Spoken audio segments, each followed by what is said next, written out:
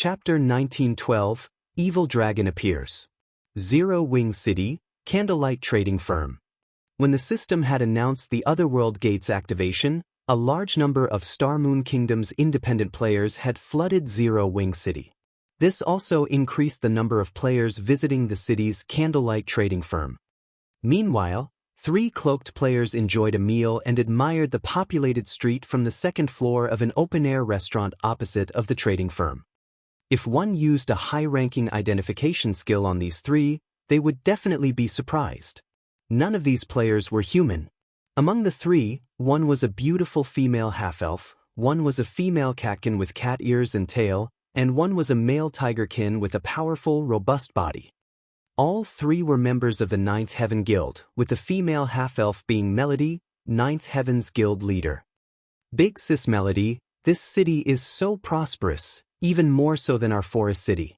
I can see more than 100 Tier 2 experts from here, the catkin, Scarlet Heart, said, watching the sea of players downstairs with a shocked expression. Indeed. I never thought that a kingdom's guild city could develop to this extent. Melody was similarly surprised by the number of Tier 2 experts roaming the street below. Before coming to Star Moon Kingdom, she had specifically asked Thoughtful Rain about Zero Wing's current state of affairs. However, she couldn't believe Thoughtful Rain's reply. Thoughtful Rain had mentioned that Zero Wing City's player population had already reached 5 million, and experts were a common sight in the city. Moreover, Zero Wing City had many rare items for sale. Based on these descriptions, Zero Wing City sounded no less successful than Forest City. How could that possibly be true? However, when she had arrived in the city, she discovered that it was far more well-off than Thoughtful Rain had described. In Zero Wing City, expert players were as common as ordinary players, and plenty of Tier 2 experts wandered the city streets. Tier 2 experts were very rare, even in Forest City. Even Ninth Heaven, which was almost as powerful as a first-rate guild, had only nurtured around 30 Tier 2 experts thus far. However, the number of Tier 2 experts on the street outside of the restaurant already outnumbered Ninth Heaven's. If even Zero Wing City was so popular, she couldn't imagine how strong Zero Wing had already become. Guild leader, although Zero Wing is stronger than we expected, I doubt it can help our guild. Our current opponent is the legendary Death God Workshop. The Death God Workshop has even provoked super guilds before, and none of them could do anything about it.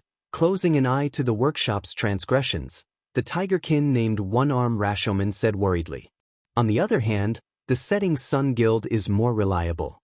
Moreover, guild leader, your family has a close relationship with Setting Sun's guild leader. Whether it is for profit or that relationship, Setting Sun will go all out to help our guild. In addition, the Death God Workshop would, more or less, fear of the strength of a recently promoted super first-rate guild like Setting Sun and might give up on targeting us. Stop. While Setting Sun might be stronger than Zero Wing, Setting Sun's condition requires Ninth Heaven to become its subordinate. I will never agree to that, even if I have to fight the Death God Workshop to the death. Melody's voice was frosty. Her guild had gone to great lengths to complete the high-ranked quest in the Flame Demon's Valley and acquired a precious treasure. However, an information leak had informed the Death God Workshop of their new acquisition, and the workshop had attacked Ninth Heaven to steal the treasure. The Death God Workshop was not a guild. It was an organized adventurer team. Not only were its movements erratic, but the adventurer team also had its fair share of experts. Moreover, as an adventurer team, the Death God Workshop did not have a permanent base of operations. But Ninth Heaven was different. The guild had already grown considerably large and secured a permanent base of operations. One could easily imagine the outcome of a struggle between the two organizations. The Death God Workshop always had the initiative in battle. Moreover, the Death God Workshop also had experts that could even contend with Super Guild's peak experts. The workshop's members had used guerrilla tactics against Ninth Heaven's players, and the guild had been powerless to stop them. Big Sis Melody, it's almost time. Rain and Blue should have returned to Zero Wing's residence by now, Scarlet Heart said as she checked the time. All right, let's go. Taking a look herself, Melody noticed that it was nearly time to meet with thoughtful Rain. She immediately stood to leave the restaurant. Meanwhile, Dark Sickle stood on a street corner not far from the candlelight trading firm. He quietly stalked the two unbounded members. The two members of the adventurer team were utterly unaware of their stalker. This should be enough people. I should be able to cause quite a commotion. Dark Sickle, who wore a black cloak and only had his eyes exposed, licked his lips in anticipation as he observed his surroundings. The task Wind Hunter had given him was simple. Kill the adventurer team members who had come to join Zero Wing, and kill as many bystanders as possible. This would send a message to every player in Star Moon Kingdom, teaching them the consequences of joining Zero Wing and proving that they weren't safe even in a guild city protected by NPC soldiers. If he succeeded, not only would the various adventurer teams receive the warning, but all players would realize that Zero Wing City was dangerous, and they could lose their lives at any given moment. This would cripple Zero Wing City's popularity. In the past, he might have feared the NPC soldiers patrolling the city streets, but now that he could transform into an evil dragon, not even level 80, Tier 3 NPCs could pose a threat, much less level 80, Tier 2 NPC soldiers. All he needed to worry about was the kingdom's army. After all, the NPCs in the kingdom's army were all above level 100. Killing him would be a piece of cake for them. However, he had a Tier 3 instantaneous movement magic scroll on him. If the kingdom's army arrived before he escaped, he could still leave the area. Attack! Wind Hunter, who watched the two unbounded members from afar, commanded Dark Sickle through their party chat. Hearing this, Dark Sickle removed a crimson crystal from his bag and shattered it. As the crimson crystal shattered, energy flowed into Dark Sickle's body. In the next moment, the magic circuits drawn on his skin disintegrated as if some seal had been removed. Once the magic circuits had disintegrated, Dark Sickle howled as his muscles rapidly expanded, his sudden growth tearing his black cloak to shreds. When passers-by saw Dark Sickle's growing form, they were dumbfounded. Before these players could react, Dark Sickle transformed into a 10-meter-tall evil dragon. Roar! After completing his transformation, Dark Sickle released a deafening roar, echoing throughout the city's central district. A dragon? What's going on? Why has a dragon suddenly appeared? The players on the street panicked when they saw the evil dragon. They could feel the threat of death emanating from the creature. With a flap of his newly grown wings, Dark Sickle shot into the air above the two unbounded players. Unbounded adventurer team, since you dare attempt to join Zero Wing, you will suffer the consequences. Dark Sickle shouted before swiping at the swordsman and berserker with a claw. Die! Both the scholarly berserker and the swordsman youth felt powerless against the massive, incoming claw. They had only caught a glimpse of the claw's afterimage, and the power it contained was so great that space around it had become unstable. However, just as the dragon claw was about to strike the two players, everyone saw a blue flash before an agonized cry filled the air. The evil dragon flew over a dozen yards backward before crashing heavily into the ground, the impact leaving a crater under the creature. This outcome dumbfounded the surrounding players once more. Chapter 1913 Commotion at Zero Wing on the crowded street. When the two unbounded members saw the evil dragon crash into the ground some distance away, they were dazed for a short moment, failing to process what had just happened. What's going on? We didn't die. Stubborn Bone, Unbounded's commander, stared at the small crater a little over a dozen yards away from him and the evil dragon lying in it with a befuddled expression. A second ago, he had heard the evil dragon state its intent to kill him and his companion. When the creature's claw attack had descended on them, he had known their deaths were sealed. The attack had been too fast for either of them to keep up with, much less block or dodge. Yet, after a bright, blue flash, the mighty evil dragon had vanished, crashing into the ground some distance away. Once his mind began to work again, Stubborn Bone spun towards the origin of the blue flash, discovering a cloaked player wielding a blue longsword who was slowly walking towards the evil dragon. Was it him?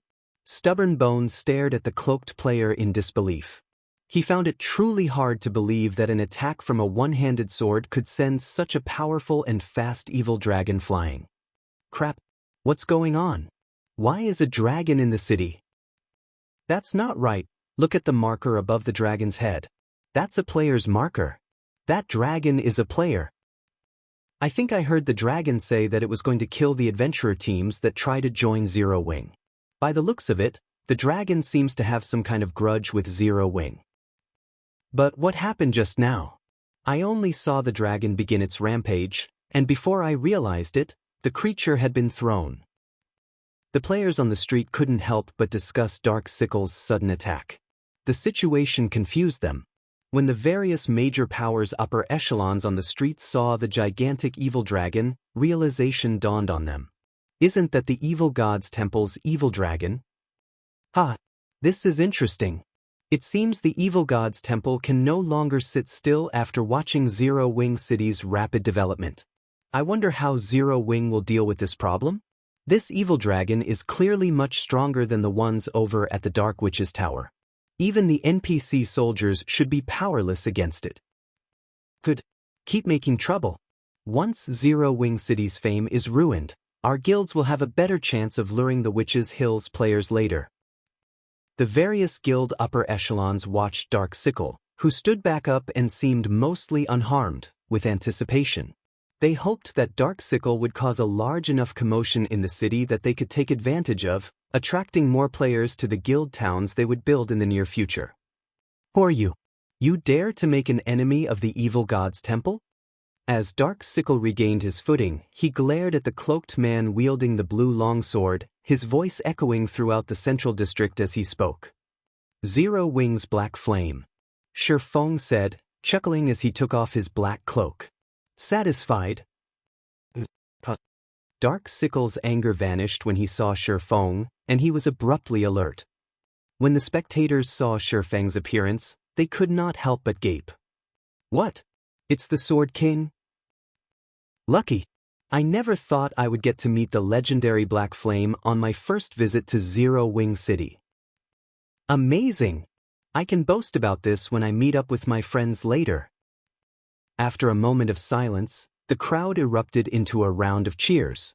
Not only was Black Flame's name known by all in Star Moon Kingdom, but many players also revered him to a fanatical degree. This swordsman had been responsible for many miracles in the kingdom, and a large portion of players trying to join Zero Wing did so because of his presence in the guild. Why wouldn't they be excited now that he had shown up in Zero Wing City? Damn it, why is Black Flame here? When the various guild upper echelons saw Feng, their expressions darkened. They knew what kind of strength Black Flame possessed. When the man went all out, he could even stand toe-to-toe with a mythic monster for a short time. With Black Flame here, the evil dragon would likely fail to cause any trouble in Zero Wing City. Black Flame. Stubborn Bone was dazed once more as Feng walked past him. Amazing! As expected of the Sword King. Just the mention of his name is enough to make that dragon panic. The swordsman youth beside Stubborn Bone was ecstatic to see Feng, his eyes practically sparkling. After this turn of events, he was even more resolved to join Zero Wing. Meanwhile, when Melody's group of three, who had just stepped out of the open-air restaurant opposite of the candlelight trading firm, saw this scene, they could not help but reveal astonished expressions. What's going on? Why are these people so excited? Scarlet Heart muttered strangely. Although Feng's attack had been stunning, it hadn't been impressive enough to warrant such a crazed reaction from the crowd. After all, the evil dragon wasn't even injured.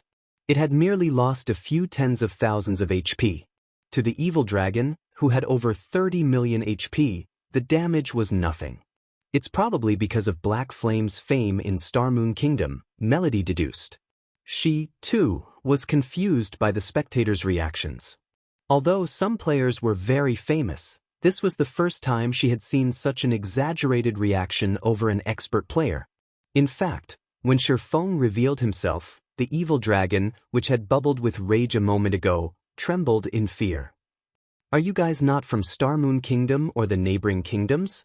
A level 56, Tier 1 assassin, who had overheard Melody and Scarlet Heart's conversation, asked. Mitchum, we came from somewhere far away. Melody nodded, confirming the assassin's assumption. So, that's the case. I guess it's normal that you don't understand the situation. Black Flame is our kingdom's publicly acknowledged #1 expert. With his strength alone, he caused an army of 10,000 to freeze in fear. There are rumors that he's actually a humanoid monster or NPC. He even soloed and overpowered a mythic monster in the Or Empire. Dealing with Great Lord-ranked monsters is a piece of cake for him, the assassin explained with a reverential look. Soloing a mythic monster? And he overpowered it? One-arm Rashomon stated in amazement. Mythic monsters were still invincible to players at this stage of the game. Even peak Tier 2 MTs had an extremely difficult time surviving against mythic monsters, not to mention overpowering one. So, it's Guild Leader Black Flame. The Evil God's Temple has a grudge against these two. I am simply here to teach them a lesson. This matter does not concern Zero Wing. Once I finish these two off, I'll leave the city. However, if you try to stop me, don't blame me for causing a scene. Dark Sickle said, grinning once he had calmed down. His previous fear had simply been due to Black Flame's name. After all, the man was a living legend. He had even slain 2 evil dragon experts at the Dark Witch's Tower. It was only natural for him to be afraid. However, when he gave the matter a little more thought, he remembered that he was much stronger than the 2 evil dragons Feng had faced. Although he was only at the Tier 3 archaic species standard, he had gained a 5-level boost after transforming. Hence, he was now a level 62, Tier 3 archaic species. To monsters, an additional 5 levels was a massive attribute boost. With such an advantage, he had no reason to fear Black Flammel. Moreover, with his combat standard, not even a Tier 4 NPC could stop him quickly if he wanted to cause a ruckus in Zero Wing City, much less a Tier 2 player. Sure. Give it a try if you dare. Feng growled softly. Chapter 1914, Elemental Oppression. When Feng fell silent, the crowd couldn't help but grow nervous. They hadn't expected Feng to ignore Dark Sickle's threat. The evil dragon was a level 62, Tier 3 archaic species. If Dark Sickle truly intended to cause trouble, they had no doubt that they'd be the first to get dragged into the mess. Even if the city's NPC soldiers arrived to deal with this player, it wouldn't stop Dark Sickle from slaughtering the spectators. Unlike monsters, players couldn't be aggroed. Dark Sickle could simply ignore the NPCs and massacre players as he wished. With how powerful the evil dragon's attacks were, most players would die in one hit, only those with invulnerability skills might survive. They were merely bystanders. It was unreasonable for them to get dragged into this. When Dark Sickle heard Feng's response, he was stunned. He hadn't expected that. You forced my hand? Dark Sickle bellowed as he glared at Feng. Let me see whether or not you are worthy of your title as the Sword King. Dark Sickle flapped his wings, his massive body transforming into a gale that swept toward Feng. The windstorm was so powerful that it blew the surrounding players off their feet. Even the Tier 2 players barely kept their footing. It took only an instant for Dark Sickle to cross the 20 yards between him and Feng. As he arrived before the swordsman, he swung his claw at the man. As Stubborn Bone, who stood behind Feng, felt the attack's intense pressure, he felt his body grow heavy. However, despite the approaching attack, Feng made no attempt to dodge. Instead, his body lit with a golden light as he countered the attack with a swing of Killing Ray. Boom! With the sound of an explosion, the marble under Feng's feet cracked. As the powerful storm subsided and everyone could reopen their eyes, the unbelievable scene before them left them astounded. Feng's long sword had actually stopped the evil dragon's gigantic claw. He blocked it. Everyone was shocked when they saw that Feng had only taken a few steps back after receiving the attack. Everyone had a very clear understanding of the evil dragon's strength. Moreover, the creature was ridiculously fast. Current players had no hope against this evil dragon. Yet, Feng had stopped its attack. So what if you blocked a casual strike? I wonder how long you can keep it up. Dark Sickle sneered. Although Feng had blocked his attack, he knew that both his strength and speed were superior to Feng's. Meanwhile, Feng's berserk skill had a limited duration, and he hadn't even gotten serious yet. Dark Sickle proceeded to brandish his claws, sending countless afterimages flying at Feng. When the crowd saw the innumerable afterimages, they were momentarily stunned. If they were in Feng's position, they wouldn't have any way to nullify the attack. They had never thought that a player-controlled monster would be so horrifically powerful. Unlike players, monsters couldn't fully exhibit their combat power, and they couldn't execute rapid chain attacks, which was why players had a chance of defeating them. But as these players watched the evil dragon's attacks, they were overcome with despair, instinctively giving up on any form of resistance. Finally getting serious? Feng wasn't particularly surprised to see the approaching afterimages. Immediately he unsheathed the abyssal blade and brandished both swords. Purgatory Pentaslash. Shadow Blade. One sword light after another flew from Feng's hands and clashed with the claw afterimages, sparks and sounds of explosions filling the air. The exchanges between Feng and Dark Sickle were so fast that not even the surrounding Tier 2 experts could discern what was happening. They could only hear the booms as a strong wind pushed against them. Too strong. Black Flame can actually fight that powerful evil dragon to a standstill? Is he really a player? An indescribable shock filled the spectators as they watched the showdown between a human and a dragon. As for Dark Sickle, the more he fought, the more frightened he became. He clearly had the advantage when it came to strength and speed, yet Feng's swords always deflected his attacks as the swordsman employed an impeccable defense and only lost a small amount of HP from each clash. Even after more than 10 seconds, Feng hadn't even lost 10% of his HP. Big Sis Melody, Black Flame is ridiculously strong. He can actually face off against a player with the strength of a Tier 3 archaic species. If Black Flame is willing to help us, we might be able to resolve the matter with the Death God Workshop. She was breathless, yet Feng's breathing remained steady despite such an intense battle. Black Flame is quite powerful, but at the end of the day he's still using a berserk skill. He can't keep this up for long. Once his skill's duration is over, he won't be able to stop the evil dragon. We should leave quickly, One-Arm Rashomon said worriedly. There's no need to be afraid. We're in a guild city. There are plenty of NPC soldiers nearby. That evil dragon can't keep fighting for long either, Melody said as she turned to look at Zero Wing City's NPC soldiers, who had just arrived. The first NPC soldiers to arrive were a 20-man patrol squad, and every soldier was a level 80, Tier 2 NPC. Upon arriving, the NPCs attacked Dark Sickle without hesitation.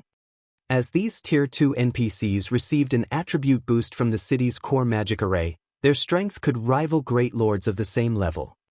Due to the NPC soldiers' participation, Feng's situation turned for the better. One of the Tier 2 cleric NPCs immediately cast Recovery on Feng, granting him an hot buff. Meanwhile, several MTs carrying shields quickly formed a defensive wall before Feng, severely hindering the evil dragon's attacks, while several ranged NPCs bombarded Dark Sickle with attacks, depleting the evil dragon's HP by tens of thousands. Although Dark Sickle still had the upper hand, it was only a matter of time before his HP was whittled down to nothing. Black Flame, I have underestimated you, but you still can't stop me if I target other players. When Dark Sickle saw the growing NPC crowd around him, he realized that continuing his fight with Feng would be detrimental. He then shifted his gaze to Unbounded's two members, sneering as he said, "I'll show you the price of angering me." After saying so, Dark Sickle flapped his wings and dashed towards Stubborn Bone and the swordsman youth. Since his strength and speed were so much greater than Feng and the Tier 2 NPC soldiers, it only took him a second to shake them off and reach the Unbounded duo. Elemental Oppression. Feng shouted. Suddenly, a beam of light shot up from each of the 4 towers of elements, located in Zero Wing City's 4 corners. A colossal magic array enveloped the city from above, freezing space within the city's walls. Every player in the city felt their bodies become indescribably heavy. As for Dark Sickle, it felt as if his body had been submerged in a pool of water. Now, it took a lot more effort to move his claws, decreasing his attack speed by more than 50%. After activating elemental oppression, Feng used Instant Strike to appear before Dark Sickle. He then swung Killing Ray at the evil dragon's descending claw. Ping! After repelling the attack, Feng thrust the abyssal blade towards Dark Sickle. Although the evil dragon saw the attack and tried to intercept it with his other claw, he was simply too slow to keep up with Feng's strike. Suddenly, Dark Sickle felt pain in his chest before his body was thrown backward, the attack's outcome surprising him. Chapter 1915, Might of the Four Towers of Elements. He sent the dragon flying. The crowd stared in shock as Feng threw the evil dragon backward by over a dozen yards. A moment ago, Feng had clearly been at a disadvantage, yet he had just sent this intruder flying. Moreover, he had done so with a normal attack. Damn it! Why does this city have such a powerful domain magic array? Dark Sickle glared at the magic barrier above the city with a grim expression. Due to this magic array, his mobility had been reduced by at least half. Moreover, his basic attributes had decreased by as much as 40%. This drop in his performance was the reason that Feng had succeeded in throwing him so far with a simple, normal attack. A domain magic array. So this is Zero Wing City's trump card? Although the magic array's powerful suppression only targeted Dark Sickle, the various guild upper echelons realized what had happened. The previous exchange's unexpected outcome hadn't been a result of Feng's strength. Rather, it had been because the magic array, which had abruptly appeared above the city, had drastically weakened Dark Sickle. The magic array must be particularly powerful since an ordinary array wouldn't be enough to suppress a Tier 3 archaic species to this extent. After Feng repulsed Dark Sickle, the 20 NPC soldiers moved to surround him.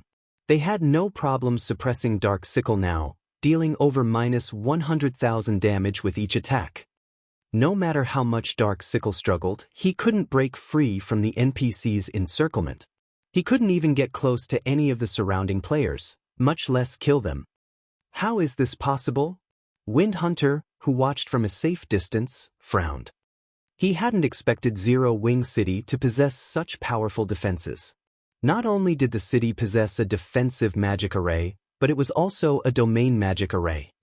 He had used a precious disguise tool to sneak Dark Sickle into the city, yet his efforts had gone to waste.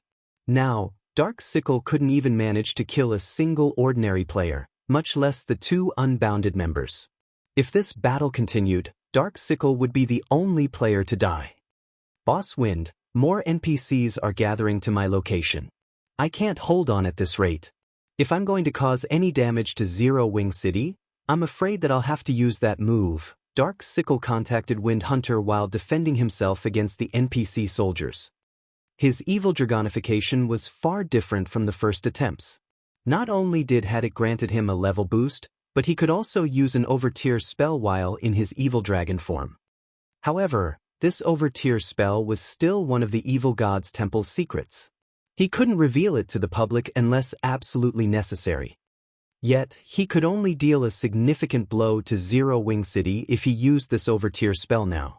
The Tier 3 instantaneous movement magic scroll he had prepared was his only other option of escape. After giving the matter some thought, Wind Hunter gnashed his teeth and reluctantly agreed, "Use it. Although this will expose the evil dragon's true strength earlier than planned, it is better than leaving the city without accomplishing anything." Dust Edge had warned him that the evil dragonification process was still incomplete, and as a result, casting its overtier spell would require a heavy price. If Dark Sickle used the overtier spell now, it might even cancel his evil dragonification. But he couldn't care less right now. If they escaped without accomplishing anything in Zero Wing City, the evil god's temple would be a laughingstock, and Zero Wing would become even more famous. Once he had permission to use the overtier spell, Dark Sickle's worries vanished. Now, He was overcome with mad excitement. Black Flame, I'll show you the true price of defying me. Dark Sickle snarled as he glared at Feng, ignoring the surrounding NPC's attacks. Suddenly, the evil energy around his body skyrocketed, and his aura intensified. 12 pitch-black magic arrays manifested around Dark Sickle, each opening a hole in space as a flood of evil energy poured out and into Dark Sickle's draconic form. A ball of black light then formed before the evil dragon, gradually expanding. Tier 4 over tier spell, Evil Energy Burst. When cast, this spell would absorb evil energy from other planes and deal devastating damage to a 300-yard radius. With how crowded Zero Wing City's central district currently was, such an AoE would devour several thousand players. Crap, that evil dragon is trying to use a large-scale destruction spell. We need to get out of here. Melody's expression darkened as destructive energy filled Dark Sickle's surroundings. All of the spectating magical class players could feel the large-scale destruction spell Dark Sickle was preparing to cast. They immediately turned and tried to flee. Running. Dark Sickle sneered at the fleeing players. I can collect all the energy I need in 2 more seconds. Do you think you can run 300 yards that quickly? Hearing Dark Sickle's taunt, the fleeing players despaired. Damned lunatic. We're only visiting Zero Wing City, yet you're attacking us too. Evil God's Temple, just you wait. I won't let you get away with this. The spectating players realized that escape was impossible. Aside from the NPCs and players with invulnerability skills, all of these players would likely die. Ha, excellent. The Evil God's Temple has done a good job this time. I can't wait to see who would dare develop in Zero Wing City after today. The Evil God's Temple is ruthless, attacking Zero Wing City so soon after Zero Wing attacked Ancient Rock City. It seems Zero Wing will have a hard time developing further. The various guild upper echelons watching from a distance laughed as Dark Sickle prepared his large-scale destruction spell. Not only had the Evil God's Temple managed to sneak an evil dragon into Zero Wing City, but the evil dragon in question could also cast a large-scale destruction spell. After this, no player would feel safe visiting Zero Wing City in the future. Meanwhile, this situation would grant their guilds an opportunity to develop in the Witch's Hill. Die! Dark Sickle bellowed, madness filling his eyes as he glared at Feng, who stood unmoving before the 2 unbounded members. Suddenly, the pitch-black light ball before the evil dragon rapidly expanded. Like a black hole that devoured everything, the light ball all in its path with evil energy. Even elemental suppression is useless? A cold glint flashed in Feng's eyes as he stared at the expanding ball of light. What about this then? Saying so, Feng activated the 4 Towers of Elements' second killing move. Tier 4 Curse, Elemental Burst. The 4 Towers of Elements were one of God's domain's peak defensive structures. Even after 10 years in the game, the various super guilds had continued to protect their cities with the 4 Towers of Elements due to their 3 killing moves. Elemental Suppression, a domain magic array that drastically weakened enemies' combat powers, both in and outside of the city, was the tower's first move. The second move was Elemental Burst, a Tier 4 curse that rivaled a Tier 5 spell. Even Tier 5 existences would not dare to take this move head-on. The third move was Elemental Seal, a spell that even Tier 5 beings were afraid of. Of course, unlike the first 2 moves which only required a small number of magic crystals, activating Elemental Seal required mana stones. As Feng activated Elemental Burst, a 4-colored beam descended from the magic array above Zero Wing City, slamming into Dark Sickle and the black light ball before him. By the time the light faded, only an empty crater, over 10 meters deep, remained. Chapter 1916, Fame Spreads, the Evil Dragon is Dead. Impossible! That's a Tier 3 archaic species we're talking about. The spectating players gaped at the deep crater in the middle of the street, utterly frozen in shock. They had thought that their deaths were certain a moment ago, but in the next second, the evil dragon, which had been about to release a large-scale destruction spell, had died. It had been so thoroughly destroyed that not even ashes remained. So strong. That attack instantly killed the half-HP dragon. Big Sis Melody, do you think that Zero Wing launched that attack just now? Scarlet Heart asked, overcome with shock. Although the evil dragon had lost a lot of HP during its fight against the NPC soldiers, it had over 15 million HP just a second ago. However, when the four-colored light pillar had descended, the evil dragon hadn't even had time to scream before it had been destroyed. This was the first time she had witnessed such a devastating attack since joining God's domain. Not even a Tier 4 large-scale destruction spell could compare. Such a powerful attack would likely even injure mythic monsters. That's likely. But Zero Wing City's defenses truly are terrifying to annihilate a Tier 3 archaic species in one hit. I doubt other guilds have a chance of competing with Zero Wing in the Witch's Hill now, Melody said as she marveled at the magic barrier enveloping Zero Wing City. If Ninth Heaven's Guild Town were as powerful as Zero Wing City, it wouldn't have any problems dealing with the Death God Workshop. When players chose a guild town to visit, the most important aspect they took into account was the town's security. Whether it was independent players or merchant players, nobody wanted to die for no reason, wasting all of the effort they spent on leveling. Not only did Zero Wing City provide such a comfortable living environment, but its defenses were also immensely powerful. If they had the option, players would definitely choose to operate out of this city. What was that spell? Dark Sickle's magic resistance should have been boosted after transforming into an evil dragon. How could he have died despite still having over half of his HP? Wind Hunter's expression twisted when he saw the crater, void of the evil dragon. Although Dark Sickle was only a member of the second batch of experiments, the Evil God's Temple had spent a lot of resources on Dark Sickle's evil dragonification. Now that Dark Sickle was dead, those resources were gone. This outcome wouldn't have been so terrible if Dark Sickle had damaged Zero Wing City, but he hadn't even killed a single player. All Dark Sickle had accomplished was further solidifying the public's confidence in this city, which was the exact opposite of the Evil God's Temple's goal. The various guild upper echelons watching from a distance were in a similarly gloomy mood. Not only had Zero Wing City revealed its powerful domain magic array, but it also had command of such a powerful offensive spell. If any power had still harbored ideas of causing trouble in this city, they'd likely abandon the idea after today's display. I have to report this to the guild leader right away. Zero Wing City actually has such frightening defensive measures. It seems that we'll need to alter our plans and give up on the idea of harassing the city. We'll have to build a guild town in the Witch's Hill as soon as possible if we hope to compete with Zero Wing City. After this battle, the various guild upper echelons promptly reported to their respective superiors. They suggested that their guilds shift their focus to constructing a town in the map as soon as they could and avoid interfering with Zero Wing City's operations. If even a Tier 3 archaic species failed to cause trouble in the city, their guild's attempts would be an utter joke. Meanwhile, Feng, standing some distance away from the new crater, wasn't surprised in the least that Dark Sickle had died so quickly.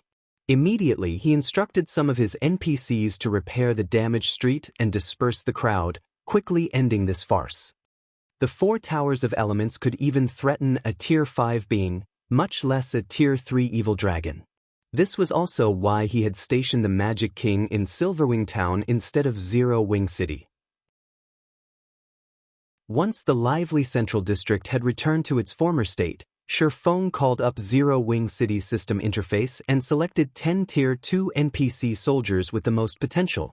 He then armed them with the Bronze War God emblems.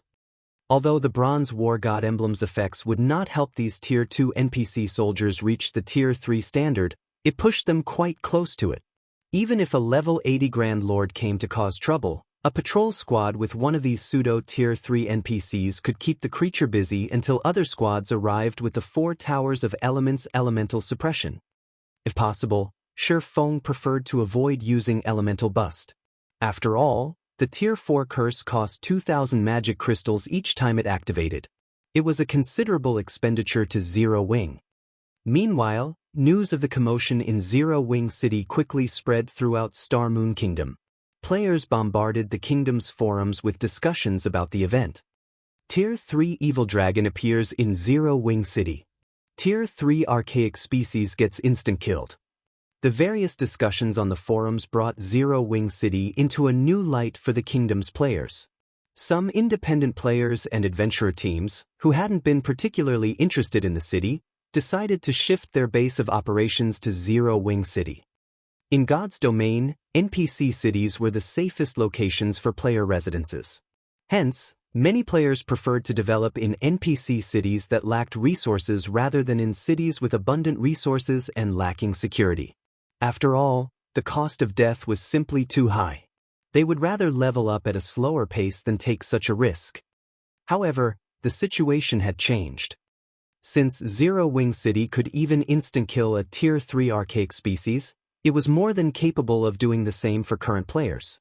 If any player dared to cause trouble in the city, they'd suffer a similar fate as the Evil Dragon. One could say that Zero Wing City was now even safer than an ordinary NPC city. It also provided many benefits and occupied a resource-rich area. For a time, a large number of players in Star Moon Kingdom started to migrate to Zero Wing City, awaiting the Otherworld Gate's activation. In less than half an hour, Zero Wing City's player population had reached 10 million. Although many more players tried to enter the city, it had reached its maximum capacity. If players wished to enter the city, they would have to wait for others to leave it. Due to this, more than 100 adventurer teams now petitioned to join Zero Wing. Every one of these adventurer teams contacted Aqua Rose in the hopes that she could facilitate their merger, offering resources and lands that tempted the Zero Wing Vice Guild leader.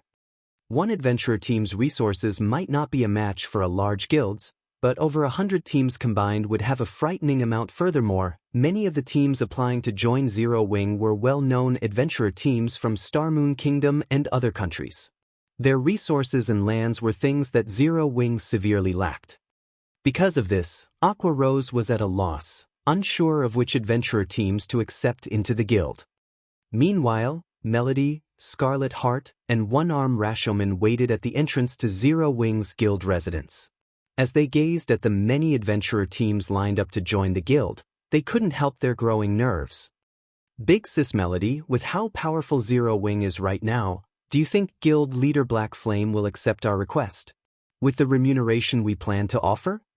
Scarlet Heart asked nervously as she looked at the Tier 2 experts of the various adventurer teams entering Zero Wing's residence.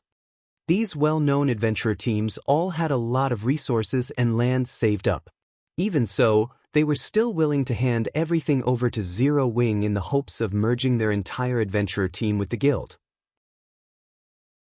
Compared to what these adventurer teams were offering, the remuneration they had prepared in exchange for Zero Wing's help with the Death God workshop was simply, "I don't know. We'll only find out once we've started the negotiations," Melody said, shaking her head.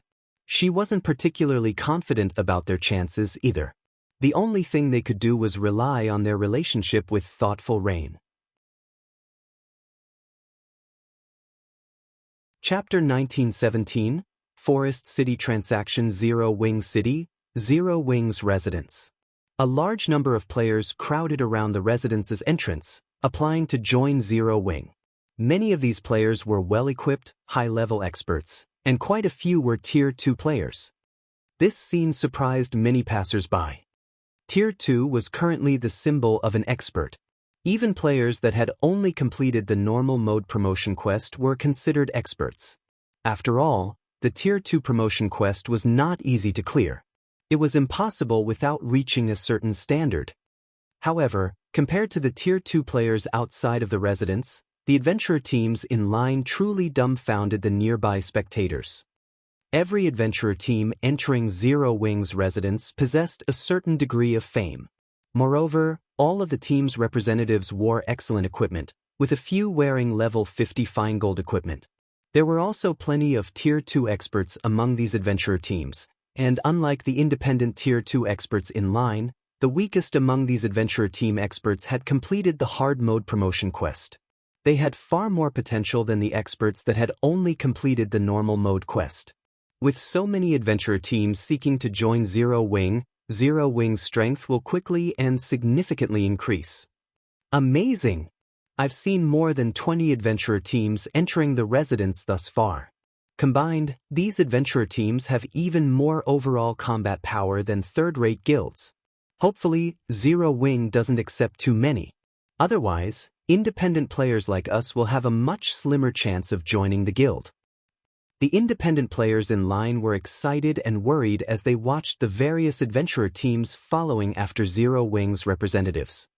Now that Zero Wing City had revealed its powerful defenses, countless players wanted to develop in the city. Zero Wing's future was clear. Even if the guild lost its position in the Ore Empire, its standing in Star Moon Kingdom would be unshakable. To the general populace, Zero Wing was even stronger than a first-rate guild that occupied 2 or 3 kingdoms. A first-rate guild that occupied 2 or 3 kingdoms might have a lot of resources, but its development couldn't be considered stable. There was still a very high chance that other guilds would steal its resources. However, that was not the case for Zero Wing. As long as Zero Wing City stood, the guild's position in the kingdom would remain stable. With how powerful Zero Wing City's defenses were, it was very hard to imagine any power capturing or destroying the city. Even if a power were capable of doing so, it wouldn't likely be interested in a backwater country like Star Moon Kingdom. They'd definitely set their sights on better territories. While the crowd outside of the residence discussed Zero Wing's future, 2 women emerged from the residence. The moment these 2 women appeared, the crowd outside went into an uproar. This reaction wasn't due to the women's peerless beauty, but because of the guild emblems pinned to their armor. Not only did they wear mysterious iron guild emblems, but the emblems also radiated a dark purple glow. In Zero Wing, normal members didn't wear glowing guild emblems. Players would only get a glowing emblem once they became one of the guild's elites, their emblem emitting a light blue glow. The guild's core members wore guild emblems that gave off a light purple glow. Only the players who ranked in the top 10 of their class would wear a dark purple glowing emblem. Zero Wing's class rankings were determined by one's contribution to the guild and their combat power. Hence, the rankings were an incredibly reliable method of spotting an expert. The fact that these 2 women wore dark purple glowing guild emblems meant that they both had extremely high positions in Zero Wing. These 2 women were none other than Thoughtful Rain and Blue Bamboo. When Melody saw the commotion Thoughtful Rain and Blue Bamboo caused just with their appearance alone, she could not help but marvel at the situation. She had only become acquainted with Thoughtful Rain after helping the woman in a neutral map. She had recognized Thoughtful Rain's strength and had thought of poaching the woman into 9th Heaven. However, looking at it now, she found the idea laughable. "Rain, what did your guild leader say?" Melody anxiously asked as the woman approached. "Big sis Melody, don't worry. I've already talked to the guild leader. He says he is willing to hear you out," Thoughtful Rain said, smiling. "The guild leader is waiting for you in his office right now. I'll bring you to him." "Your guild leader is willing to talk?" Melody released a sigh of relief. Now that she understood how powerful Zero Wing was, she knew that it would be very difficult to secure a meeting with its guild leader, especially since her guild was merely an up-and-coming second-rate guild. Before seeking Thoughtful Rain's help, she had sought aid from several first-rate guilds, but when they had learned that her request was related to the Death God Workshop, they had even refused to meet with her, much less negotiate. Only the Setting Sun Guild had been willing to hear her out. As the players in line watched, Thoughtful Rain led the 9th Heaven trio into Zero Wing's guild hall. The guild hall bustled with activity. Many of the guild's experts had returned to the residence in anticipation for the Otherworld Gates opening. Currently, over 200 Tier 2 experts loitered around the first-floor hall, stupefying Melody and her companions. Zero Wing's Tier 2 experts easily outnumbered 9th Heavens by many times. Moreover, this was only a portion of the guild's Tier 2 experts. Even first-rate guilds paled in comparison to Zero Wing. After a short moment, the group arrived before the guild leader's office on the guild hall's top floor. Currently, several dozen Tier 2 experts sat outside of the office, every one of which was level 56 or higher. These experts were all from the various adventurer teams applying to join Zero Wing. They would all be top-ranked players in any first-rate guild, but they sat quietly as if waiting for some kind of judgment. The hallway was deathly silent. However, thoughtful Rain ignored these people as she led Melody's group into the guild leader's office. When Melody and the others entered the office, they felt an oppressive sensation overcome their bodies.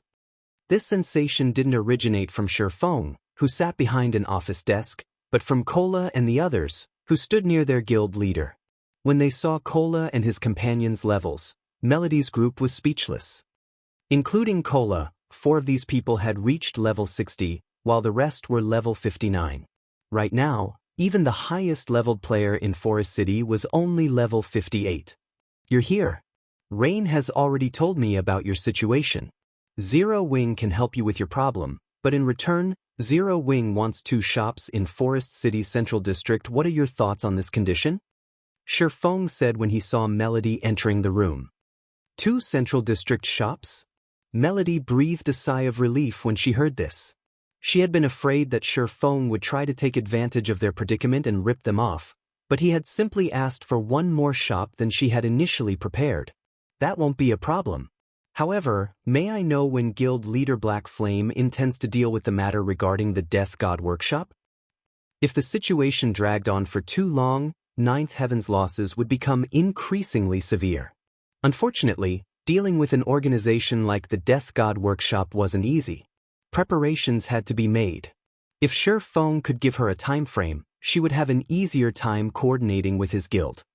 Once we sign a contract, I'll send Cola's group with you to Forest City to deal with the issue, Feng responded. Just them? One-arm Rashoman's eyes widened in shock when he heard Feng's plan. Turning to Cola and the others, he could not help but feel that Feng was taking them too lightly. Either that, or he had no idea of the Death God Workshop's strength. The Death God Workshop had several hundred members, and every one of them was an expert. Moreover, the workshop constantly employed hit-and-run tactics, making its movements unpredictable. Stopping the Death God Workshop with only the several players in Cola's party would be impossible. If the matter had been that simple, Ninth Heaven could have resolved it without help. Guild Leader Black Flame, the Death God Workshop is quite powerful, adept at using guerrilla warfare against guilds. Even superpowers have to tolerate their antics. With so few people, I'm afraid that, Melody tried to warn Feng. Relax. Cola's group will be enough. If it isn't, I'll find another way to deal with this problem, Feng said, chuckling. If you have no other concerns, let's sign the contract. Melody could not help but sigh at Feng's response, but since he had agreed to help, demanding too much wouldn't benefit her. She could only see how this played out. If the problem persisted, Zero Wing would dispatch more experts to deal with the Death God Workshop. Chapter 1918, Fairy Country. Once Feng and Melody had signed their contract, Cola and Fire Dance, whom Feng had tasked with leading a 20-man team, followed Melody's group to Forest City. When Feng had finished with the situation regarding Ninth Heaven, he selected a few adventurer teams to annex into Zero Wing. These adventurer teams had been relatively powerful during his previous life, although they had yet to reach their full potential. Fortunately, their experts were no weaker than those in large guilds. They only lacked resources and combat experience. Among the adventurer teams that had applied, the Purple Thorns Kingdom's Unbounded had truly surprised Feng. Even now, Unbounded ranked among the top 100 adventurer teams in its kingdom. Stubborn Bone, Unbounded's commander, had also been quite famous in the past. Not only had he developed Unbounded into a top adventurer team, but he had also become a Tier 4 berserker himself. Unfortunately, due to a lack of equipment, he had never reached Tier 5. There was also another Unbounded member who had reached Tier 4, the Archlight Sword Emperor, 7 Light. Although 7 Light had been slightly weaker than Stubborn Bone, the difference hadn't been related to their technique standards, but due to a lack of proper equipment and weapons. Meanwhile, due to the fact that Unbounded had 2 Tier 4 expert members, it had barely qualified as a top adventurer team in the Secret Pavilion's eyes. Even so, the feat was impressive. After all, top adventurer teams that earned the secret pavilion's recognition could even rival the best second-rate guilds, with some of the more powerful teams rivaling first-rate guilds. Now that Zero Wing had annexed Unbounded, this had guaranteed that Zero Wing would have 2 more peak experts in the future. Moreover, since Unbounded had focused its development in the Purple Thorns Kingdom, the adventurer team had established a foundation in the kingdom. After annexing Unbounded, Zero Wing would have more influence in the kingdom, which would, in turn, make it easier to obtain resources unique to the kingdom.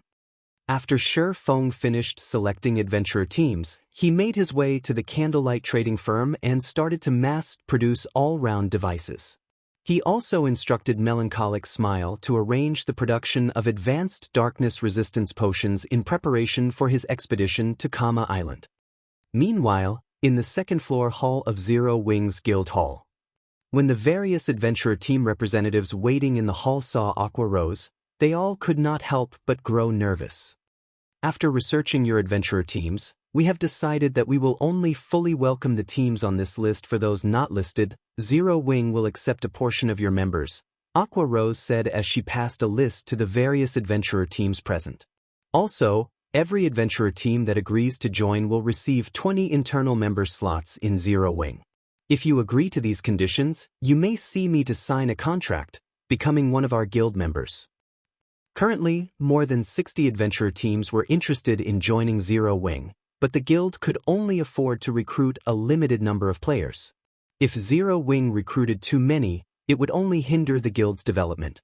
Hence, including the adventurer teams Feng had handpicked, Aqua Rose had only decided to allow 11 adventurer teams to join Zero Wing, all of which had relatively strong Tier 2 experts and resources that would be crucial to Zero Wing's development.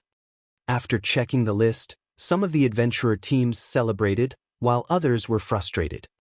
"Commander, this is great. Our adventurer team can join Zero Wing as a whole." Seven Light exclaimed after reading the list. After witnessing Feng's fight with the evil dragon, his desire to join the guild had grown. Despite being at a disadvantage in terms of strength and speed, Feng had relied on his extraordinary techniques to render the evil dragon powerless. He had been utterly mesmerized. When he thought about how he might be able to seek guidance from Feng after joining the guild, he couldn't help his excitement. For now, I'll go and apply to form a 1,000-man legion with Zero Wing while you head back and prepare our players to migrate to Zero Wing City. From now on, we'll operate out of this city. Stubborn Bone was just as elated. Even before applying to join Zero Wing, he had heard that Zero Wing offered amazing benefits to its players. When he had stepped into Zero Wing's residence, he had learned that the reality was even better than the rumors. Not only did Zero Wing's members have priority when using the Battle Arena's combat rooms, but they could also rent advanced combat rooms in exchange for GCPs. As long as they had enough GCPs, they could even learn all kinds of combat techniques. However, what surprised him the most was Zero Wing's guild warehouse. There were even level 55 and 60 dark gold weapons and equipment available for purchase. Of course, guild members had to have enough GCPs and sufficient status to buy these items. Only core members were allowed access to top-tier items. Even so, elite members could purchase level 55 and 60 fine gold weapons and equipment. Moreover, Zero Wing's members had a variety of methods to earn money. Not only were a ton of high-ranked quests available in the guild's various residences, but there were also plenty of guild transportation quests available in Silverwing City. These guild transportation quests awarded far better remuneration than the transportation firm's quests for non-guild members. With all of these resources, Stubborn Bone even had hope of becoming a peak expert in God's domain. However, he wanted to get Unbounded's members settled in Zero Wing City first. Then, he would do everything he could to raise his position in the guild. He could only secure more resources to grow by doing so. All of the adventurer teams that joined Zero Wing would start as normal members, and commanders were no exception. Meanwhile, in the Fairy Country, a neutral map far away from Star Moon Kingdom, under Melody's lead, Cola and the others finally arrived at the Fairy Country's Forest City. This place is so prosperous. It seems like there are so many more players here than in Star Moon City. Shadow Sword was a little surprised to see half-beastmen and half-elves filling the streets. Fire Dance and the others nodded in agreement. In their opinion, very few players should choose to play as a neutral race, but Forest City's streets were packed. Moreover, all of these players were very high-leveled, with most having passed level 55. Many of them had even reached level 57, which only expert players could do at this stage of the game. In fact, Forest City likely had more level 57 players than Zero Wing City. Forest City is the fairy country's capital. 1/3 of the country's half-beastmen and half-elves are here. Although it can't compare to an empire's imperial capital, it's more prosperous than an ordinary kingdom's capital. Fairy Country is a hub for players seeking individual strength. Players come here from various kingdoms and empires. If you gather all these players in a single location, it is only natural that you'd get a frightening number. Moreover, more players continue to flood into the city. This is why so many large guilds have set their sights on the Fairy Country. Some guilds have even converted all of their players into neutral races, Melody explained. There are as many as 5 first-rate guilds operating in Forest City, and everyone is competing over the position as the city's overlord. 5 first-rate guilds are competing over this city? Fire Dance was astonished. During the game's early stages, the competition in Star Moon Kingdom had been intense, but only 3 first-rate guilds had participated. However, 5 first-rate guilds fought over this single NPC city. Of course, Fire Dance recognized Forest City's value. Not long after Melody introduced Fire Dance and her team to the mesmerizing Forest City, she received a message. As she read it, Melody's expression darkened. Has something happened? Fire Dance asked when she noticed the change. I've just received a report stating that the Death God Workshop has taken action yet again. Just some time ago, the workshop ambushed one of our 1,000-man teams while it raided a field boss, Melody said grimly. The Death God Workshop? Hearing Melody's words, a joyful smile lit up Fire Dance's face as she asked, "Can you take us there now?" Now. Melody was stunned for a moment.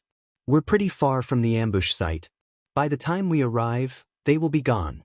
Moreover, the Death God Workshop only dispatched a 100-man team this time, and every member is an expert. With just the 20 of you, I'm afraid that. It's fine. Just lead us there to take a look, Fire Dance gently demanded with a calm smile. Chapter 1919, Battlefield of Monsters. Hearing Fire Dance's confident tone, Melody sent one-arm Rashomon to organize a team. While she understood that Fire Dance and the others were extraordinarily strong, the Death God Workshop was not a simple opponent otherwise. Forest City's various first-rate guilds wouldn't have such a massive headache over the workshop. It should be known that the Death God Workshop had ambushed those guilds' teams many times, but the workshop's members were quite cunning. Despite doing all they could to retaliate, their efforts had been wasted on a few small fries. They couldn't reach the Death God Workshop's core. This was also why only the super first-rate guild, Setting Sun, of all the guilds she had reached out to, had been willing to help them. However, the Setting Sun's price was just vicious.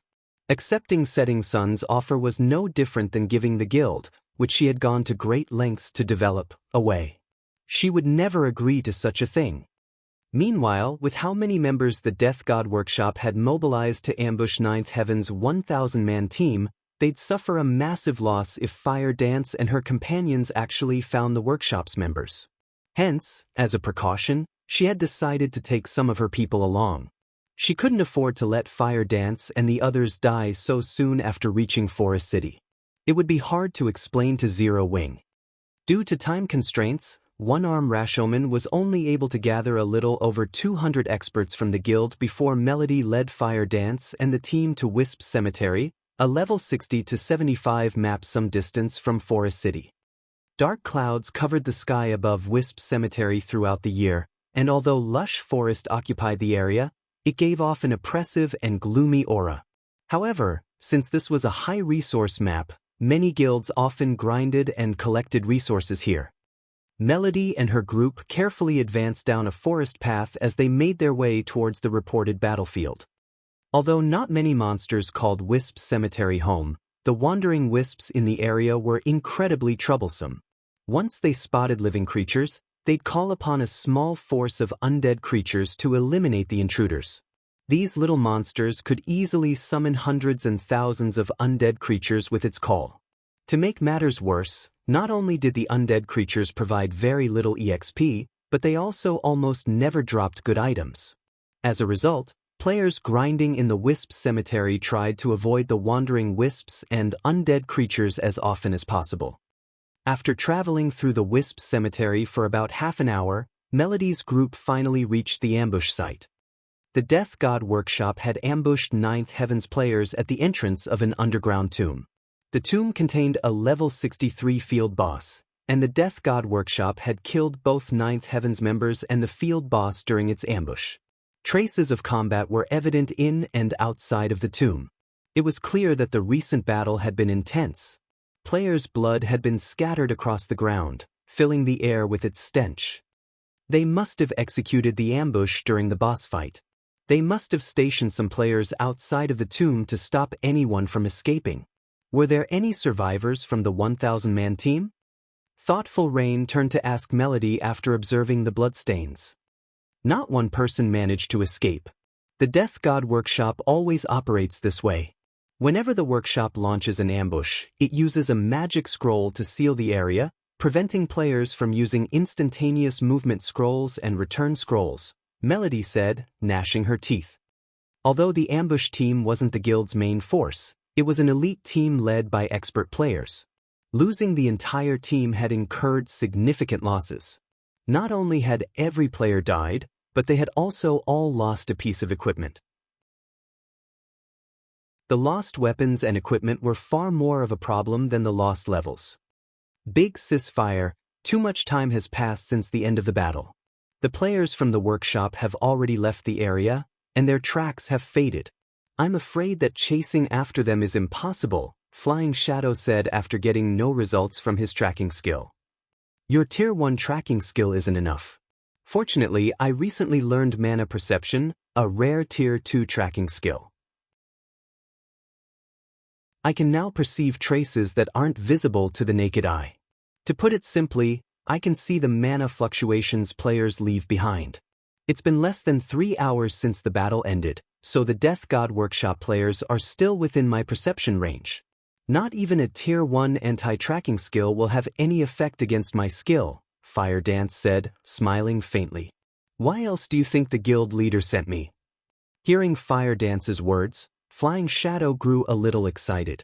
He had thought this job would be difficult, but it seemed that they'd be able to complete the task quickly with Fire Dance's new skill. Fire Dance then proceeded to use Mana Perception, tracking the ambushing players. If the Death God Workshop members had used a return scroll to leave the area, she wouldn't have been able to track them. However, she'd find them as long as they simply walked away. These people haven't left using a return scroll. After lingering here for some time, they headed north, Fire Dance said as she watched the mana fluctuations lead into the forest. Hurriedly, she said, they only left about an hour ago. We still have hope of catching up to them. Let's move out. Saying so, Fire Dance took the lead and followed the mana fluctuations with her teammates close behind. She found them. Melody could not help her growing excitement. Hurriedly, she and the 200+ experts from her guild followed after Fire Dance. She had never thought that Fire Dance was so amazing to locate a trail that was more than an hour old. Ordinary tracking skills were impressive enough if they could find 30-minute-old traces. If the target had an anti-tracking skill, finding them would be even more difficult. After following the trail for about half an hour, the group finally arrived before an ancient temple nestled in a thick grove of trees. At a glance, over 500 players were gathered before the temple's entrance. However, these players were a part of two different groups, a 60-man team and a 500-man team. All of the 500 wore uniform equipment of relatively high quality, and they were all level 56 or above. This was obviously a guild team. Isn't that East Crow's Troubled Madness? Melody, who had hidden behind a tree, wondered aloud when she saw a righteous man among the 500-man team. The man wore aqua-blue mage robes and held a staff embedded with 3 resplendent gemstones. Why is he here? Troubled Madness was a vice guild leader from East Crow, a first-rate guild. In terms of individual strength, he ranked among the top in his guild. He was also one of the top-ranking elementalists in Forest City, and he wasn't any weaker than she was. East Crow's 500-man team had surrounded the Death God Workshop's 60 members. It was evident that East Crow had located the troublesome players before her group. How fortunate! I had never thought that I'd get to meet 2 of the Death God Workshop's famous commanders, Frost Rain and Chopped Axe, at the same time. You have been challenging to track down. Now, it's time to pay for your past transgressions. Troubled Madness snarled as he glared at a man and a woman amidst the Death God Workshop's group. The middle-aged man that had a scholarly look was a level 58, Tier 2 swordsman, while the tall woman exuding a wild aura was a level 58, Tier 2 berserker. Frost, what do you think we did to East Crow? The tall woman asked as she considered the situation. It seemed as if she were trying to remember what she had done to this first-rate guild. I don't remember. We've done a lot of things. There's no way I can remember everything. Since we can't remember, it shouldn't have been important, Frost Rain, the scholarly man, said with a wave of his hand, expressing his lack of concern over such trivial matters. A mere workshop dares to mock East Crow. We already have you surrounded. None of you should think of leaving this place alive. Troubled Madness bellowed in rage. East Crow's other members went into a frenzy, killing intent flooding from them as they charged at the Death God Workshop players. The workshop's players had previously killed their guild leader in the fields and stole an important epic weapon, yet they acted as if the incident meant nothing. Why wouldn't this enrage East Crow's players? Countless spells and arrows rained down on the Death God Workshop's members as East Crow's MTs and melee players tightened their circle. All of these guild players were experts, and their coordination was seamless. After so much talk, you still attack us? Chopped Axe, the tall woman exclaimed, I haven't had my fill yet, so let's see how far you East Crow players can go. After saying so, Chopped Axe charged into the shrinking wall of players. Frost Rain, however, showed no interest in the battle. He yawned with boredom, further inciting guild players' fury. The MTs and melee players on the front line began to employ their specialty moves, meeting Chopped Axe in battle. Elated, Chopped Axe raised the excessively large axe in her hands and brandished it at the approaching players. Ping. As the two sides clashed, the level 56+ shield warriors, guardian knights, berserkers, swordsmen, and assassins were sent flying, their HPs plummeting. Not even their healers could keep up with the damage. In less than 30 seconds, Chopped Axe had carved a hole in East Crow's encirclement. Seeing this, the Death God Workshop members surged through the gap and assaulted the guild's ranged players. In less than a minute after the battle had begun, only half of East Crow's 500-man team remained alive, yet the workshop's team had only suffered a few casualties. The guild players' screams filled the battlefield, and to make matters worse, not a single player lasted more than 5 moves against Chopped Axe. Even Tier 2 MTs fell after 4 of her attacks. She was unstoppable on the battlefield. Is she a monster? Troubled Madness was dazed as he watched the woman's rampant slaughter, his fighting spirit fizzling out. How boring! You're giving up already? Chopped Axe clicked her tongue when she noticed the fear in Troubled Madness's eyes, clearly disappointed. Alright, Axe, that's enough. We don't have time to play with these people. We need to get into the temple quickly. Frost Rain, who hadn't made a single move, reminded his comrade as he gestured to the temple before him. He completely ignored the 200+ East Crow members that were still alive.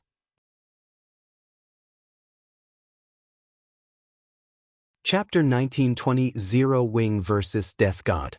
As Troubled Madness and the other East Crow members lost their fighting spirit, they started to pull away from the Death God Workshop's team, trying to avoid the axe-wielding Chopped Axe in particular.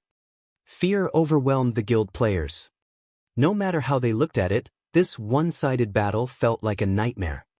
They were all experts from East Crow, a first-rate guild, but they were nothing more than powerless children before the workshop's players. If they retold this tale in Forest City, no one would believe them. As neutral race players, their Tier 2 promotion quests were more difficult than human players. Of course, after completing their Tier 2 promotion, their racial traits were boosted as well. They were even stronger than ordinary Tier 2 classes. But despite so many Tier 2 players on their team, they had no hope of resisting Chopped Axe. Moreover, the female berserker hadn't used a single skill, relying on her techniques in this battle. As East Crow's members retreated, Death God Workshop's members lost interest in the fight. They didn't even bother to chase down the guild players. Instead, they turned and walked toward the temple. Vice Guild Leader, what should we do? A Tier 2 cleric asked Troubled Madness when he realized that the workshop's players were ignoring their guild. There's nothing we can do. These people are monsters. Chopped Axe, in particular, has the strength of a 1,000-man legion. We have no chance against her. Most likely, only Setting Sun, which is interested in Forest City, can stop them now, Troubled Madness said as he balled his fists, fear and frustration filling his heart. Although he was a powerful expert, he could only take on 24 experts at the same time. Against a 100-man expert team, even he would have to flee. In contrast, Chopped Axe had just rendered a 500 expert team powerless. With such strength, it would take 1,000 experts to defeat the woman. In other words, Chopped Axe had the strength to single-handedly change the outcome of a battle of several thousand players. Be an absolute nightmare in the fields. Meanwhile, Melody and the other Ninth Heaven members wore grim expressions after watching the battle from their hiding spot in the forest near the temple. How can the Death God Workshop have such a powerful expert? Melody watched Chopped Axe in a daze. Although the Death God Workshop members her guild had encountered were impressive, there hadn't been anyone as strong as Chopped Axe among the group. East Crow's experts were much stronger than independent experts, and while independent players would be considered experts after reaching the early stage of the Trial Tower's 5th floor, East Crow's experts had reached the 5th floor's late stage at the very least. And still, those experts were helpless against Chopped Axe. Although she had brought a little over 200 guild experts with her, these players' overall strength couldn't compare to Troubled Madness's 500-man team. Moreover, Troubled Madness was just as strong as she was. So, they're the Death God Workshop's members? Fire Dance asked Melody. Mitchum. They are. Melody nodded.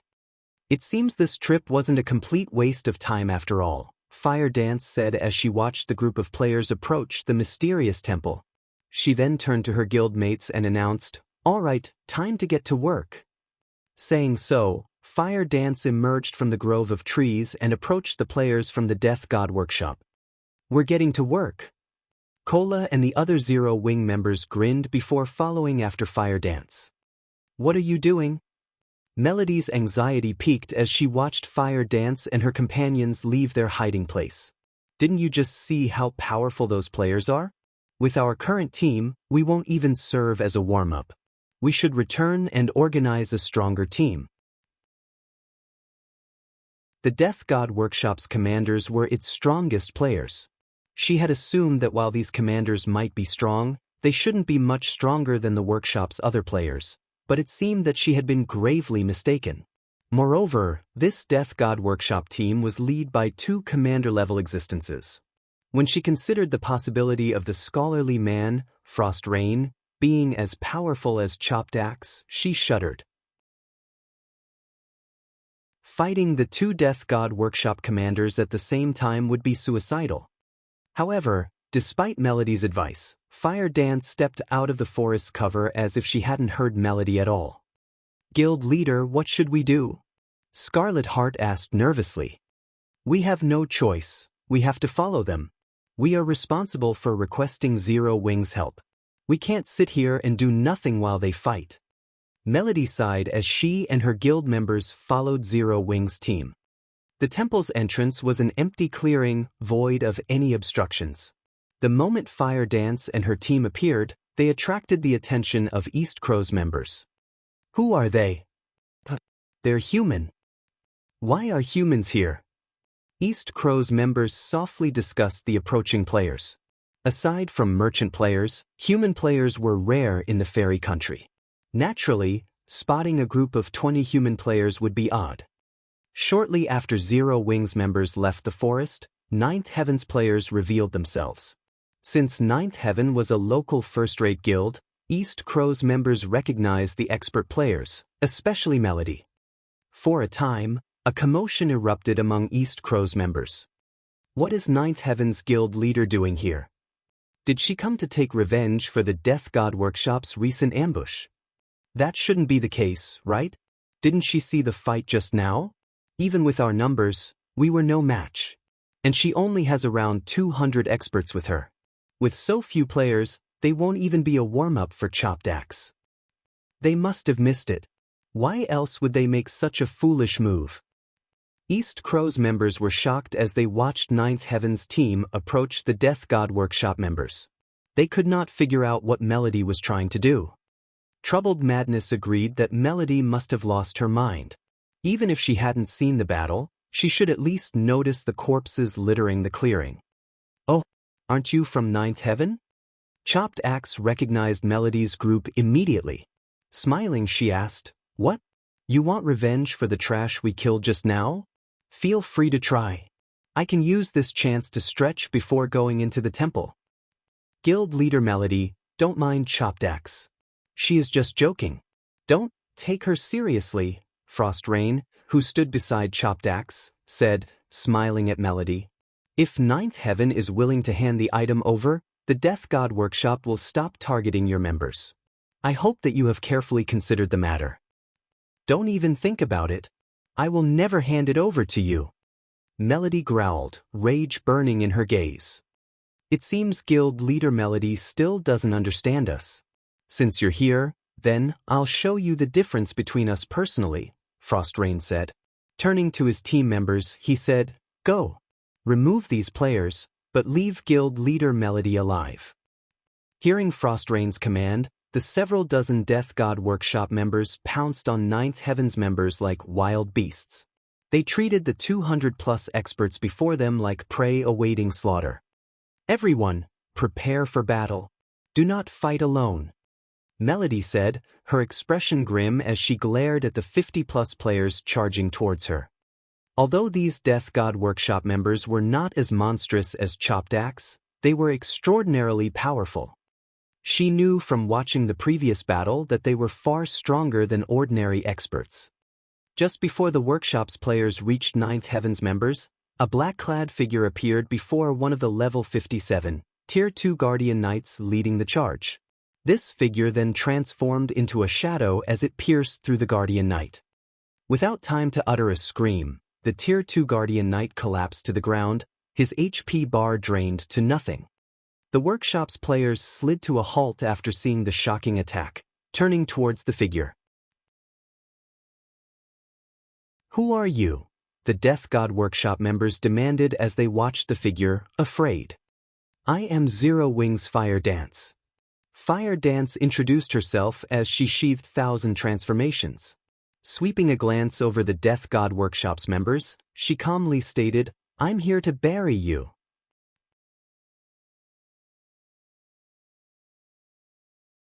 Chapter 1921, Duel of Strength. The Death God Workshop's members shot Fire Dance's chilling expressions after hearing her statement. "You're here to bury us? How bold. This woman must be dreaming." Although Fire Dance's level 60 was surprising, a 2 or 3 level difference was nothing to experts like them. They were merely on alert due to her successfully ambushing and killing at Tier 2 metric tons. However, Fire Dance was dearly mistaken if she thought that she could slay them all. Several melee experts immediately charged at the assassin, striking with axes, spears, and greatswords simultaneously. These experts' coordination blocked all paths of retreat available. However, Fire Dance did not remain idle. Unsheathing 1,000 transformations once more, she met the approaching weapons with her fragmented legendary sword. When the weapons collided, something astonishing occurred. The impact threw the several charging melee players, and despite all of them being Tier 2 experts, they felt their arms numb from the force, their weapons trembling violently. How can an assassin have so much strength? The several Death God Workshop members that had attacked stared at Fire Dance as she charged towards them in horror. Their movements were still stiff, so their mobility was limited. They couldn't even defend themselves. Realizing that something was amiss, the workshop's ranged players hurriedly launched attacks at the darting assassin. Countless spells and arrows rained down on Fire Dance, covering enough area that she couldn't avoid all of the attacks in time. However, just before the attack struck Fire Dance, a giant of a figure appeared before her. It was none other than Kola, who was more than eager to join the fray. With his shield raised, a barrier of light formed before him, preventing any ranged attacks from reaching his comrade. Even after taking a beating from the ranged attacks, the light barrier remained intact. Meanwhile, Fire Dance arrived before the several stiffened melee players. Executing Absolute Strike and Shadow Turmoil, she killed 2 of them instantly. This turn of events made the Death God Workshop members frown deeply. When Fire Dance had ambushed and killed the Tier 2 metric tons, they hadn't gotten a clear view of the assassin's combat standards, but after this clash, they knew that both Fire Dance and Kola were extremely powerful experts. Their grasp on timing and their coordination were incredible. So strong. Troubled Madness, who watched the battle from a safe distance, gasped when Fire Dance had instantly eliminated 2 players. After fighting the Death God Workshop earlier, he had learned how powerful the workshop's Tier 2 experts were. Even in a one-on-one, he was not confident of defeating those experts decisively, let alone several of them at once. It seems you're not all talk after all. I finally get to have some fun. Chopped Axe licked the corner of her lips before raising her gigantic battle axe and charging at the human assassin. Although Chopped Axe was a berserker, her movement speed was even higher than ordinary assassins. Fully displaying the benefit of being a tigerkin, she left afterimages wherever she passed. By the time Fire Dance had killed her 4th Death God Workshop member, Chopped Axe had appeared before the female assassin. Raising her battle axe with a single hand, she sent a powerful chop at Fire Dance. As the weapon descended, space around its blade showed faint signs of crumbling. Tier 2 skill, Spatial Quake. Not only did Spatial Quake temporarily increase her strength, but it also dealt damage in a 5 by 15 yard area before her. It was one of the few AoE skills the Berserker class possessed. Not one to fall behind, Fire Dance used the Tier 2 skill, Shadow Edge. Unlike the earlier clashes, neither player had been thrown when Fire Dance's short sword met Chopped Axe's colossal weapon. However, the resulting impact was so powerful that space around them cracked. The women looked at each other in astonishment. How is this possible? How can a human assassin have so much strength? I'm a tigerkin, for God's sake. This berserker's strength is actually a match for mine. The outcome even surprised the Death God Workshop's Frost Rain and Zero Wings members. Chopped Axe was a tigerkin. Her body's innate strength far surpassed that of a human. She had also learned super rare passive skills and wielded a special legacy. Moreover, her weapon was an epic battle axe. Her strength was even unrivaled within the Death God Workshop. The unexpected outcome put Chopped Axe in a very bad mood. She, someone famed for her strength, had failed to defeat a human assassin in a duel of the attribute. This was unforgivable. As for Kola and the others, they were fully aware of just how powerful Fire Dance was. Not only did she wear multiple pieces of epic equipment, but she also wielded 1,000 transformations. Since Kola had his own fragmented legendary item, he could guess that her short sword was the same rank. If that were the case, only Feng and Gentle Snow could likely surpass Fire Dance's strength. Yet, despite being so powerful, Fire Dance's clash with the Tigerkin Berserker had ended in a tie. While everyone was still shocked by the collision, neither Fire Dance nor Chopped Axe gave their opponent an opportunity as they continued to launch frenzied attacks. For a time, afterimages of Fire Dance's short sword and Chopped Axe's axe filled the battlefield. Chopped Axe had better techniques than Fire Dance, and it was evident that she had reached the flowing water realm. She could perceive Fire Dance's attacks as soon as the human assassin began to execute them. However, Fire Dance was an assassin. Strength wasn't her forte. Her true power lay in her speed, so even though the Berserker could read her movements, she still had an advantage with her movement speed, making up for her weaker combat standard. Despite such a thrilling battle, where her life would be forfeit if she made a single mistake, Fire Dance very much enjoyed this moment. Throughout this battle, she recognized many of her deficiencies and perfected her techniques. Fortunately, the same could not be said for Chopped Axe. She could only watch, displeased, as the human assassin continued to improve as they dueled. "You dare use me as a grinding stone? Do you think I will give you enough time to grow stronger?" Chopped Axe immediately activated her berserk skill, Savage God's power, her muscles rapidly expanding. In the blink of an eye, she transformed into a 3-meter-tall giant. At the same time, an extra crimson battle axe had appeared in her hand, radiating waves of bone-chilling mana. "You are the first person in the fairy country to force me to use this move. Now go to hell." Chopped Axe then swung her blades in a powerful downward slash towards Fire Dance. Tier 2 Taboo Skill, Meteoric Annihilation. Suddenly, over a dozen crimson axes descended from the sky, each carrying the weight of a mountain. In response, Fire Dance activated Power of Darkness before brandishing 1,000 transformations, sending countless water whips at the falling axe blades. Domain Skill, Water Binding.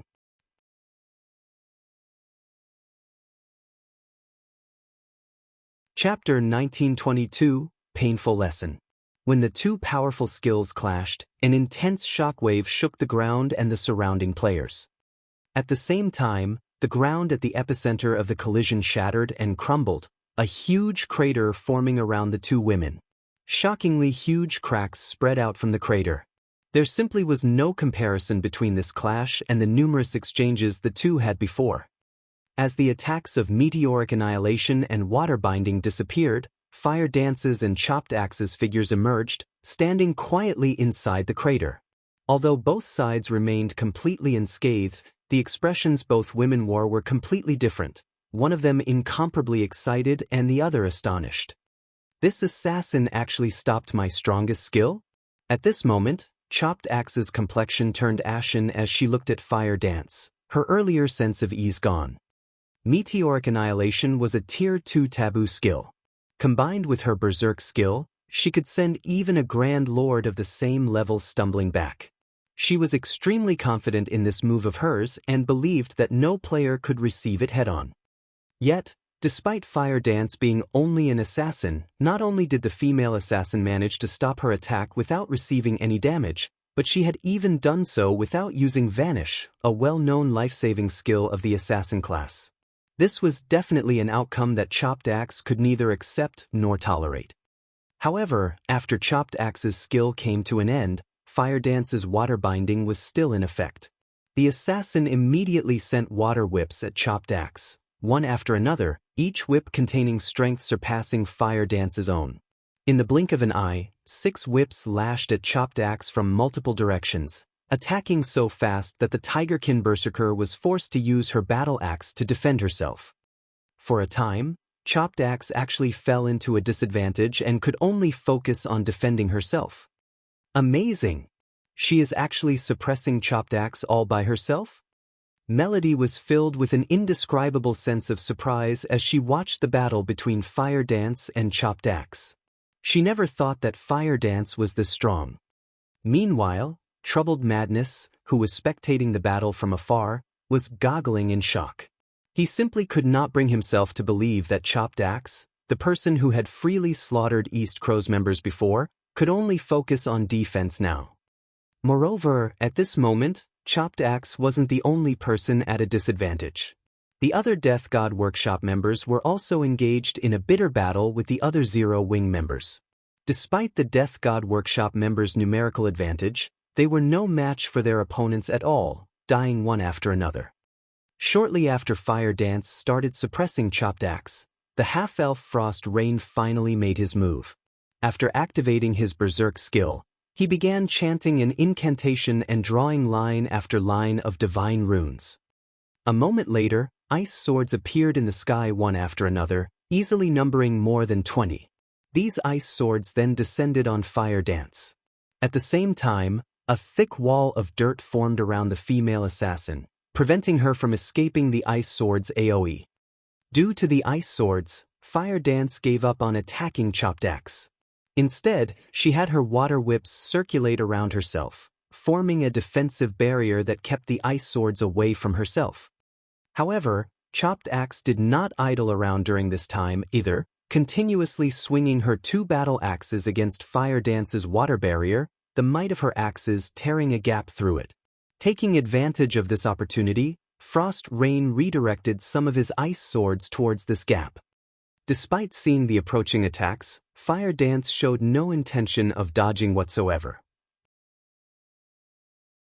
Instead, she brandished 1,000 transformations and struck down the ice swords one after another.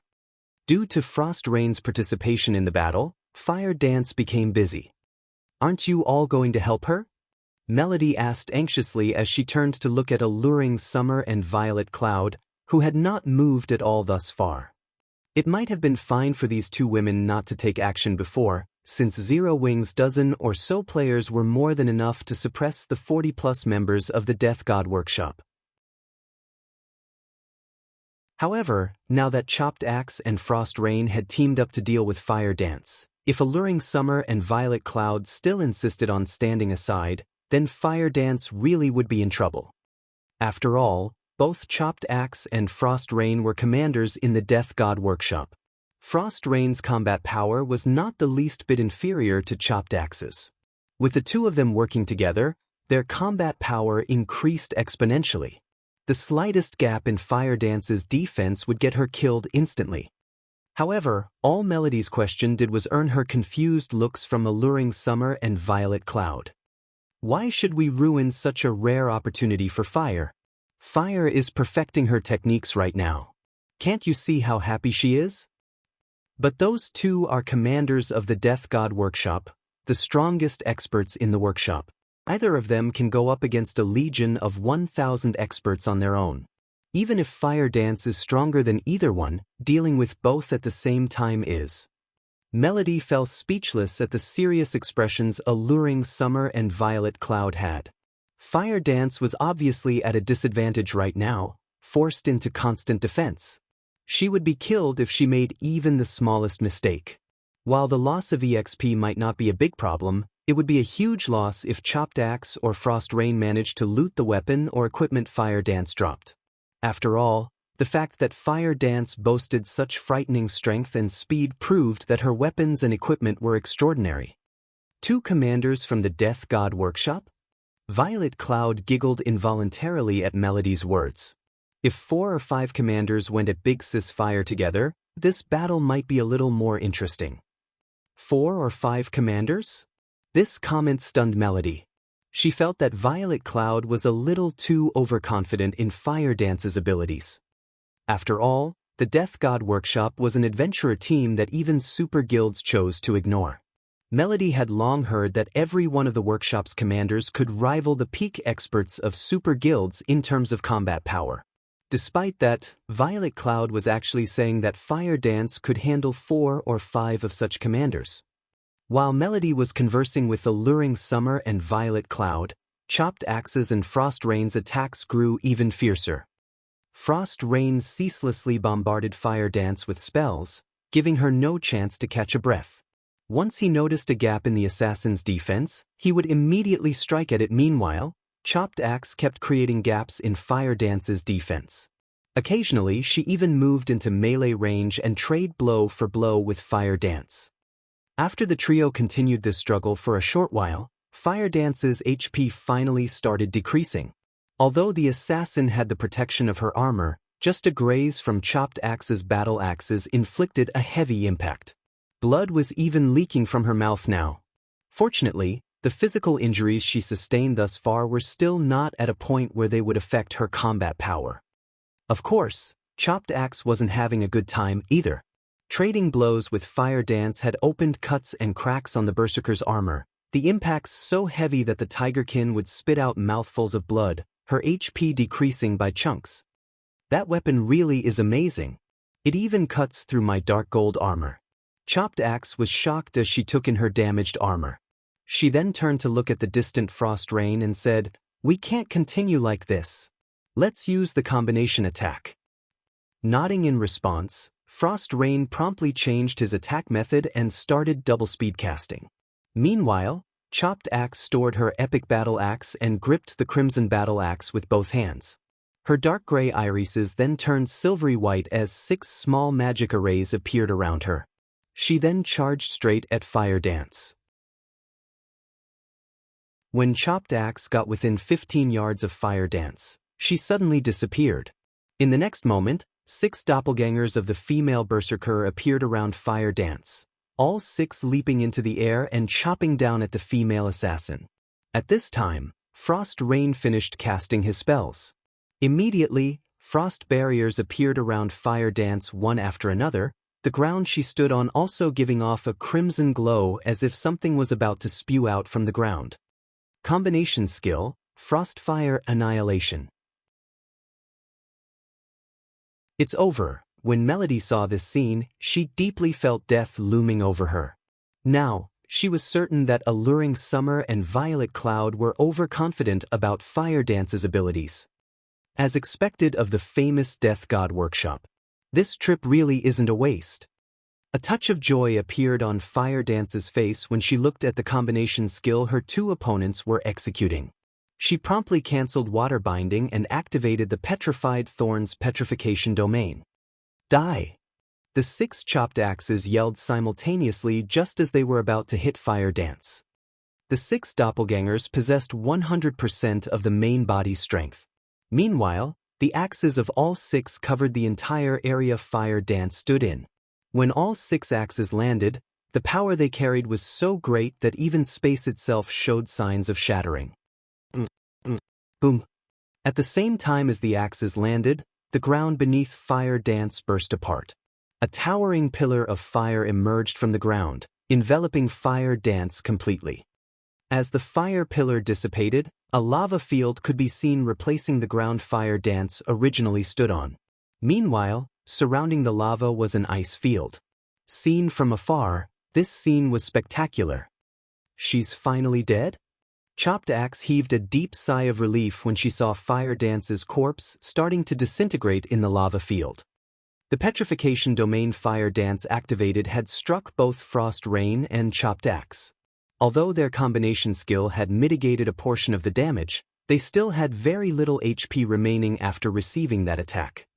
Just as Chopped Axe was about to turn around and leave, a yell suddenly entered her ears. "Careful!"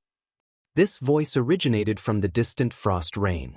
However, before Chopped Axe could figure out what was going on, a stinging sensation came from her chest. When she looked down, she noticed the tip of a short sword emerging from her chest. Meanwhile, this short sword was none other than Fire Dance's 1,000 transformations. "How? Weren't you?" Chopped Axe turned around, her eyes filled with confusion. After all, Fire Dance, who should have been dead, was currently standing right behind her. Moreover, the female assassin's HP bar was actually full. Instead of replying immediately, Fire Dance pulled out 1,000 transformations from Chopped Axe, leaving a fountain of blood to pour out of the female berserker's chest. As she watched Chopped Axe's HP plummet, she said in a quiet tone, "Your combination attack really is impressive. You 2 actually forced me to waste 1 life." When Fire Dance was done speaking, Chopped Axe's HP zeroed out. The berserker's body then collapsed to the ground, a piece of equipment appearing beside her corpse. Meanwhile, upon seeing the scene, Frost Rain hurriedly took out an ancient magic scroll from his bag and activated it, destroying the seal on the battlefield and disappearing before everyone's eyes. As for the other Death God Workshop members, they all fell into a panic at Chopped Axe and Frost Rain's defeat. As a result, Zero Wings members took only a short while to finish them off. At this moment, the Death God Workshop, which had been giving the various large guilds of the fairy country a headache all this time, finally sustained a severe loss for the first time in God's domain. Of the two commanders that fought against Zero Wing, one died while the other fled. As for the other 50-plus experts, they suffered annihilation.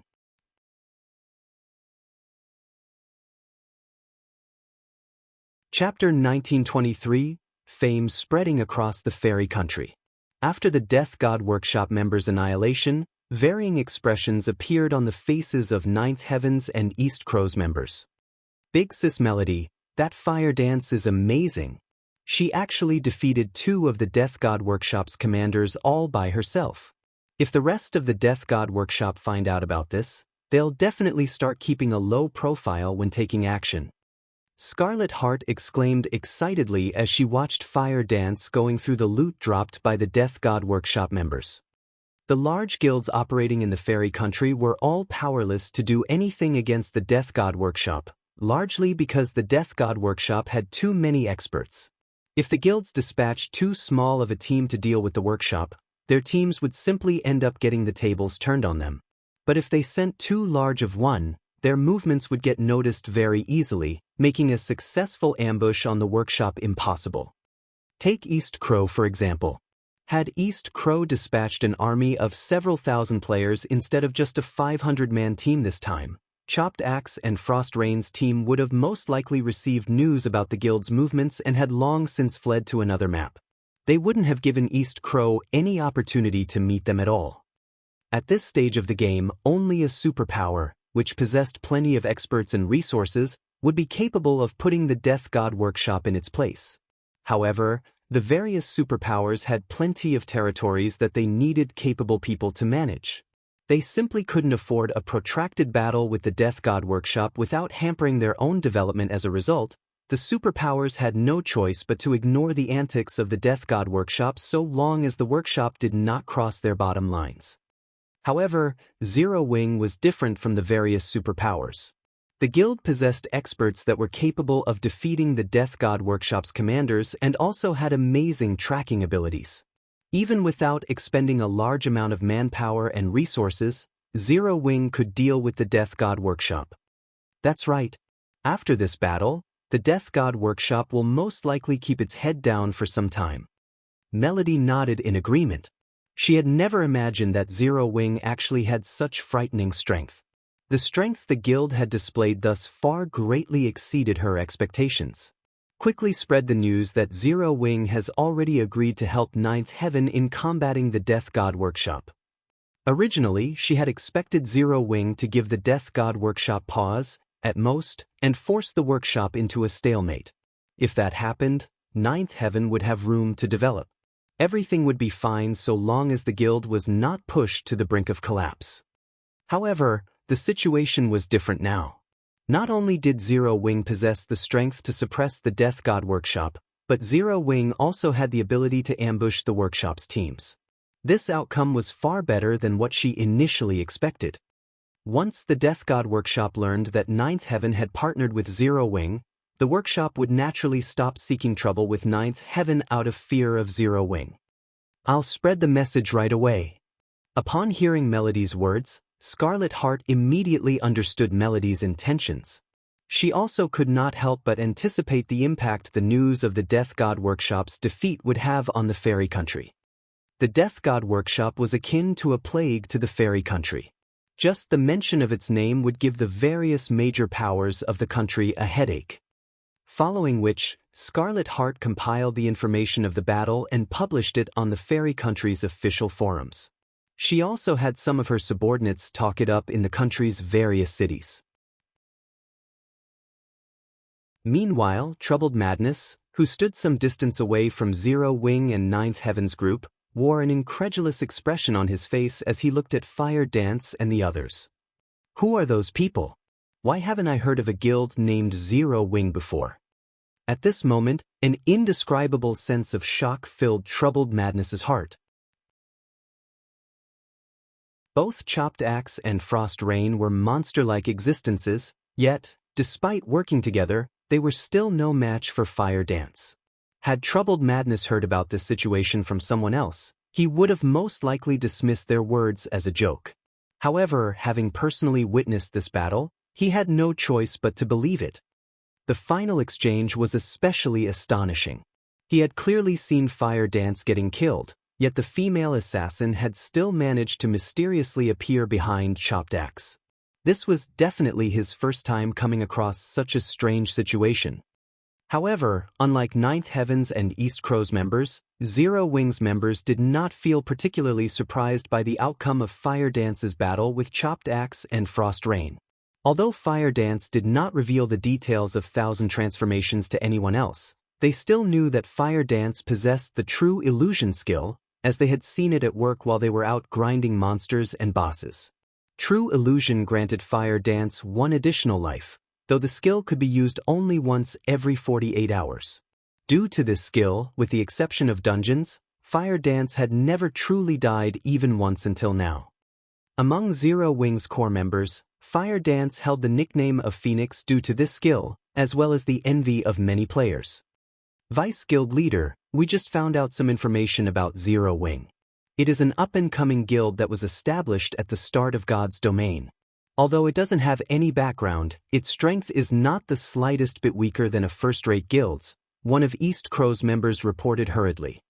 The guild's strength rivals of first-rate guilds? Troubled Madness rolled his eyes at his subordinate, feeling that this information was greatly mistaken. After all, the first-rate guilds of the fairy country were utterly helpless against the Death God Workshop, yet Zero Wing, a guild capable of dealing with said workshop, was labeled as a guild that only rivaled first-rate guilds. What did that make the fairy country's 5 first-rate guilds, then? Second-rate guilds? Of course, there was also a huge difference between first-rate guilds. For example, with the combat power Zero Wing had displayed thus far, it should at least be able to rival the best among first-rate guilds. It definitely wasn't an existence that ordinary first-rate guilds like East Crow could compare to. Notify your subordinates to look into the relationship between Ninth Heaven and Zero Wing immediately. Also, before we get a clear picture of their relationship, notify everyone in the guild not to come into conflict with Ninth Heaven's members. Troubled Madness instructed.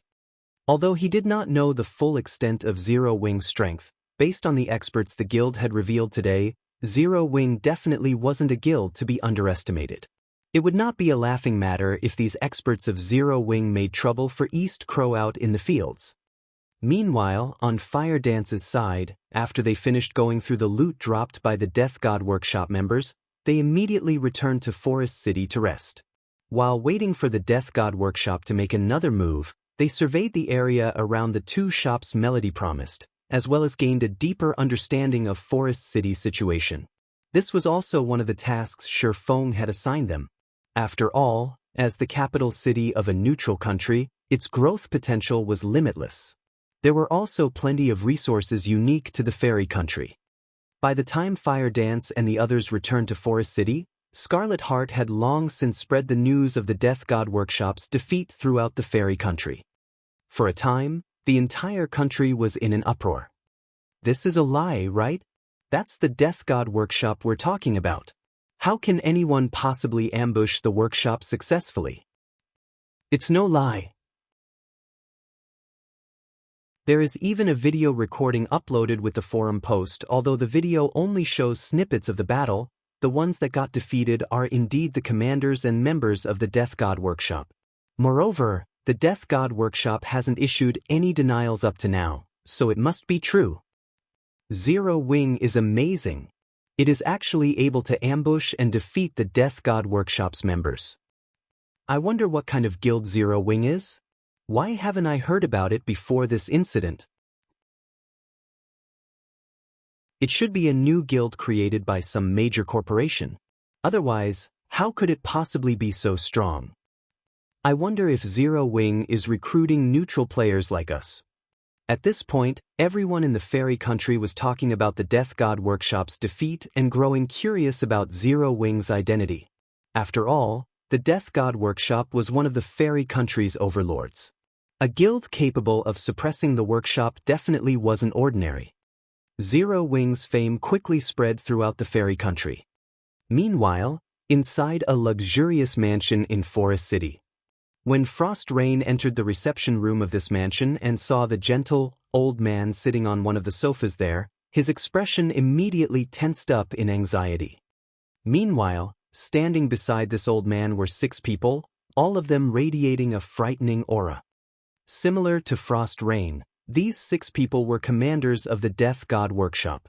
Only, their internal ranks were much higher than Frost Rain's. "You've returned?" Sending a glance at Frost Rain, the old man asked calmly, "Well? Out with it. What happened over there?"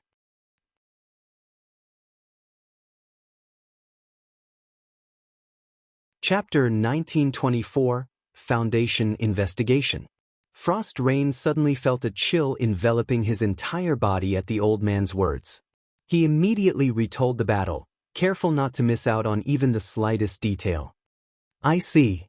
The old man narrowed his eyes as he caressed his white beard. "A guild from Starmoon Kingdom, is it? An outside guild dares meddle in the matters of our Death God Workshop? Chief, why don't I bring a team to take care of them?" A 2.5-meter-tall bearkin berserker said suddenly. The bearkin's suggestion stunned the other commanders present. Among the 8 commanders of the Death God Workshop, the bearkin berserker ranked number 1. Titled the Heavenly Spear by the Secret Pavilion, he was one of the 2 true pillars of the Death God Workshop. While others might not know, it was entirely due to the first commander and chief commander's existence that the various superpowers chose to ignore the Death God Workshop's antics. Otherwise, with the strength the various superpowers possessed, they would have long since taken care of the Death God Workshop.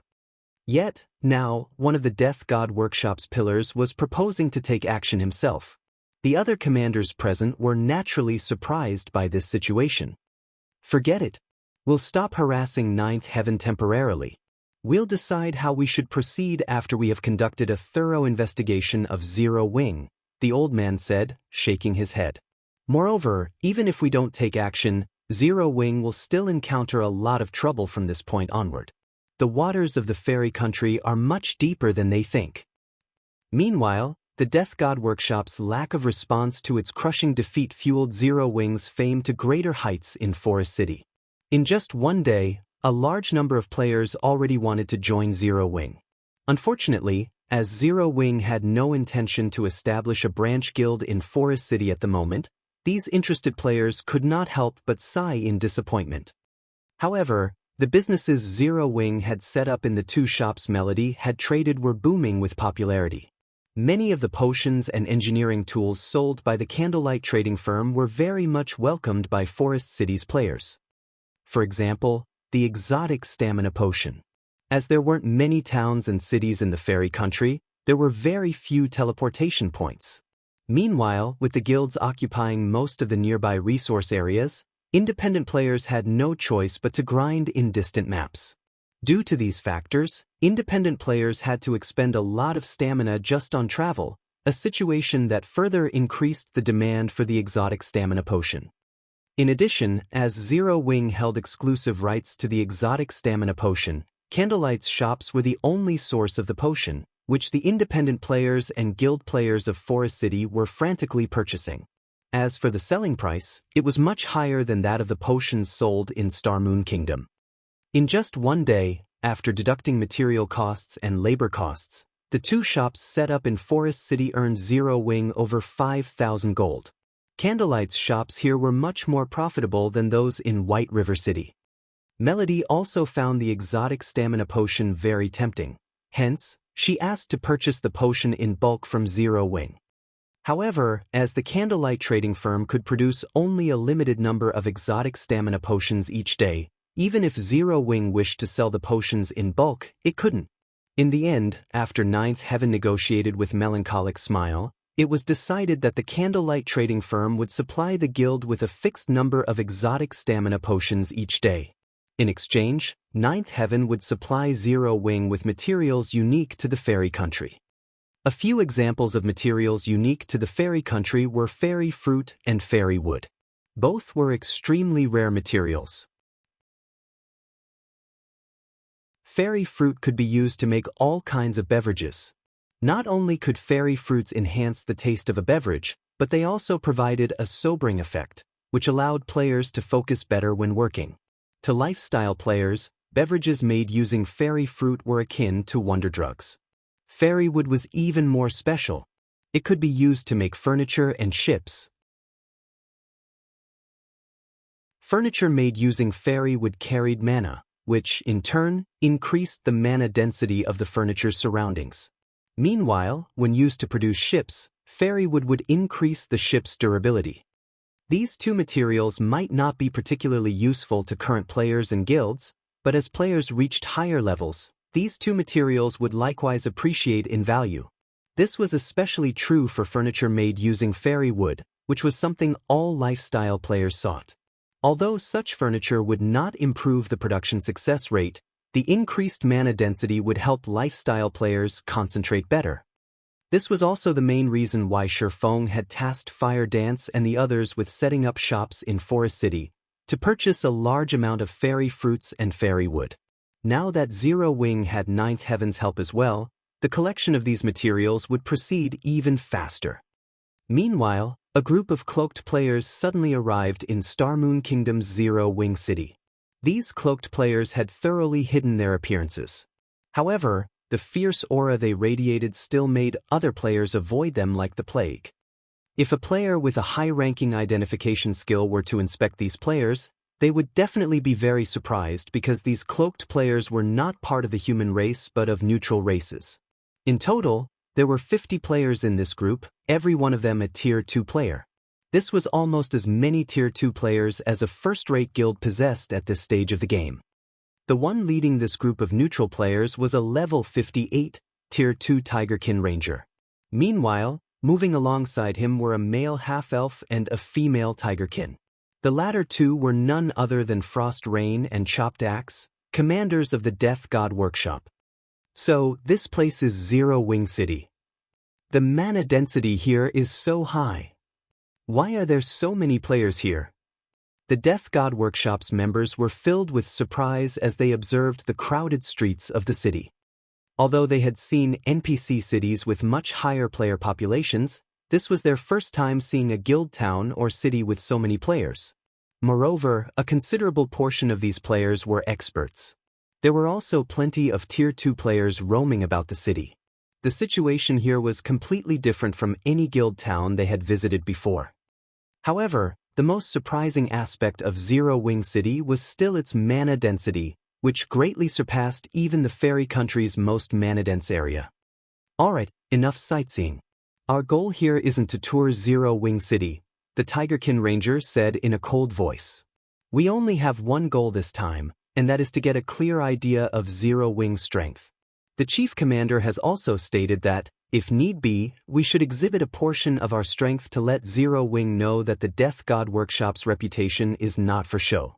Frost and Axe, that goes double for you too.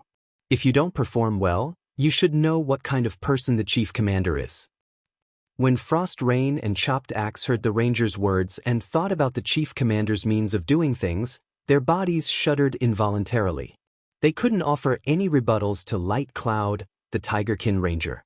While part of the reason for this was the intense aura he gave off, another part was him being the second-ranked commander in the Death God Workshop. In terms of combat standards, Light Cloud far surpassed the two of them. The other Death God Workshop members also nodded silently and sorted out their emotions. They immediately followed Light Cloud to investigate Zero Wing's residence. When the group arrived on the top floor of a high-class restaurant adjacent to Zero Wing's residence, Light Cloud used a high-ranking identification skill to observe the situation inside the residence. However, the moment Light Cloud did so, he fell into a daze. This was because 500 Tier 2 players stood in the residence's front courtyard at this moment. Meanwhile, even the weakest piece of equipment these players wore was level 50 fine gold rank, while the majority of these players sported level 50 dark gold equipment. Currently, these 500 Tier 2 players were standing at attention before a man. When Light Cloud tried identifying this man, he could not see any information about him aside from his name, Black Flame. Even so, he could distinctly feel an indescribable sense of danger from the man even from several hundred yards away. Cloud, What's the situation inside Zero Wing's residence? Frost Rain and Chopped Axe could not help but ask curiously after Light Cloud remained silent for a long time.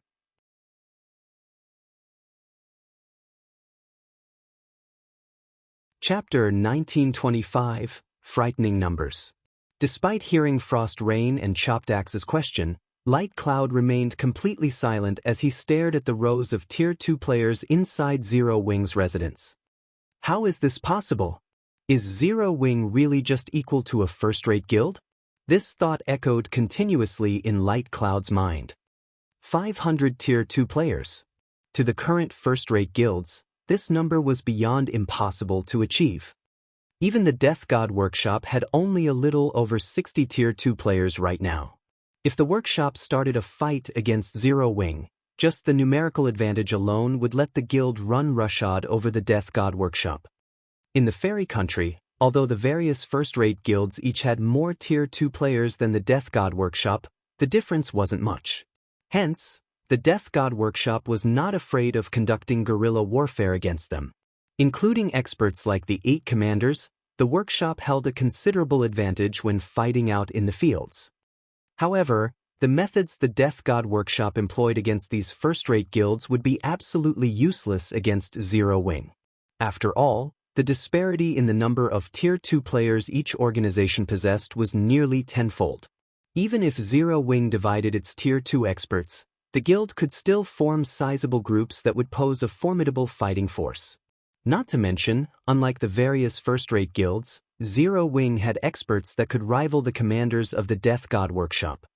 If the Death God Workshop really started fighting against Zero Wing in the Fairy Country, even with the home ground advantage, the workshop wouldn't have it easy. Frost, Axe, you two stay here with me. Everyone else, return to base, Light Cloud commanded after giving the matter some more thought. Only the 3 of us are staying behind? Frost Rain was confused as he looked at Light Cloud. The chief commander specifically sent these people to help us. If all of them return, what can the 3 of us possibly achieve here? Aside from scouting out Zero Wing's strength, the chief commander had also implicitly suggested they make trouble for Zero Wing. Otherwise, he wouldn't have dispatched so many Tier 2 experts for a simple reconnaissance operation. The other Death God Workshop members agreed with Frost Rain's words. They all expressed their confusion over Light Cloud's decision, unable to understand why they had to return to base shortly after arriving in Zero Wing City. With their group of Tier 2 experts, they could cause even more destruction than a large guild's 1,000-man expert legion. Do you know how many Tier 2 experts are currently in Zero Wing's residence? Light Cloud asked as he shifted his gaze to Frost Rain. Tier 2 experts? Seeing as this is Zero Wing's main headquarters, there should be a couple of dozen, I guess? Frost Rain replied after giving the matter some thought. Currently, even first-rate guilds had only a little over 100 Tier 2 experts. Meanwhile, having half of this number stationed in the guild's main headquarters could already be considered excessive. A couple of dozen? Light Cloud stared at Frost Rain in disdain upon hearing this answer. If there were only a couple of dozen, do you think I'd order a retreat? Could there be over 100? Chopped Axe asked, somewhat surprised. Wrong. It's 500. Light Cloud replied as he spread his right hand wide. 500? How can that be possible? Isn't Zero Wing just an equal of first-rate guilds? Did you see wrong? Frost Rain instinctively rejected Light Cloud's statement. This number was no laughing matter. If Zero Wing really had 500 Tier 2 experts, it could already rival some of the weaker superpowers. I wish I had seen wrong, Light Cloud said, a bitter smile appearing on his face. However, I have already used my identification skill to double-check several times. All 500 of them are indeed Tier 2. Didn't they say that Zero Wing doesn't have any backers? Chopped Axe said, horrified. If Zero Wing had 500 Tier 2 experts, then taking care of their team of 50 Tier 2 players would be child's play. Most likely, aside from the 3 commanders present, everyone else would die if they tried fighting against 500 Tier 2 experts. She found it truly hard to believe that Ninth Heaven, a second-rate guild that had no backers whatsoever, had managed to partner up with a titan like Zero Wing. With this, the Death God Workshop really had to consider carefully whether to continue targeting Ninth Heaven or not. We're changing plans. From now on, the three of us will continue scouting out Zero Wing. Try to avoid butting heads with Zero Wing as much as possible, Light Cloud said. I'll also personally report this matter to the Chief Commander, so everyone else should return to base now. Obedient to Light Cloud's instructions, the other Death God Workshop members scattered and returned to the fairy country. Meanwhile, inside a luxurious mansion in Forest City, Silent Autumn, the Death God Workshop's chief commander, who was currently holding a meeting with the workshop's various commanders, received a report from Light Cloud. 500 Tier 2 players? Silent Autumn, who was caressing his beard, froze when he read the contents of the report. Although he had long since expected Zero Wing to be extraordinary since the guild dared to intervene in the Death God Workshop's affairs, he had never thought that the guild would be extraordinary to such an extent. It seems we'll have to shelve our plans for the moment. Chief Commander, what about our partnership with those people? The several commanders seated before Silent Autumn asked worriedly. Those people won't stop their plans just because of us. If we miss out on this opportunity, there is always money to be made. However, oftentimes one wrong move could potentially end our lives. Silent Autumn replied, waving his hand. He still decided to play the spectator in this matter for the moment. Notify the ones below to maintain a low profile for now. We can also use this opportunity to determine whether Zero Wing has the ability to set foot into our territory. I believe it won't be long before we find out one way or another. There's no need for us to grow anxious. Meanwhile, inside Zero Wing's residence, Feng remained ignorant of the fact that his gathering 500 Tier 2 members to raid Kama Island had prompted the Death God Workshop to abandon the thought of taking revenge on Zero Wing and even some of its development plans. Guild Leader, all manpower and resources are gathered.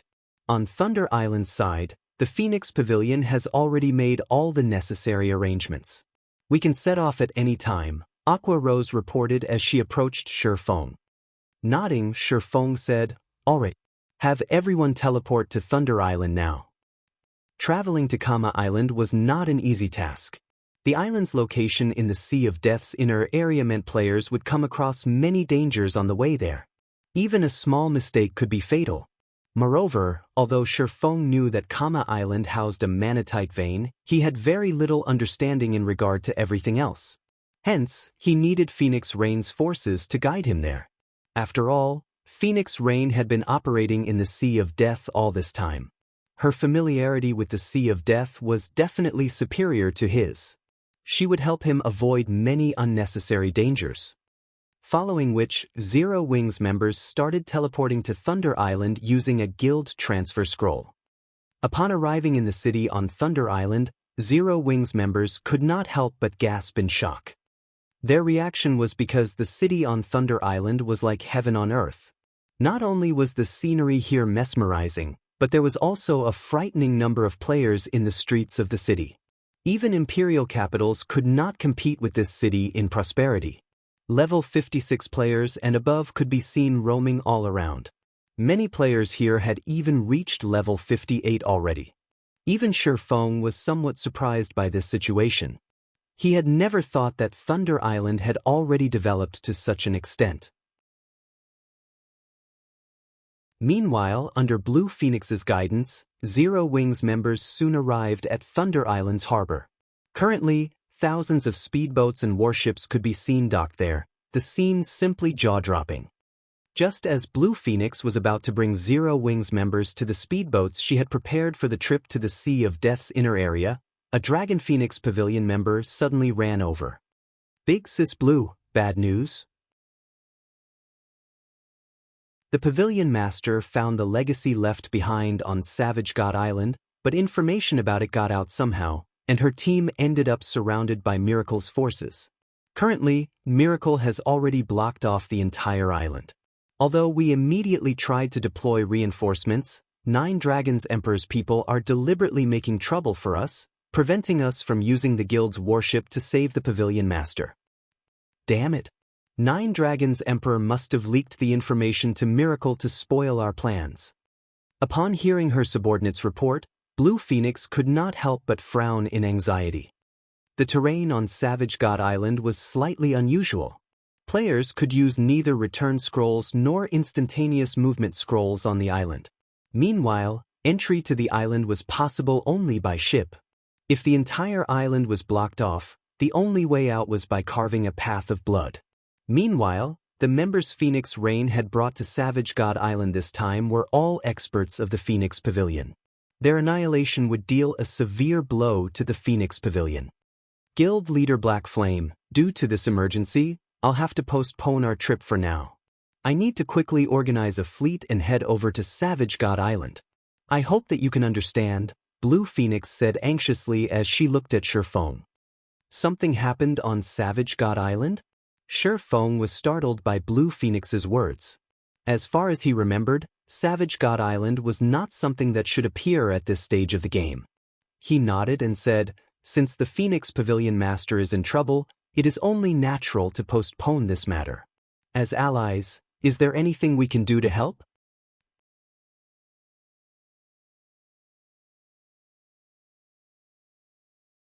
Chapter 1926, Hell Has No Doors. Guild leader Black Flame is willing to help us? Wonderful. Blue Phoenix rejoiced when she heard Feng's offer. Although Zero Wing had not focused on its development on Thunder Island and had only conducted some business there, the naval forces the guild possessed still should not be underestimated. The one-horned sailboat, in particular, a bronze small sailboat that Zero Wing revealed during the struggle for Thunder Island, was something that the various superpowers still sought to obtain even now. After all, although the superpowers' naval forces had improved a lot since the struggle of Thunder Island, the one-horned sailboat remained a force to be reckoned with. Following which, while organizing a fleet to head towards Savage God Island, Blue Phoenix filled Feng in on their rescue operation this time. In order to monopolize the legacy ruin on Savage God Island, Miracle had dispatched 3 of its fleets, each of which had over 100 ships. With the 3 fleets, Miracle was able to surround Savage God Island and seal off all possible exit points. Originally, with the naval forces the Dragon Phoenix Pavilion had developed during this period, it would have been very easy to break through a blockade like this. However, due to Nine Dragons Emperor's interference, Phoenix Rain couldn't mobilize the common warship the pavilion had recently acquired after much difficulty. Although warships were no match for speedboats and sailboats in terms of speed, they were specialized for combat, their combat power far superior to even that of sailboats out at sea. This warship was the reason why the Dragon Phoenix Pavilion succeeded in stabilizing its position on Thunder Island. With the current predicament happening so suddenly, most of the Dragon Phoenix Pavilion's fleets were out of position, off doing their own quests very far away from Savage God Island. Even if these fleets were to head over to Savage God Island now, by the time they arrived, Phoenix Rain's group would have long since been killed by Miracle. The only fleet they could mobilize was the one the pavilion had stationed to garrison Thunder Island. Guild leader Black Flame, I hope that you can help us distract a part of Miracle's forces. You don't have to fight them head-on. It is fine so long as you can distract one fleet's worth of ships. With that, my side will be able to break through the encirclement and rescue the Pavilion Masters group. Blue Phoenix briefed Feng on the plan as she took out a sea map. As long as they could group up with Phoenix Rain's forces, Miracle would have a hard time doing anything against them. Then, all they would have to do was buy time until the pavilion's other fleets arrived. At which point, Miracle would naturally give up on targeting Phoenix Rain. After all, if the fleets of their 2 superpowers truly started a fight with each other, all they would achieve was harm to themselves, benefiting the other superpowers occupying Thunder Island. My side only needs to split one of their fleets away? After giving the matter some thought, Feng nodded and said, that won't be a problem. We'll do our best to keep them busy for as long as possible. The appearance of Savage God Island was a huge event. He naturally had to go and take a look. During his previous life, he had only heard about Savage God Island. Savage God Island was both a secret land and a drifting island. Rumor had it that there were legacies and treasures left behind on the island. Reality had indeed proven these claims true. Regardless if it were legacies or treasures, both could allow a guild's strength to skyrocket. However, Savage God Island had only appeared for a short period in the past. By the time the various large guilds had shifted their focus to the sea, Savage God Island had long since become a legend. In the end, only the superpowers back then had managed to gain some harvest from it. "I'll have to trouble guild leader Black Flame, then," Blue Phoenix said sincerely. By the time Blue Phoenix was done hashing out a rescue plan, her fleet was also ready to set off. She immediately commanded her fleet to depart for Savage God Island. The appearance of Blue Phoenix's fleet stunned many of the adventurer teams that had recently arrived on Thunder Island. Her fleet had 100 ships in total. Among them, more than 50 were advanced speedboats, 8 were bronze speedboats, 2 were mysterious iron speedboats, and 2 were common small sailboats. A very powerful fleet even in the Sea of Death. Compared to the fleets the adventurer teams normally came across, the difference was like heaven and earth. The usual fleets only had 5 or 6 bronze speedboats and 30 or so advanced speedboats, with the rest being ordinary speedboats. In reality, the adventurer teams that had recently arrived on Thunder Island weren't the only ones surprised by the fleet Blue Phoenix prepared. Even Feng was surprised at this sight. He had never thought that Phoenix Rain had already expanded her naval forces to such a level. Moreover, this was only one of several fleets under Phoenix Rain's command.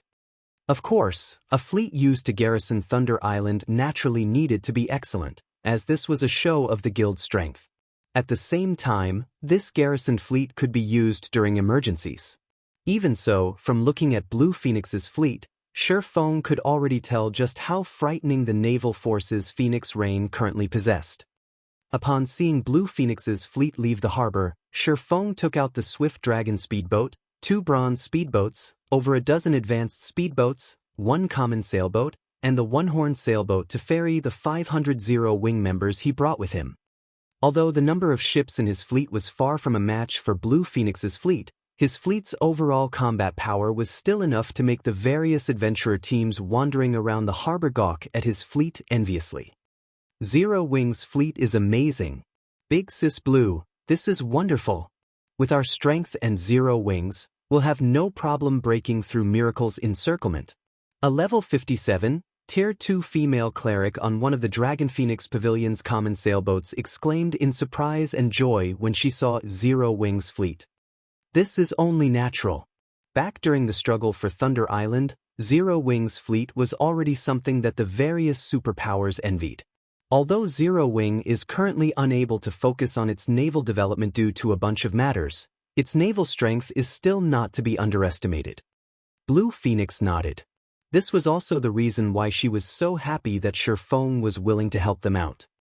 After traveling for a little over 3 hours, Blue Phoenix and Feng's group finally saw an island enveloped by dark fog on the horizon. This island was none other than Savage God Island. Currently, the entirety of Savage God Island was surrounded by a large number of ships. However, after Blue Phoenix took a rough glance at these ships, her complexion darkened immediately. How is this possible? Her expression turned incomparably gloomy when she saw the ships anchored at Savage God Island. Miracle only dispatched 3 fleets? That was an outright lie. At this moment, there were more than 500 ships around Savage God Island.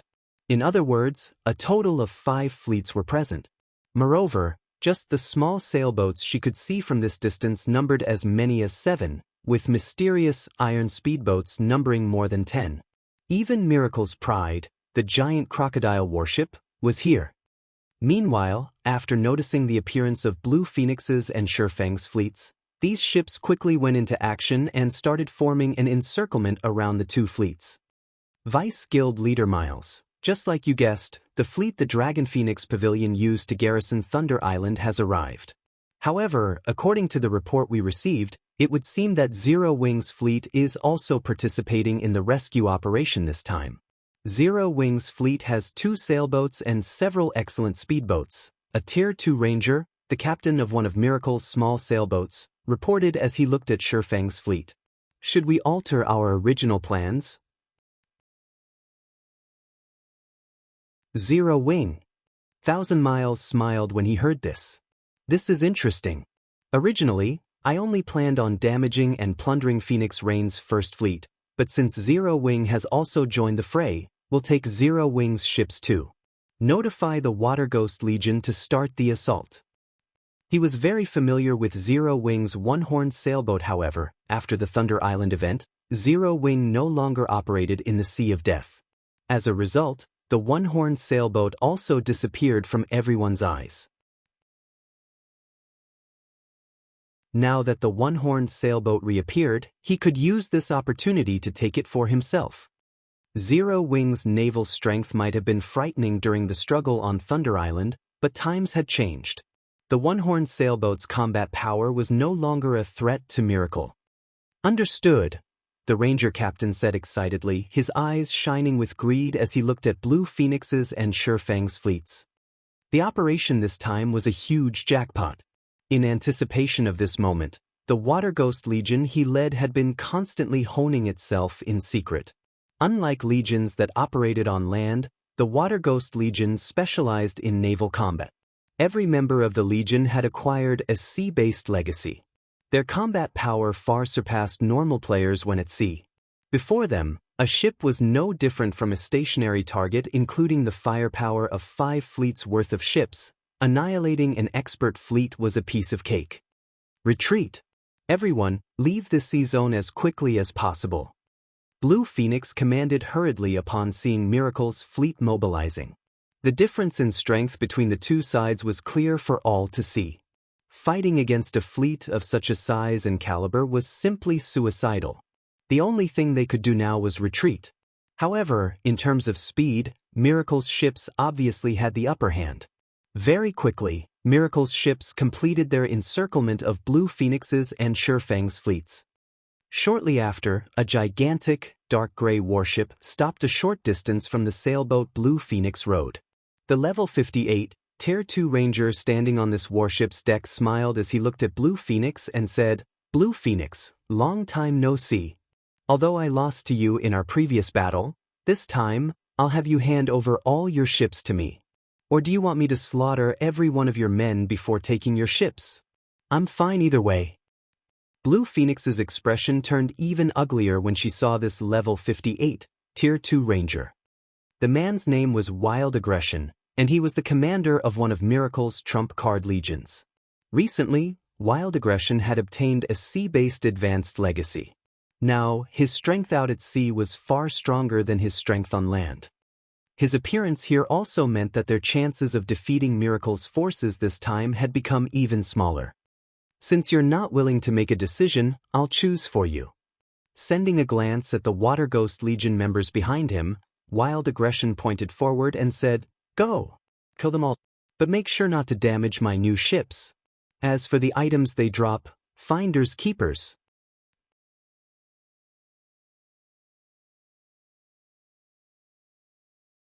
Chapter 1927, King of the Seas. Retreat. All ships maintain a distance from the enemy and break through the encirclement with everything you have. Absolutely do not let enemy ships close in on you.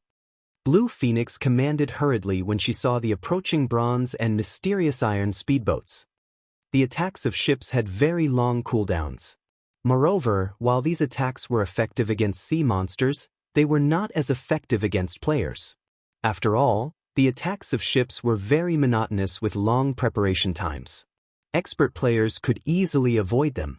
Hence, if a ship allowed enemy players to get close, it would no longer be able to exert its might. Then, the outcome of the fight would be decided by a fight between the players of both sides. The Dragon Phoenix Pavilion had received a report stating that Miracle had obtained a secret sea-based legacy and had used said legacy to nurture a large group of experts specialized in naval combat, which was very likely to be the Legion Wild Aggression led. Otherwise, Wild Aggression would have no reason to close the distance between their two guilds' fleets and waste time on a battle between players. Rather than risk dying to random cannon fire, it would be much better for Miracle's ships to simply bombard them with their own cannons. Although doing so would damage the pavilion's ships and reduce the harvest Miracle could gain, this method was comparatively safer. Under Blue Phoenix's command, the pavilion's ships maintained a steady bombardment while simultaneously keeping their distance from Miracle's ships. For a time, the Water Ghost Legion's speedboats couldn't approach the pavilion's ships at all. What a bunch of slippery eels. You sure know how to run away. Whenever the Water Ghost Legion's speedboats got too close, Blue Phoenix's ships would accurately launch a round of attacks that forced the Legion's speedboats to either reduce their speed or swerve to avoid the attacks. This, in turn, opened the distance between the two fleets. You wish to escape? Try it if you can. We have long since set up a magic barrier around this area. Not a single one of you should think of leaving this place alive. Wild Aggression bellowed in rage when he saw that the distance between their two guilds' fleets was not shortening at all. Activate the magic array. Following Wild Aggression's command, walls of ice suddenly started emerging from the ocean surface, blocking off the direction Blue Phoenix's and Feng's fleets were heading. The ice walls were over a dozen meters tall and several meters thick. Moreover, they kept expanding into the surroundings. It was simply impossible for the ships to break through this barrier. The glacier seal? Feng felt a little surprised when he saw the gigantic ice barrier forming a distance away from his fleet. The glacier seal was the product of the glacier orb, a rare magical tool meant for naval combat. However, activating the glacier seal required 100 glacier orbs. Moreover, each activation cost 10,000 magic crystals. Once activated, the glacier seal would lock down a 5,000-yard radius for 30 minutes. Only small sailboats ranked Secret Silver or higher and warships at Mysterious Iron and above could break through the glacier seal. All ships gather together. Do not engage the enemy by yourself. Make sure to operate in 2-man units or more. Blue Phoenix understood that escape was already impossible. Now that they had been cornered, the only thing they could do was concentrate their forces and hope for the best. Moreover, players could not use return scrolls while on a ship. Only after jumping into the ocean could they use one. However, return scrolls had very long activation times. If they tried something like that, Miracle's ships would shoot them like fish in a barrel. Hence, their only choice was to fight to the death. Guild Leader Black Flame, I am truly sorry for this, Blue Phoenix said, looking at Feng apologetically. Later on, my fleet will delay Miracle for as long as possible, so you should store away a portion of your ships. Once the ice barrier is gone, you can try to use those remaining ships to flee this place. At that time, Miracle will most likely not bother to give chase.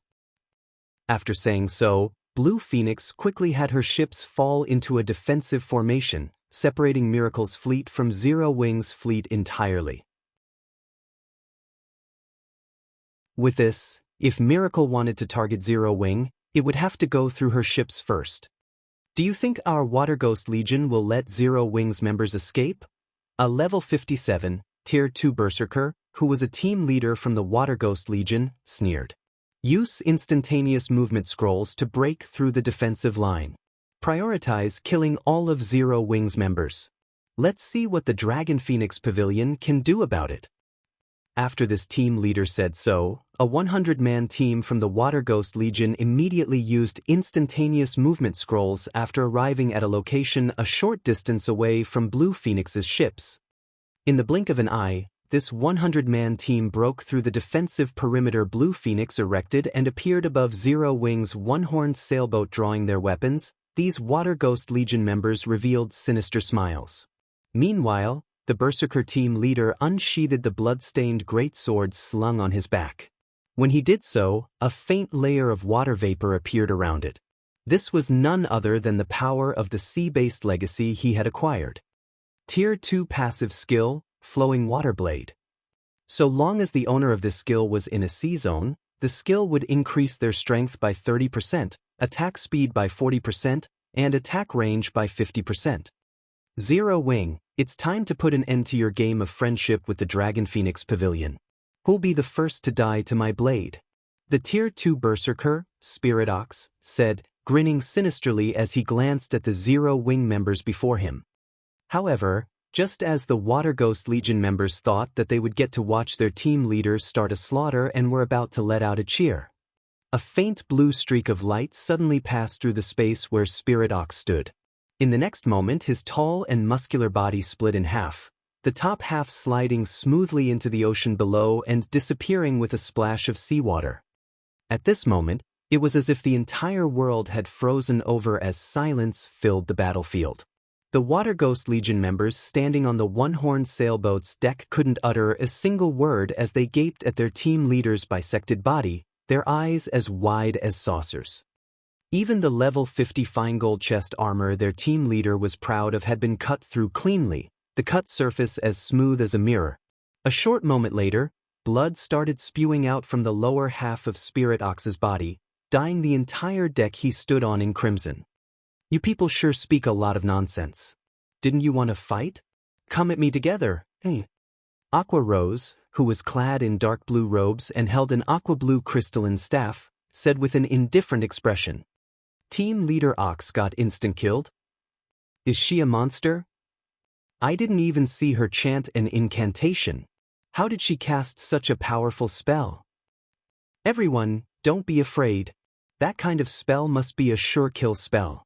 She should not be able to use it again within a short while. Besides, even if she is a monster, we're out at sea right now. This is our playing field. If we work together, there is no way we'll lose to one person. Right? Even sea monsters are no match for us. Kill. Let Zero Wing know the might of the Water Ghost Legion. The Water Ghost Legion members present were all experts of miracle.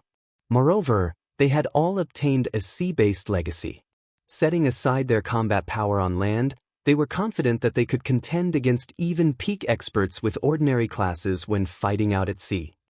After regaining their fighting spirit, over a dozen ranged players bombarded Aqua Rose with attacks. Immediately, spells and arrows flew at Aqua Rose one after another, every one of these attacks containing power at the peak of Tier 2. A Tier 2 metric tons of the same level would not survive such a bombardment easily, not to mention a Magicka class player. As long as an attack landed, Aqua Rose would sustain heavy injuries, even if she did not die. At the same time, over a dozen melee players started moving toward Aqua Rose from two different sides.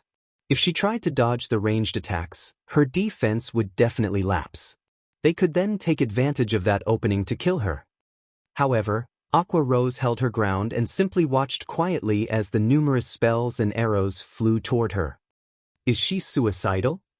Doesn't she know that these spells and arrows are buffed by the ocean's power? Just as the approaching melee players were wondering why Aqua Rose was not reacting to the incoming attacks, the spells and arrows actually started disappearing after getting within half a yard of her. It looked as if something was devouring these attacks one after another. A magic barrier? Impossible. The power of those attacks is at the peak of Tier 2. Even if she used a Tier 2 magic barrier, there is no way she can stop all those attacks without suffering any damage. Just as the Water Ghost Legion members were wondering what was going on, Aqua Rose tapped the butt of her staff on the deck. The water barrier surrounding her promptly expanded, transforming instantly into a 10-meter-tall tsunami, which then devoured every Water Ghost Legion member standing on the one-horned sailboat.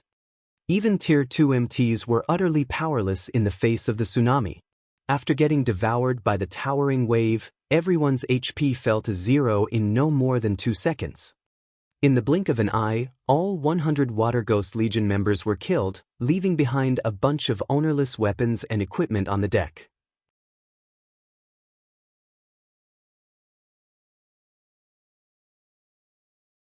Chapter 1928, Tier 3 Combat Power. When the Water Ghost Legion members on the one-horned sailboat were annihilated, the other Water Ghost Legion members, who were fighting Blue Phoenix's forces, could not help but gasp. Isn't the opponent only a single person? How did they get killed so easily? She must have used a powerful spell. Even Tier 2 MTs didn't survive her attack. Did she use some kind of over-tier spell? Questions flooded the Water Ghost Legion members' minds as they looked at Aqua Rose.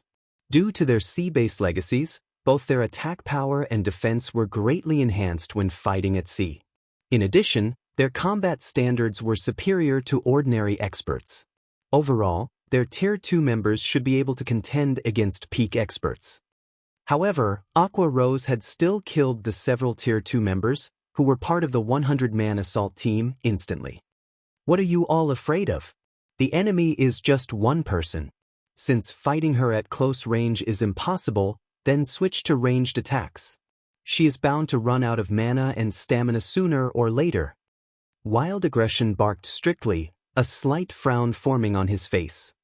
While Aqua Rose's strength did indeed make it more difficult for them to wipe out Zero Wing's forces, they still had an absolute advantage in numbers. The outcome of this battle wouldn't change just because of one person. After Wild Aggression finished speaking, another 100-man team from the Water Ghost Legion teleported to the one-horned sailboat. Obedient to Wild Aggression's command, several dozen ranged players started attacking Aqua Rose from a distance. Although Aqua Rose's spells were powerful, she would have difficulty retaliating when targeted by so many attacks. Moreover, with such a great distance between them, dodging her single-target spells would be much easier. Suddenly, over 100 projectiles flew at Aqua Rose from multiple directions. At this time, however, Aqua Rose completed incanting a spell. Opening her eyes, she said, "Go!" Following which, a gigantic ball of water formed above her head, then shot out countless jets of water that struck down every projectile sent at her. Dozens of water jets also flew at the Water Ghost Legion members. The water jets were so fast that they even broke the sound barrier. In the blink of an eye, the jets arrived before the Water Ghost Legion members. Tier 2 spell, Rising Flow. Show. Show. Show. Although the Water God Legion members tried to block or dodge the water jets as soon as they noticed the attacks, the water jets were simply too fast. In addition, the water jets were so powerful that they even pierced through the ice walls, which a few elementalists had managed to erect in time, and the players standing behind the ice walls. Players struck by the water jets died instantly. When the few surviving Water Ghost Legion members, who managed to dodge the water jets in time, saw their companions collapsing, fear surfaced in their eyes. However, while these Water Ghost Legion members were in a daze, Aqua Rose launched another wave of attacks at them. This time, though, she controlled the movements of the water jets, so they no longer attacked in a monotonous pattern. Facing water jets that came at them from multiple directions, the Water Ghost Legion members had no choice but to defend themselves, as evasion was no longer possible.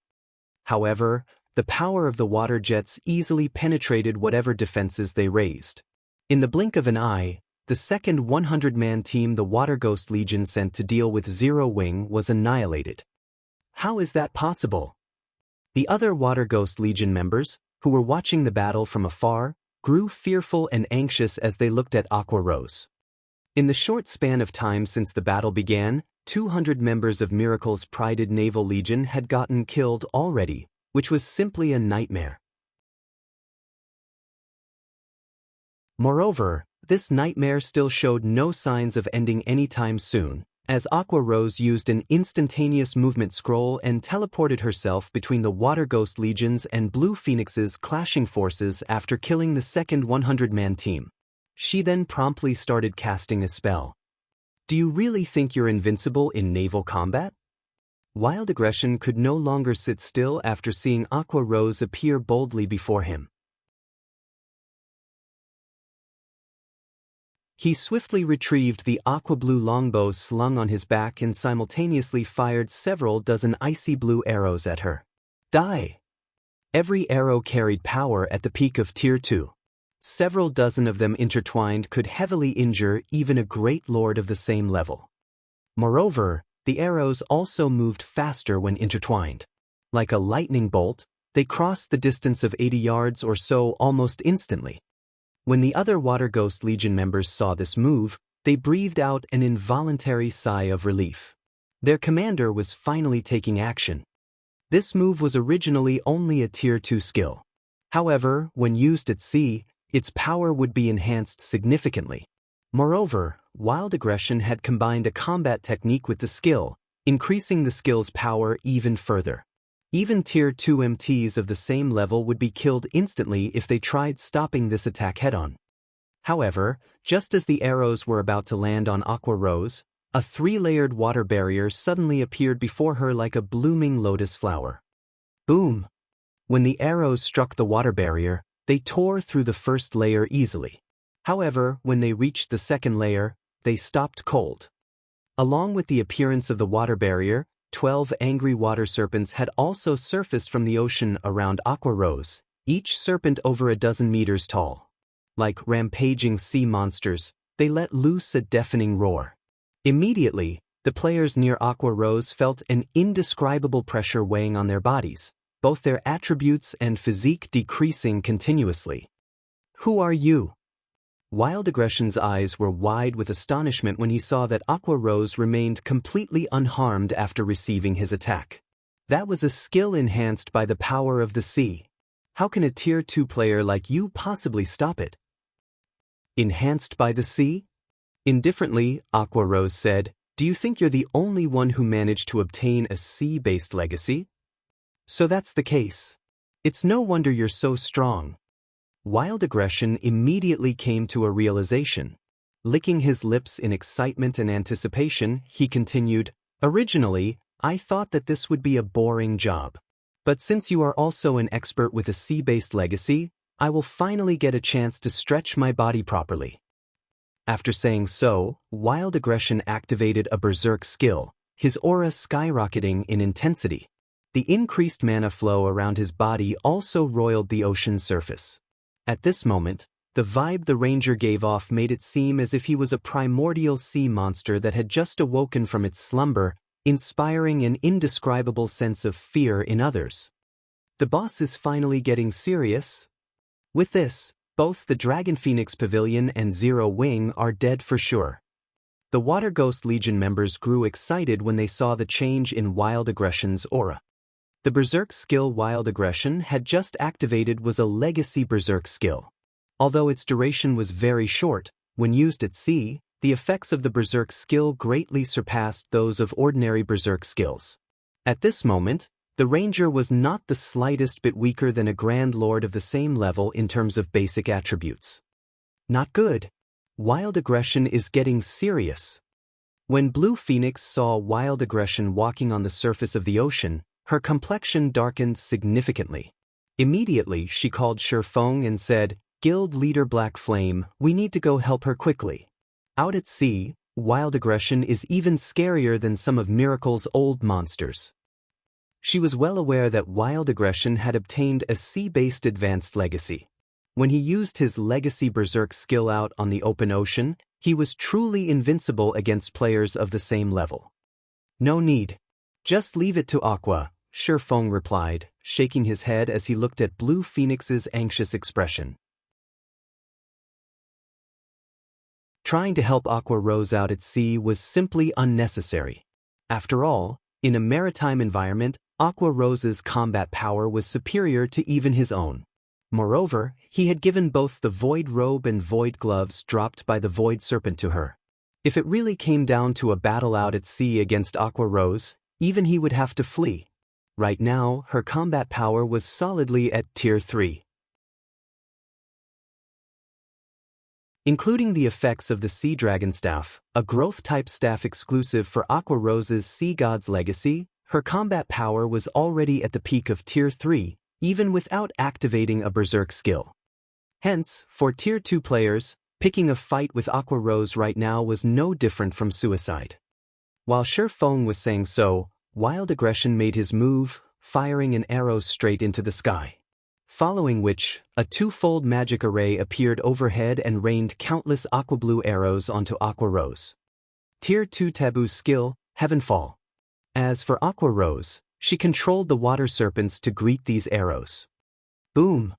When the attacks of both sides clashed, the resulting shockwave formed a depression in the ocean's surface and shook the surrounding ships. Meanwhile, when the splashes dissipated, the gigantic water serpents still towered proudly above the ocean surface, their bodies entirely unscathed.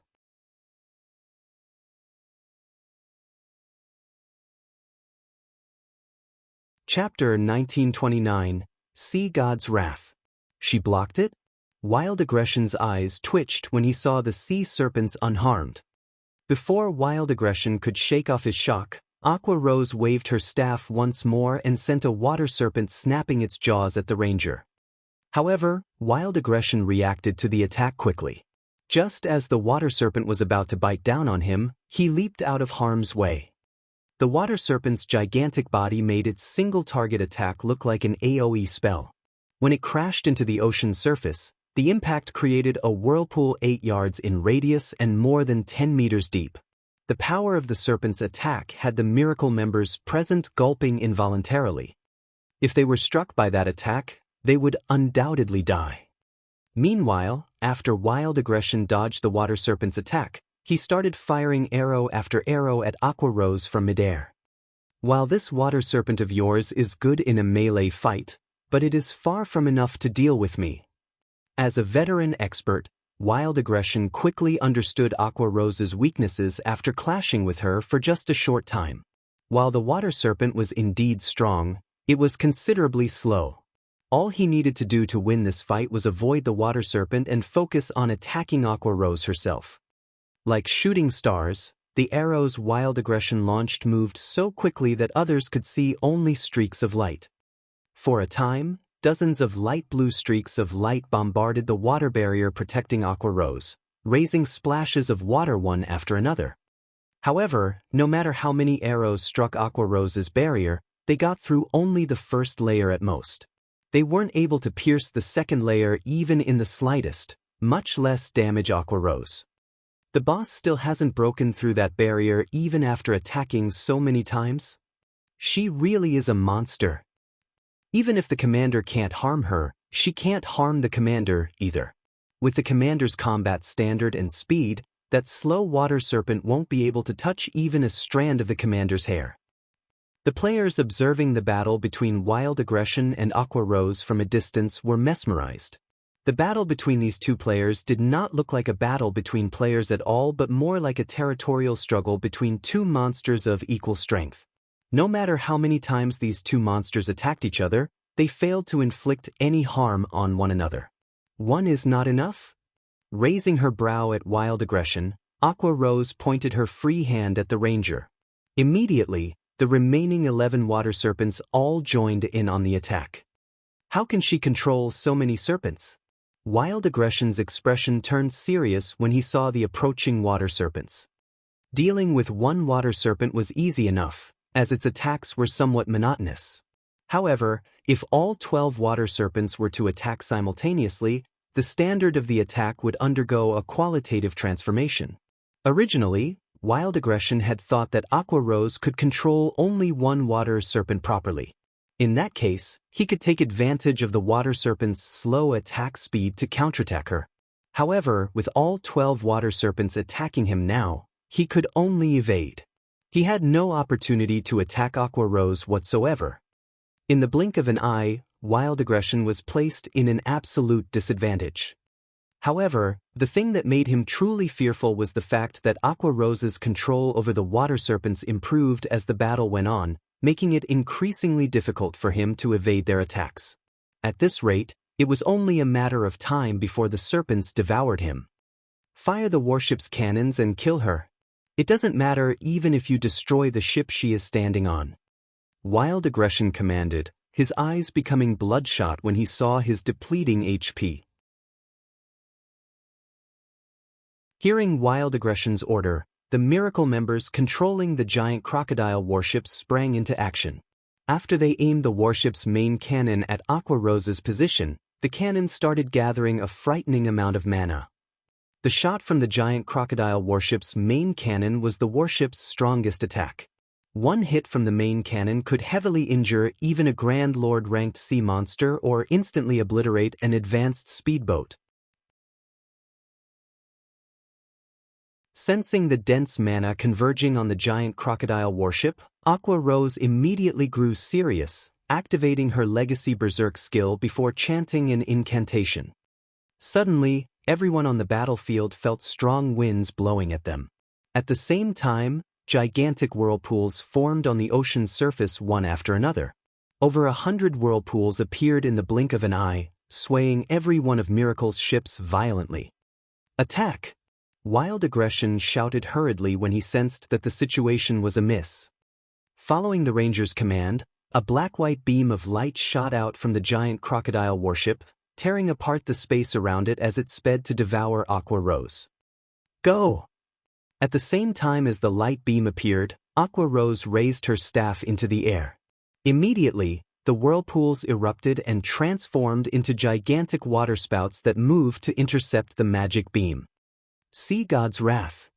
This move was the strongest spell Aqua Rose currently possessed and was a curse that could be used only when she had her Legacy Berserk skill activated. Suddenly, over 100 waterspouts clashed with the magic beam, the intense shockwave resulting from the clash causing the ocean's surface to sink. The clash between the magic beam and the waterspouts continued for several seconds. Then, the energy reserves for the attack finally ran out. In the next moment, the light beam dissipated into nothingness, leaving behind a bunch of intact waterspouts. How is this possible? Wild Aggression's mind blanked out when he saw the giant crocodile warship's magic beam disappear without achieving anything.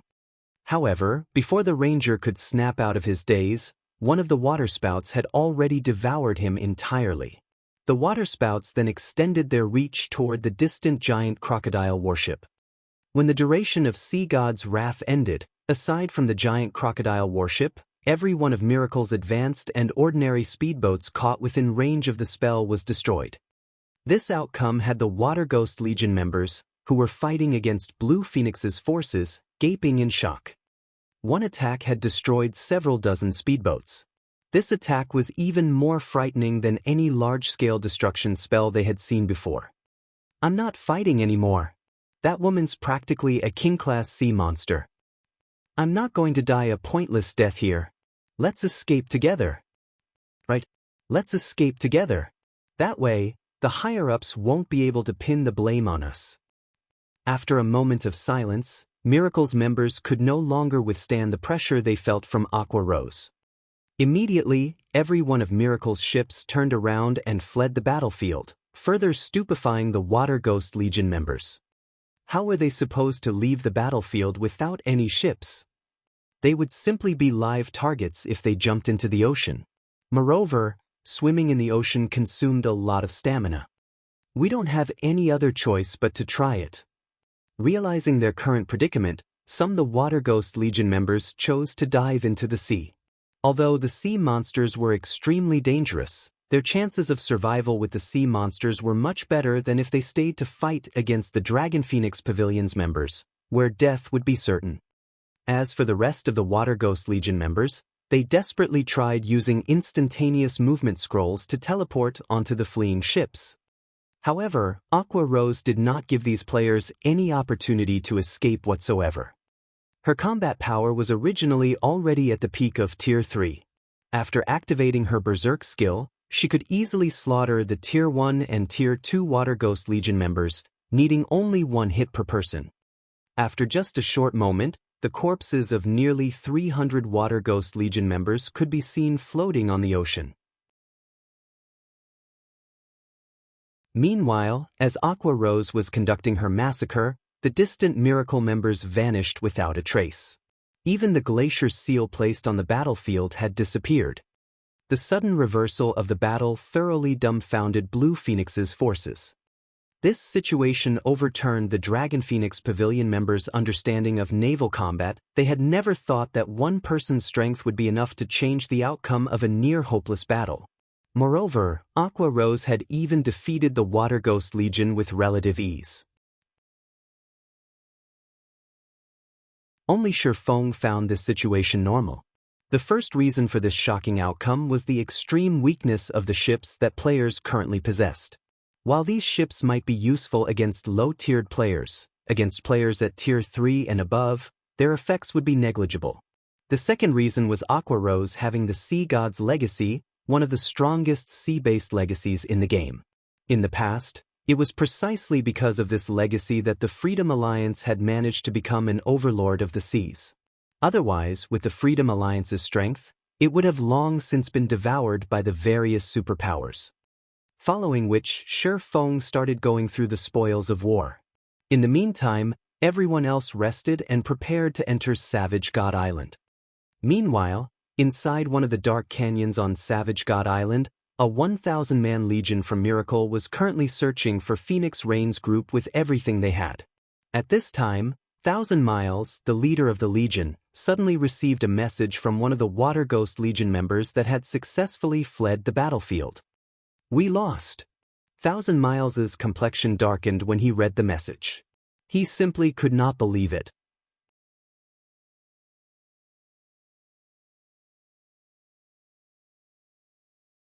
Chapter 1930, Legacy Treasure. 1,000 Miles's expression sank even further after watching the battle video the Water Ghost Legion member sent him. How is she so powerful? The battle video showed Aqua Rose blocking the giant crocodile warship's main cannon all by herself. Moreover, she had even managed to damage the giant crocodile warship severely, as well as destroy several dozen speedboats. To make matters worse, she had done all these things with only one spell. Even large-scale destruction spells weren't capable of such a feat after all. Every speedboat had a certain amount of magic resistance. They were also made of very tough materials to be able to fight sea monsters. Nevertheless, Aqua Rose still managed to destroy the speedboats in one hit. This proved that her attack dealt additional damage to ships. Vice Guild Leader, did something happen?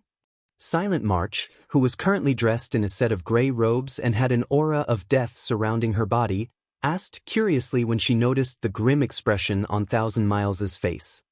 Wild's ambush failed, 1,000 Miles replied as he forwarded the message he received to her.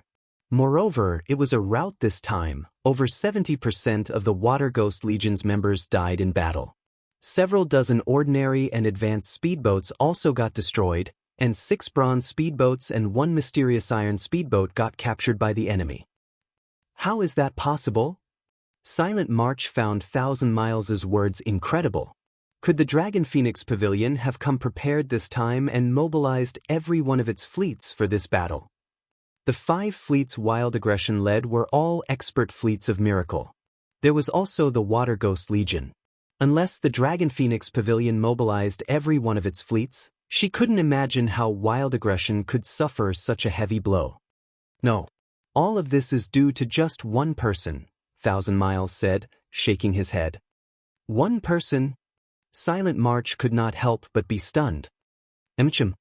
Enviously, 1,000 Miles said, even Wild Aggression with his advanced legacy was no match for her.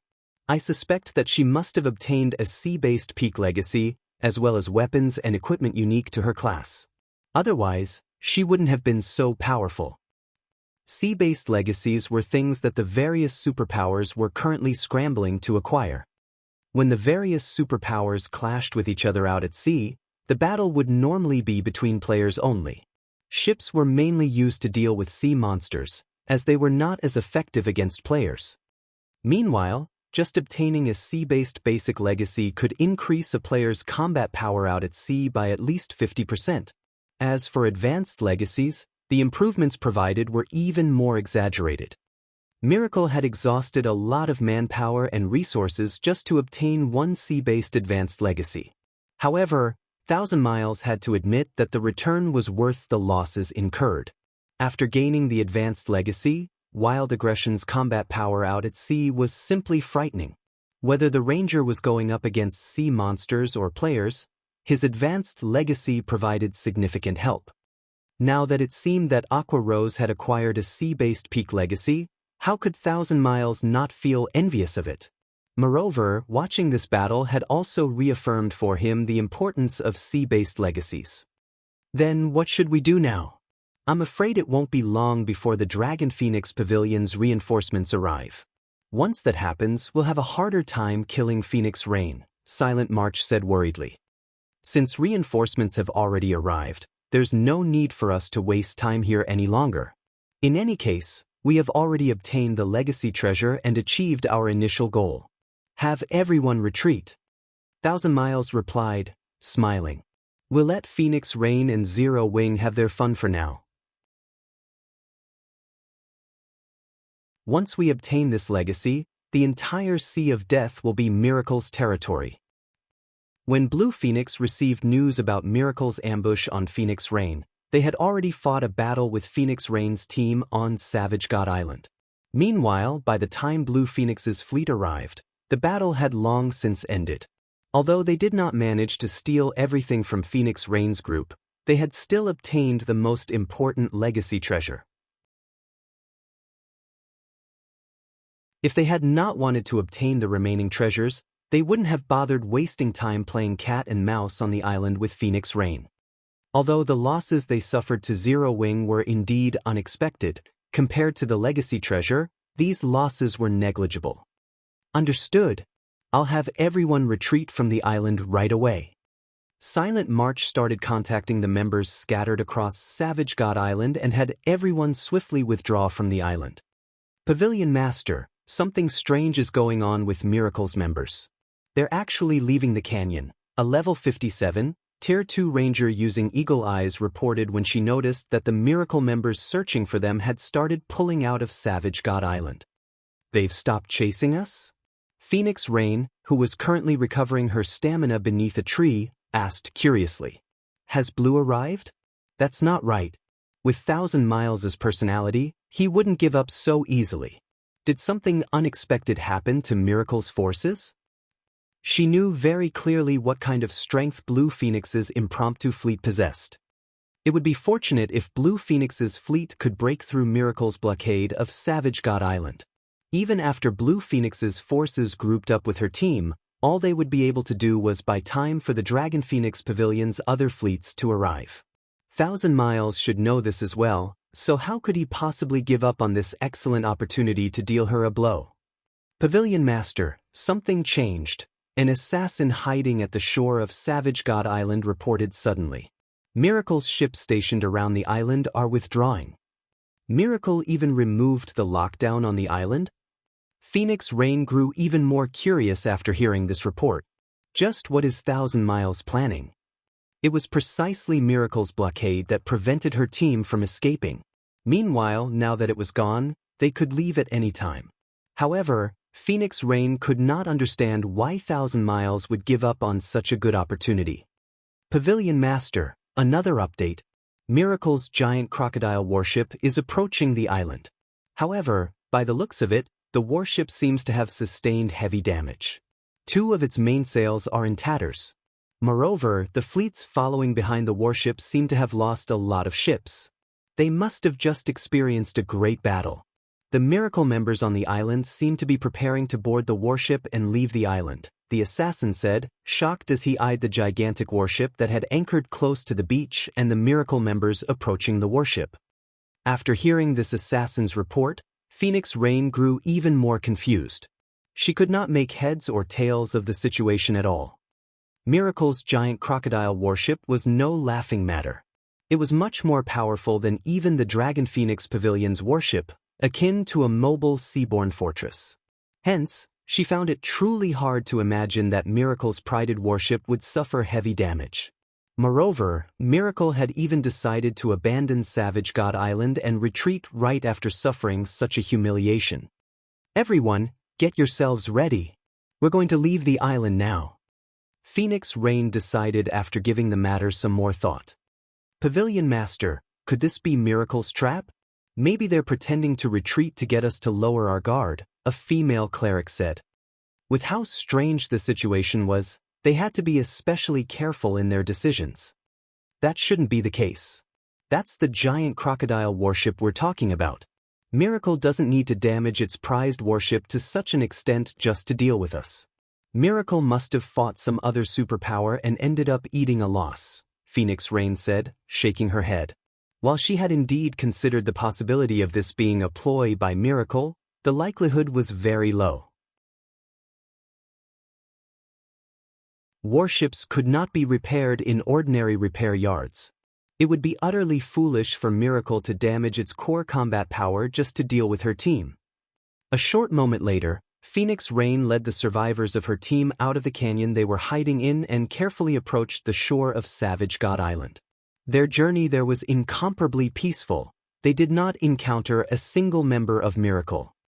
Just which superpower started a fight with Miracle? Phoenix Rain could not help but wonder as she thought back to the uneventful journey her team just made. As far as she knew, there were no naval superpowers capable of forcing Miracle to make such a decisive retreat.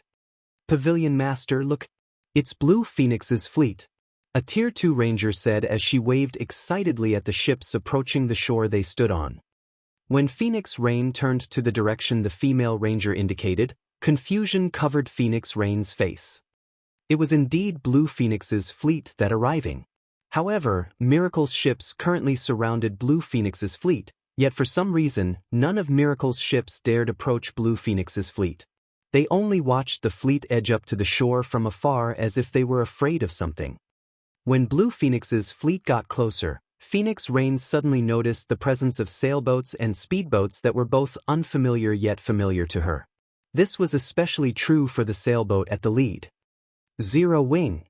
Phoenix Rain was filled with an indescribable sense of shock when she saw Feng and his guild members standing at the bow of the one-horned sailboat. Could it be their doing?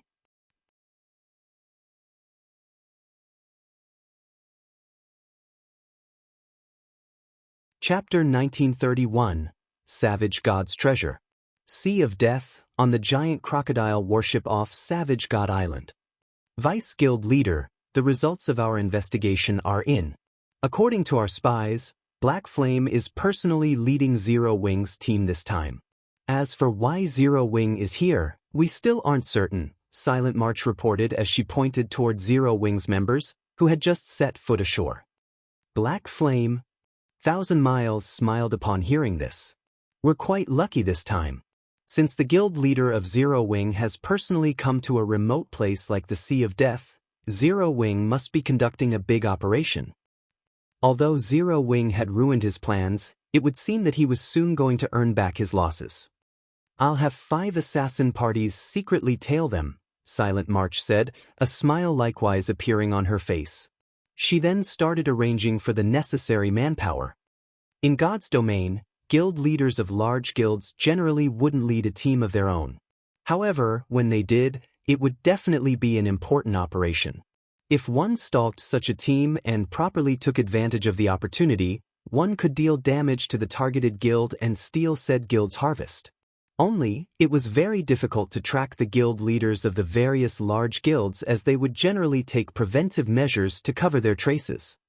Make sure Zero Wing's members don't detect them, no matter what. 1,000 Miles reminded. Vice Guild Leader, rest assured, the parties I sent are the best. I am certain they will not be discovered. Silent March nodded. Meanwhile, on Savage God Island, after Blue Phoenix informed Phoenix Rain about the battle between Aqua Rose and the Water Ghost Legion, Phoenix Rain could not help but sigh ruefully. She had gone to great lengths to secure a clue leading to a sea-based legacy, yet before she could get the legacy, Miracle stole it from under her. Meanwhile, Zero Wing had somehow obtained a sea-based peak legacy without anyone noticing. With this peak legacy, even the naval overlords would not dare to casually start a war with Zero Wing. Big Sis Rain, does that mean the legacy treasure fell into Miracle's hands? When Blue Phoenix heard about Phoenix Rain's battle on Savage God Island, her originally happy mood instantly vanished. If not for Nine Dragons Emperor leaking information, you wouldn't have met such an ambush. Big Sis Rain, why don't we report this matter to the Great Pavilion Master? If we do so, Nine Dragons Emperor will definitely get his just deserts. The clue regarding the legacy treasure was something they had discovered in the Savage Wildland. Now, however, their efforts had ended up profiting Miracle instead. It's useless. We don't have any evidence. The Great Pavilion Master won't believe a unilateral claim. Not to mention, the competition is already at a crucial point. Nine Dragons Emperor might even be hoping I'll complain to the Great Pavilion Master to use it to lower my standing, Phoenix Rain said, shaking her head.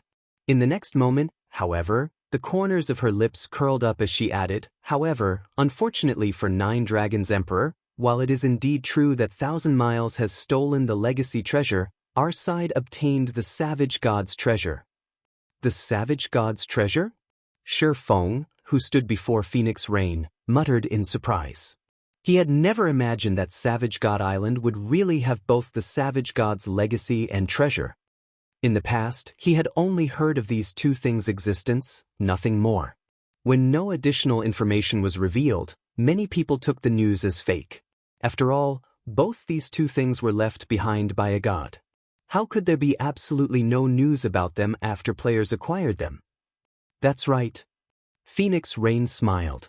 She then retrieved an ancient book from her bag and said, "This is the treasure left behind by the Savage God, a divine tome." The moment Phoenix Rain took out the divine tome, everyone present felt their perception vanish as the large book sucked the ambient mana completely dry. Impossible! A divine tome! Feng goggled at the book in Phoenix Rain's hands reflexively, an indescribable sense of shock flooding his heart. Current players would not have any accurate knowledge regarding divine tomes. However, Feng, who had played God's Domain for more than a decade, knew just how valuable a divine tome was. It was no exaggeration to say that it was worth more than a fragmented legendary item. Its value to lifestyle players could even rival a legendary item. This is a treasure that allows lifestyle players to enter the divine library and learn the recipes and designs left behind by ancient gods, Phoenix Rain said, chuckling. Although there are only 2 entry slots available, if used properly, generating a fortune is definitely possible. While the legacy treasure could grant players frightening combat power, the Savage God's treasure allowed players to gain frightening wealth. After all, those recipes and designs were left behind by ancient gods. The items that could be created using those recipes and designs were undoubtedly amazing. Earning a fortune with those items would be very easy. Meanwhile, money just so happened to be the thing she lacked the most right now. She had invested practically every coin she earned into developing her naval forces. However, despite doing so, her naval forces were still significantly weaker than Miracle's. If she wished to surpass Miracle, then she required more funds. Moreover, while Miracle had indeed stolen the legacy treasure from her, obtaining the legacy itself was impossible in the short term. The player Miracle selected for the legacy would need sufficient strength. Meanwhile, in order to guarantee success, Miracle would definitely have to make a lot of preparations. Guild Leader Black Flame, it is all thanks to you that Blue and her forces were able to escape tragedy this time. At the same time, you also saved my life. I hope that you can accept one of these 2 slots, Phoenix Rain said sincerely as she looked at Feng. While having allies was a good thing, not all allies would be willing to lend a helping hand during critical moments. Most of them would take action only after weighing their potential gains and losses. The fact that Zero Wing stepped forward when she faced danger was invaluable. Phoenix Pavilion Master, you are making too much of it. I only helped out as an ally. However, I am indeed very interested in this Divine Tome entry slot. While I will be accepting your goodwill, I cannot just take it for free, Feng said. He immediately took out 6 bronze speedboats and traded them to Phoenix Rain. Each entry slot to the Divine Library was worth roughly 1 fragmented legendary item, definitely far more than the help he provided this time. As for the bronze speedboats, these things currently weren't of much use to Zero Wing, as the guild was not particularly active in the Sea of Death right now. However, they were worth a lot to Phoenix Rain, who operated mainly in the Sea of Death. With a look at the trade window, Phoenix Rain understood that, like herself, Feng did not like owing favors. Hence, she simply nodded and accepted the 6 bronze speedboats. Using the Divine Tome, Phoenix Rain left a mark on Feng's palm. With this, he could either use the mark himself or transfer it to someone else. However, it could be used only once. Once the transaction was completed, Phoenix Rain decided against lingering on Savage God Island, as she still had a lot of work awaiting her. After instructing Blue Phoenix's group to continue guiding Feng to Kama Island, Phoenix Rain herself returned to Thunder Island.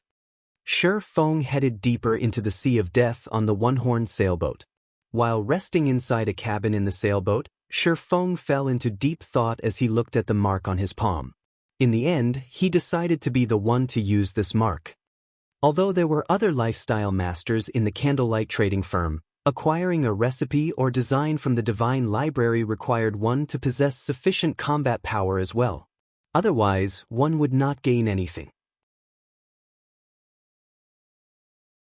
Meanwhile, if he waited until Melancholic Smile or Cream Cocoa became combat experts, it would be months or years before he could reap the benefits of the divine library. Following which, Feng activated the mark on his palm. Suddenly, the mana inside the cabin stirred. Shortly after, a spatial tear appeared behind Feng and sucked him into it. In the blink of an eye, he disappeared from the room, leaving behind only a silver magic array on the floor where he had been standing.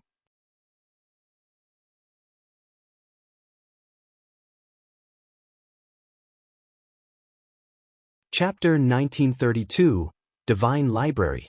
After getting sucked into the spatial tear, Feng arrived in a dark and chaotic space. Standing at the center of this space was a majestic shrine that gave off such pressure that even the chaotic airflow actively avoided it. The moment Feng appeared before the shrine, he could feel a stifling suppression of his strength. The frightening divine might the shrine exuded also made his movements extremely sluggish. This pressure really is amazing.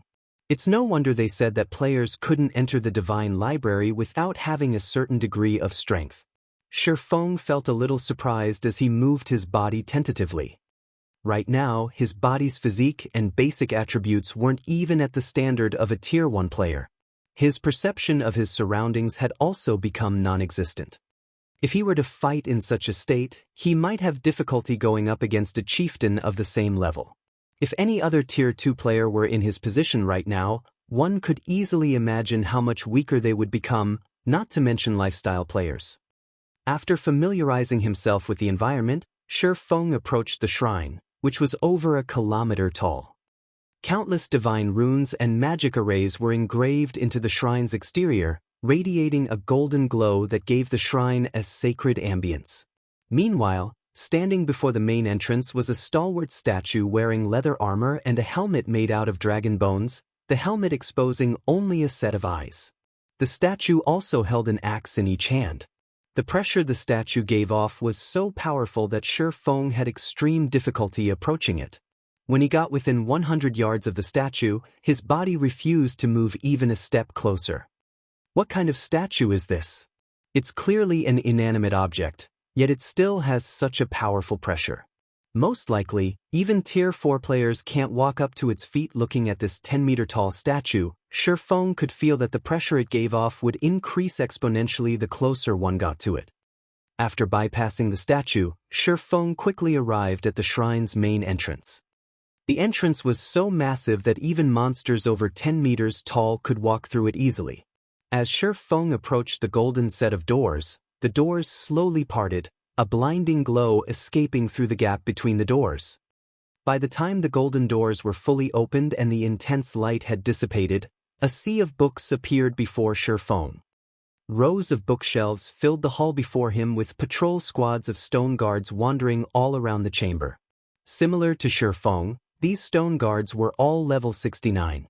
As for their ranks, there were elites, special elites, and chieftains.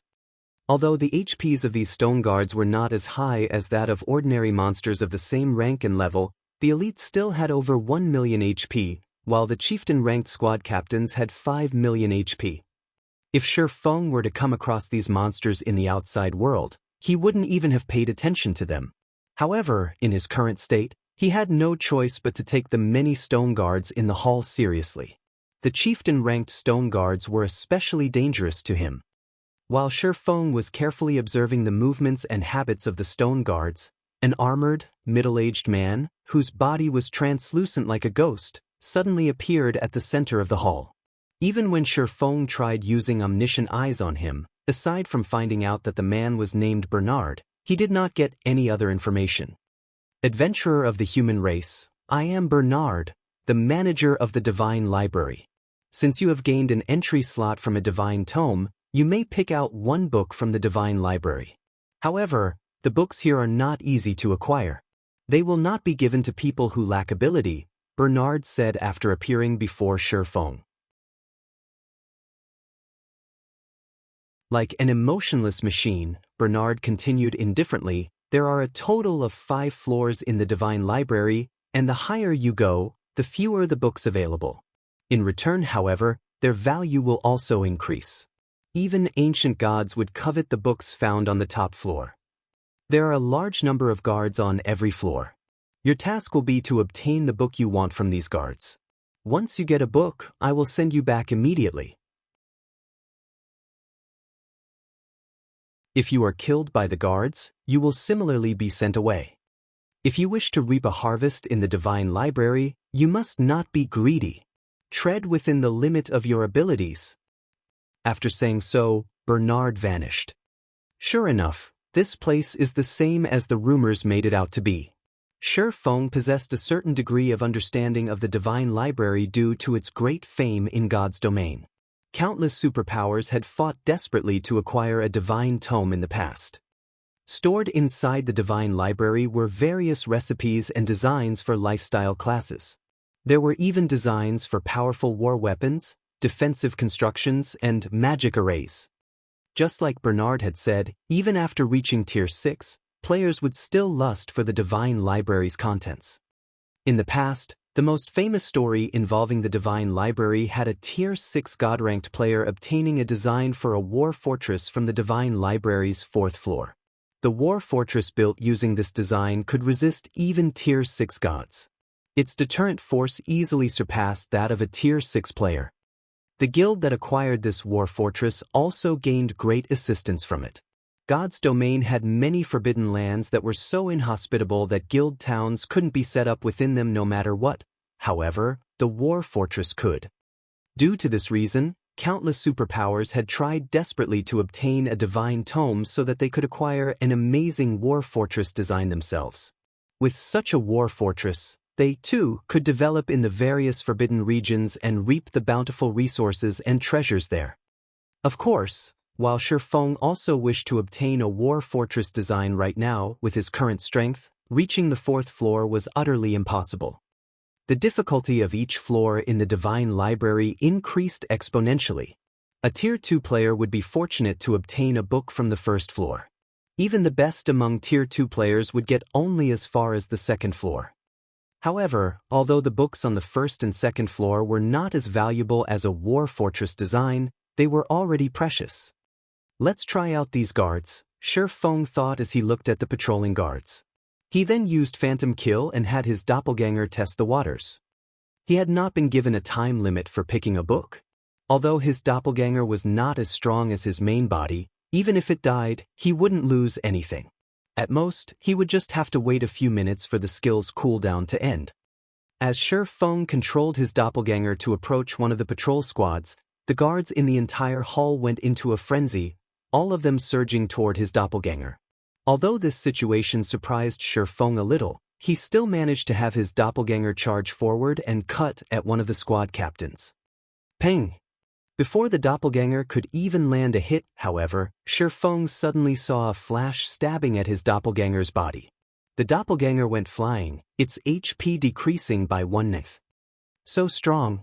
Feng could not help his surprise as he looked at the squad captain. Not only did the squad captain's attack contain great strength, but the way it moved its spear was absolutely flawless, without any excess action whatsoever. The squad captain's combat standard was already very close to rivaling Refinement Realm experts. All the captain lacked was a little bit of intellect. Before Feng's doppelganger could stand up, several squad captains nearby had already arrived before it, their spears stabbing the doppelganger one time after another. Whether it was in terms of speed or strength, the squad captains had the upper hand. Despite activating its life-saving skills, Feng's doppelganger still did not last more than 10 seconds before getting killed. It did not even get to touch the first row of bookshelves.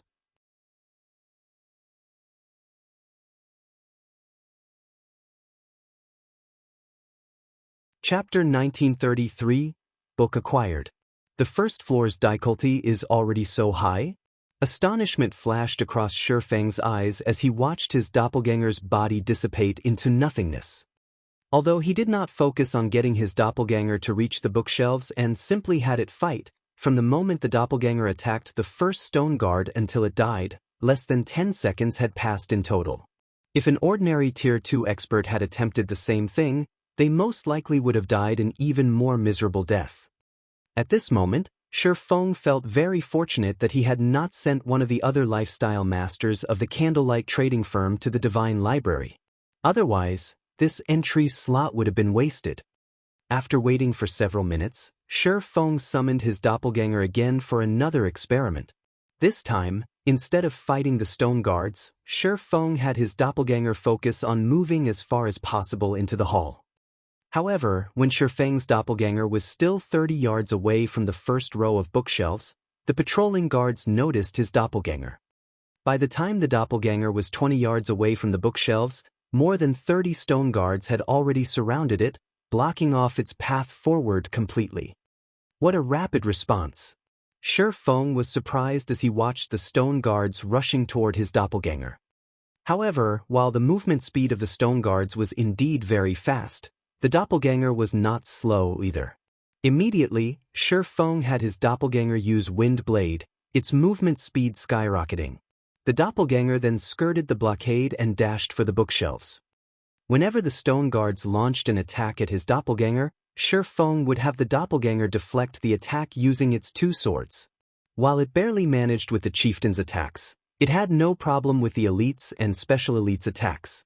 Leveraging this knowledge, Feng controlled his doppelganger to surround itself with elites and special elites, using them as shields to hinder the chieftains as much as possible. A short moment later, Feng's doppelganger arrived before the first row of bookshelves. The first row of bookshelves contained advanced recipes and designs, all of which came from ancient times, so they could be considered unique in the current god's domain. The sight of these recipes and designs tempted Feng greatly. However, he also understood very clearly that the deeper the bookshelves were located, the more valuable the books they held. Hence, he had his doppelganger continue deeper without hesitation. Second row. Third row. The deeper Feng traveled into the hall, the more effort he had to expend to get even further. The first reason for this was the continuous increase in the number of stone guards. The second reason was the elites and special elites taking the initiative to give way to allow the chieftain-ranked squad captains to attack. After Feng expended every skill his doppelganger possessed, the doppelganger ended up dying in the middle of the first-floor hall. So that's how it is. It's no wonder so many experts failed to obtain anything from the Divine Library in the past. Feng took in a deep breath as he mentally replayed the scenes of his doppelganger's attempt. There were several hundred stone guards on the first-floor hall, including over 50 chieftains. The deeper one traveled into the hall, the more chieftains one would encounter. Moreover, if players took the initiative to attack even one of the stone guards, every stone guard in the hall would swarm over to attack them, making it almost impossible for players to locate a book of their preference. In addition, the combat standard of the chieftain-ranked squad captains bordered on the refinement realm. A Tier 2 refinement realm expert would be fortunate to obtain a book from the first row of bookshelves. Experts that hadn't reached the refinement realm wouldn't even be able to touch the bookshelves. Moreover, players' greed would also play an important role when selecting a book. The further one proceeded into the library, the more valuable the books they would see. Hence, players that visited the Divine Library would definitely try to push themselves to their very limits. However, after they truly reached their limits, they would not have any opportunities to reach for a book on the shelves, as the patrol guards would have already surrounded them. Even if they did still have some energy left to grab a book, it would be nearly impossible to accurately grab a book suited to their own needs. Now that I've already grasped the basic movement patterns of the guards, it's about time I made a move myself. After Feng simulated the battle on the first-floor hall in his mind several times, he focused his gaze on the closest patrol squad. If he tried to advance into the hall by sneaking through the gaps between patrol squads, once he got discovered, multiple patrol squads would charge at him and quickly surround him. However, if he were to charge straight at the nearest patrol squad, it would take the other patrol squads some more time to reach him. In other words, for a certain period, he would have to deal with only one patrol squad. He wouldn't have to deal with the encirclement of multiple patrol squads right off the bat, which would, in turn, slow down his advance and allow more patrol squads to gather around him. After Feng was done planning, he immediately charged at the nearest patrol squad. Intruder, die! After noticing Feng's approach, the 10-man patrol squad quickly moved to surround him. Upon seeing this, Feng executed Purgatory Pentaslash without hesitation. In terms of basic attributes, he was significantly superior to his doppelganger. Moreover, unlike his doppelganger, he had the assistance of the 7 luminaries' rings aura of wind to increase his movement speed by a significant margin. After sending 5 elite stone guards flying, Feng used Wind Blade and rushed past the squad captain, bolting for the depths of the hall. In the middle section of the hall, more than 10 patrol squads managed to surround Feng. Faced with such a situation, even Feng felt that he was close to reaching his limits, his HP rapidly decreasing. He immediately activated Heavenly Dragon's power, his strength skyrocketing, then executed Sword's Orbit to send the approaching stone guards flying. The boost in strength allowed Feng to advance with great ease. Only after he neared the staircase leading to the second-floor hall did he start feeling some pressure. Currently, dozens of squad captains surrounded him. Even though he had an advantage in strength, the squad captains charged at him without fear. Unlike before, when squad captains only tried to hinder his movements and buy time, they now recklessly traded blow for blow, fully intent on reaping his life at all costs. Hence, even though he had superior strength, advancing still took him a lot of effort. In the end, Feng decided to use 9 dragons slash against the overwhelming number of attacks. With the help of the 16 Abyssal Blade Phantoms, he finally managed to get through the first floor and reach the second floor. Unlike the first floor, the guards on the second floor did not give Feng any time to prepare at all. The moment he appeared on the floor, the guards were already swarming toward him. Meanwhile, the guards on the second floor had clearly received a qualitative improvement, as even the weakest guards were chieftains, while the squad captains were high lords whose combat standard was at the refinement realm. Compared to the guards on the first floor, the guards here also coordinated much better with each other. To make matters worse, even with Heavenly Dragon's power activated, Feng was actually inferior to the high lords in strength. By the time Feng arrived at the first row of bookshelves, he already felt himself close to reaching his limits.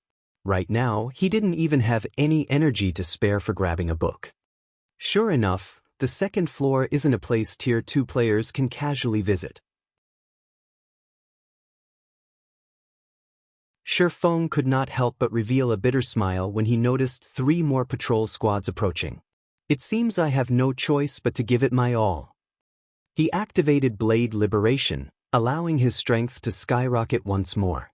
With the activation of Twofold Berserk, his strength rivaled that of the High Lord-ranked squad captains.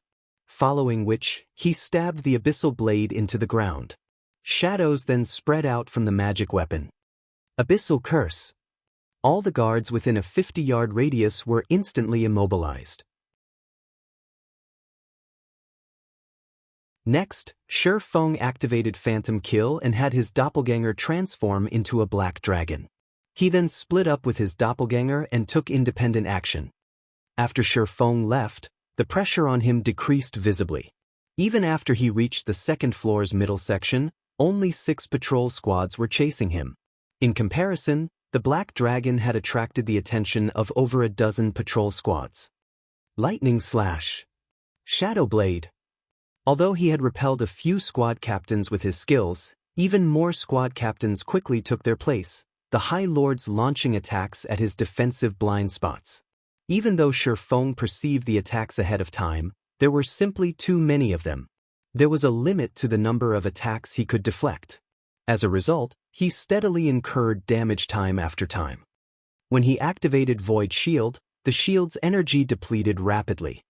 80%, 50%, 20%. Just when his Void Shield was about to shatter, Feng gritted his teeth and activated Divine Steps. Immediately, he and his 10 new doppelgangers scattered, dashing in different directions, forcing the patrol squads to split up. By constantly switching positions with his doppelgangers, he managed to advance a considerable distance into the hall.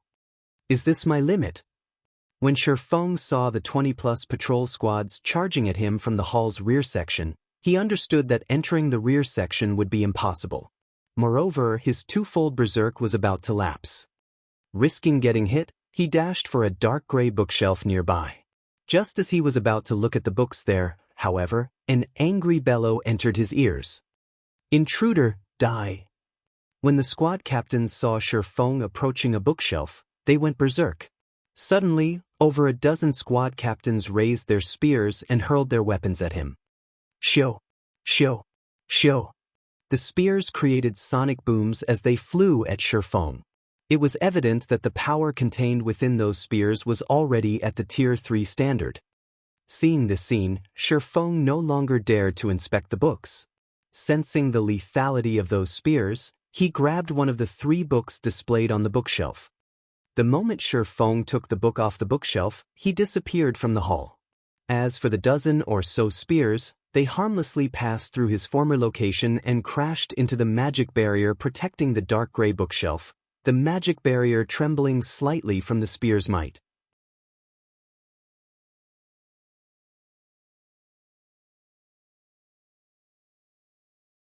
Chapter 1934, Basic Combat Device. Sea of Death. In one of the one-horned sailboat's cabins. The silver magic array carved on the floorboards suddenly lit with a brilliant glow. Feng's figure then emerged from the array. That was close. Feng looked down at the tome in his hands, ecstatic. He had very nearly lost his life back there. He never thought that the stone guards could go berserk. The power of their spears had undoubtedly been at the Tier 3 standard, and if every one of those dozen or so spears had struck him, he would have died instantly. But despite his near-death experience, he couldn't help but excitedly inspect his new treasure. All of the Divine Library's books were precious treasures. First-rate guilds would even drool over the tomes on the first floor, not to mention those on the subsequent floors. Feng tapped to open the tome's attribute panel, and the system displayed its information before him. As expected of the Divine Library. Even something like this was on the second floor? The corners of Feng's mouth twitched slightly when he saw the tome's name, all flashing in his eyes. The tome he had obtained from the Divine Library was the production design for the basic combat device.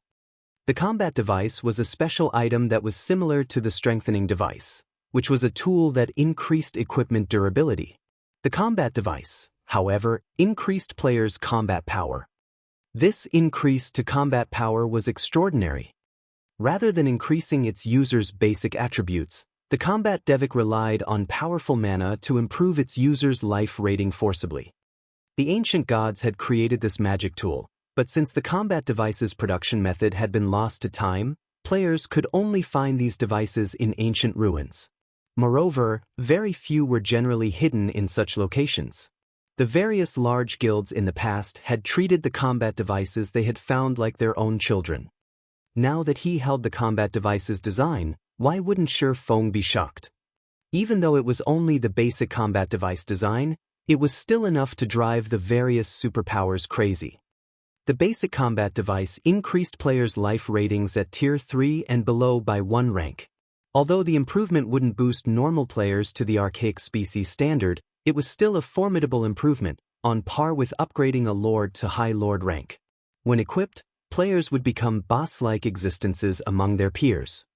If an ordinary player equipped the combat device, their strength could rival an expert player of the same level and tier. If ordinary expert players used the device, although they would not be a match for peak experts, they would become slightly stronger than refinement realm experts. The combat device's only downside was that it couldn't be used in dungeons, even regional dungeons.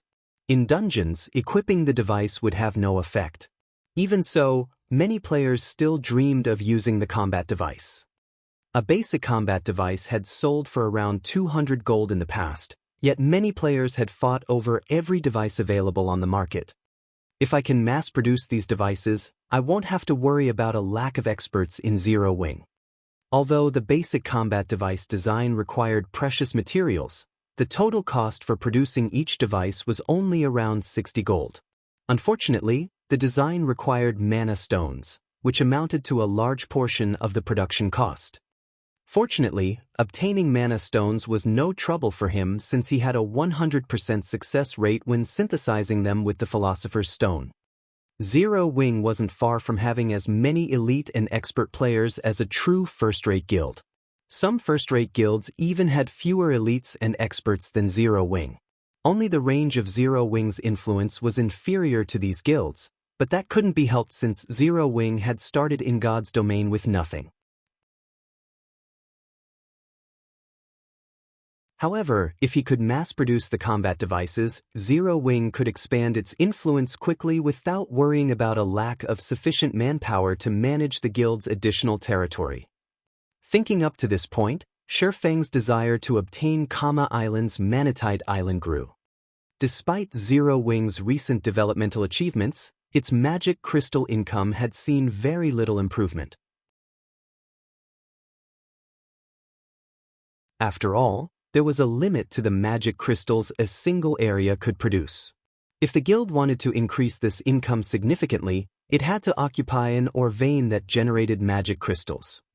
Returning his focus to the tome in his hands, Feng clicked to learn the basic combat devices production method. Only the player that obtained a book from the Divine Library could learn from it. They could not be traded. Hence, the various large guilds in the past had generally sent lifestyle players to the library since they could only put the books to good use by doing so. However, some guilds had dispatched powerful experts to retrieve the more valuable tomes.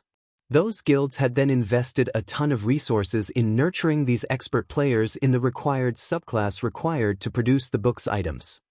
Fortunately, Feng had gotten quite lucky since the book he had claimed contained a forging design. Had he chosen an engineering design or alchemy recipe, he would have had to invest in developing a new subclass. After learning the production method, Feng began to practice the required magic arrays for the combat device while he waited for the one-horned sailboat to reach Kama Island. Time passed quickly. Under Blue Phoenix's lead, Zero Wing's fleet avoided many unnecessary fights with sea monsters. Finally, after more than 10 hours, the fleet arrived before an island enveloped in death energy. Kama Island's twin peaks were intertwined, and from afar, the island resembled some kind of massive, howling beast. From time to time, deafening roars rose from the island, echoing in the nearby players' minds. Even from afar, plenty of sea monsters were visible as they explored the island's surroundings. All of these sea monsters were level 60 or higher. Just docking on the island would be challenging. Guild leader Black Flame, we've reached Kama Island. I still have some matters to attend to, so I'll take my leave, Blue Phoenix said. She couldn't help her confusion. Her gaze wandered to the island. She didn't understand why Feng wanted to visit an island doused in death energy and void of mana, but it wasn't her place to question him. God's domain had many secrets, after all, and for all she knew, Feng might have come here for some high-ranked quest. Thank you, Feng said sincerely. If not for Blue Phoenix's familiarity with the Sea of Death's inner area, Zero Wing's fleet would have seen a lot of trouble on the way to Kama Island.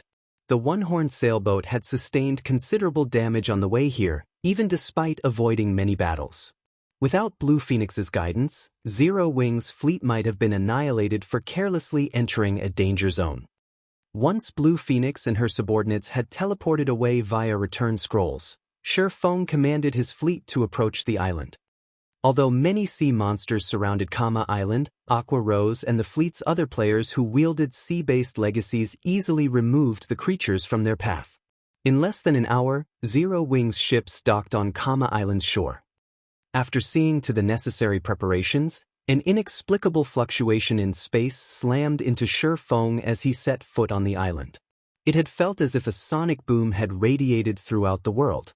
Just as suddenly, the sound of a system notification reached Feng's ears.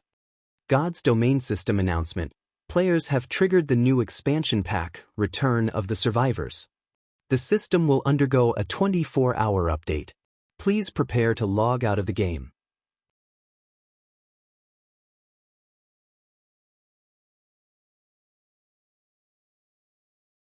Chapter 1935, God's Domain Shaken. Upon hearing the system announcement, Feng was stunned. Why has this happened so soon? Feng's expression darkened slightly as he read the system announcement. The Return of the Survivors was a massive expansion pack that affected the entirety of God's domain, but as far as he could remember, this expansion pack shouldn't have triggered until mainstream players had reached level 70. Most mainstream players were only level 50 right now. Most of the various large guilds didn't even have many Tier 2 players, yet the Return of Survivors expansion pack had just triggered. While this expansion pack was good news for the various major powers, the same couldn't be said for Zero Wing. Once the Return of the Survivors expansion pack activated, the ancient humans that had split away from God's domain's main continent due to the ancient war would return. Unlike the current human population in God's domain, these ancient humans retained some of the combat techniques and lifestyle techniques from ancient times. The return of these beings also meant the return of lost technologies. One could easily imagine the impact this change would have on current players. In addition to the return of the ancient humans, the Return of the Survivors expansion pack also reduced the teleportation fees between the continent's various countries. The price of guild transfer scrolls would also drop. Once the expansion pack took effect, both independent players and guild players would have a much easier time traveling between countries. As a result, competition within the various countries would become far more intense. However, these changes were only the tip of the iceberg. The expansion pack's real impact lay in the real world. When the Return of Survivors expansion pack activated, the main god system would also activate the mental assistance system, incorporating players' habitual movements and nerve reactions from the real world in the game. Players' control of their virtual bodies would become more comfortable due to this change, removing the disparity between players' virtual bodies and their physical forms. This latest expansion pack also introduced the EXP potion, the effects of which lasted for 6 hours and disappeared upon death, to the game.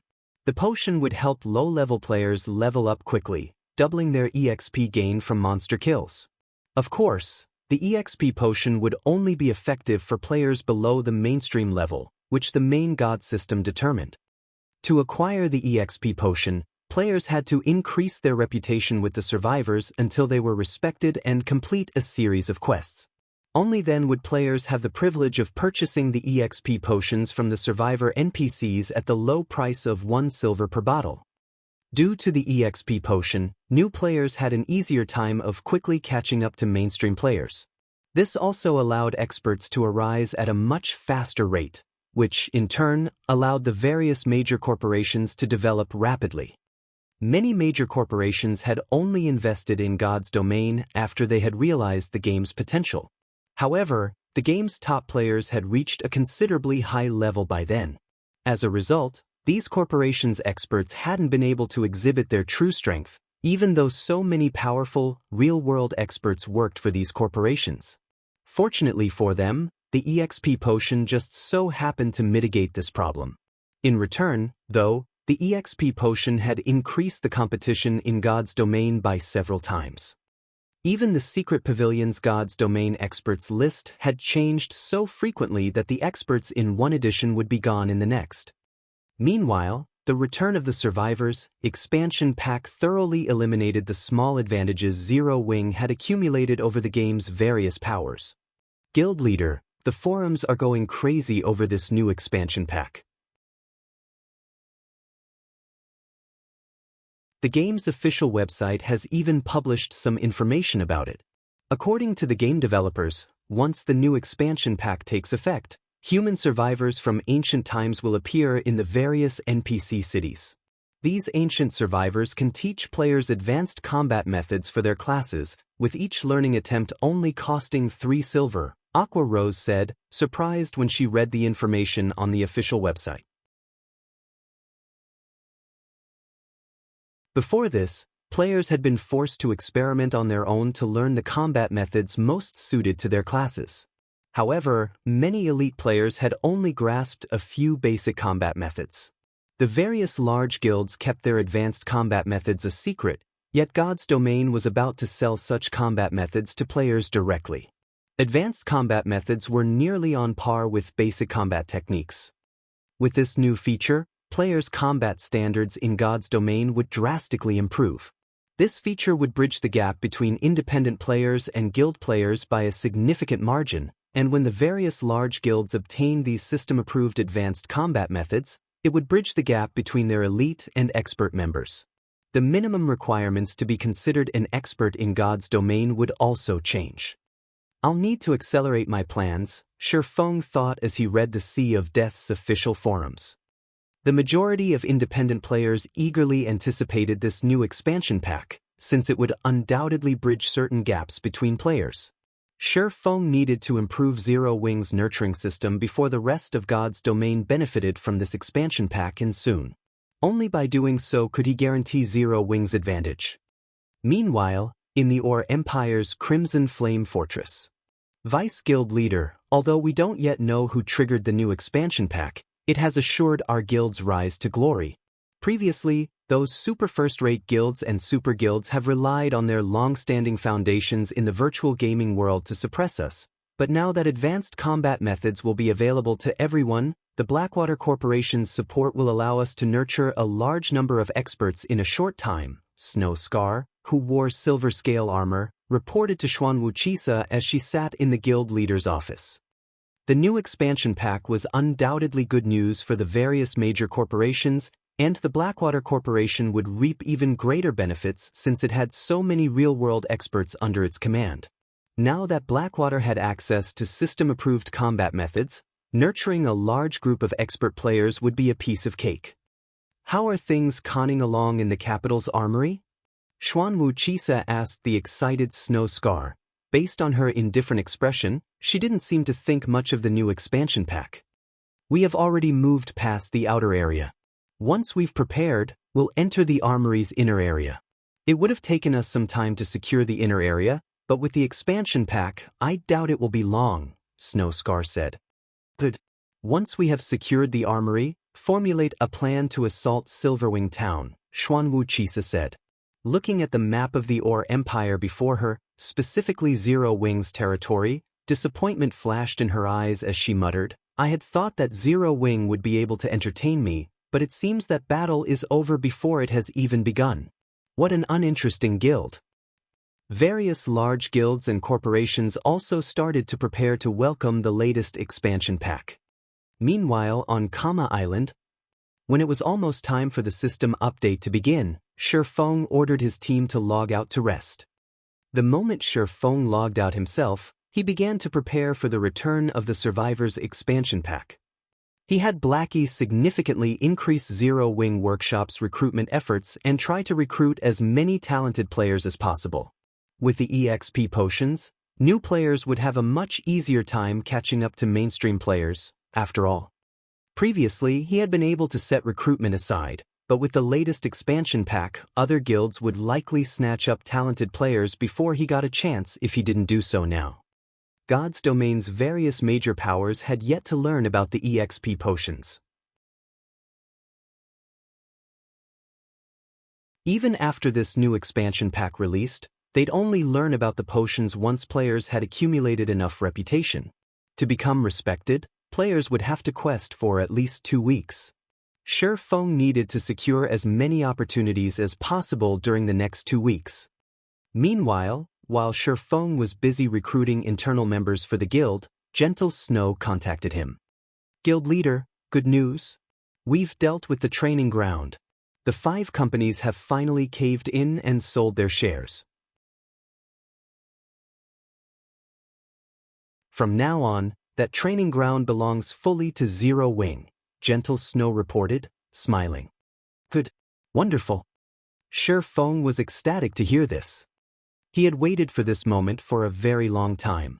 Finally, Zero Wing had its own training ground.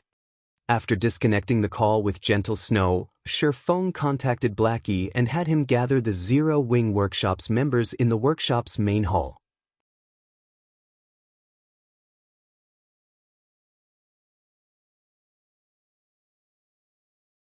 Chapter 1936, Moving House. Hundreds of Zero Wing members had gathered in the main hall of Zero Wing's workshop, making the space feel a little cramped. "Boss Blackie, has something happened? Why have you suddenly gathered us here? Don't tell me the guild is trying to replace some of us." The Zero Wing members in the hall bombarded Blackie with questions. Some of them were curious, while others were worried. Zero Wing had developed quite a bit recently. Not only did the guild's member count continue to increase, but the guild also ranked its internal members in various aspects. Competition between internal members was incredibly intense, and a large number of players arrived for interviews each day. The guild's workshop was only so large. There was a limit to how many internal members the guild could house. Hence, it wasn't unusual for the guild to cut off some of its present members for new recruits. After all, unlike other members of the guild, internal members received a significant salary. "Stop making blind guesses. Even I don't know the meaning of this meeting," Blackie replied. "But it should be something good." When the crowd heard Blackie's words, they relaxed. Shortly after the crowd had begun its discussion, Feng entered the hall. The crowd fell silent the moment they saw him, turning towards him with respectful gazes. The majority of Zero Wing's internal members didn't know that Feng was actually the guild leader, Black Flame. Very few of the upper echelons knew the secret. However, they were all aware that Feng was the Zero Wing Workshop's true manager. His position in the guild was the equivalent of first vice guild leader. "Since everyone's here, let me explain why we've gathered you all.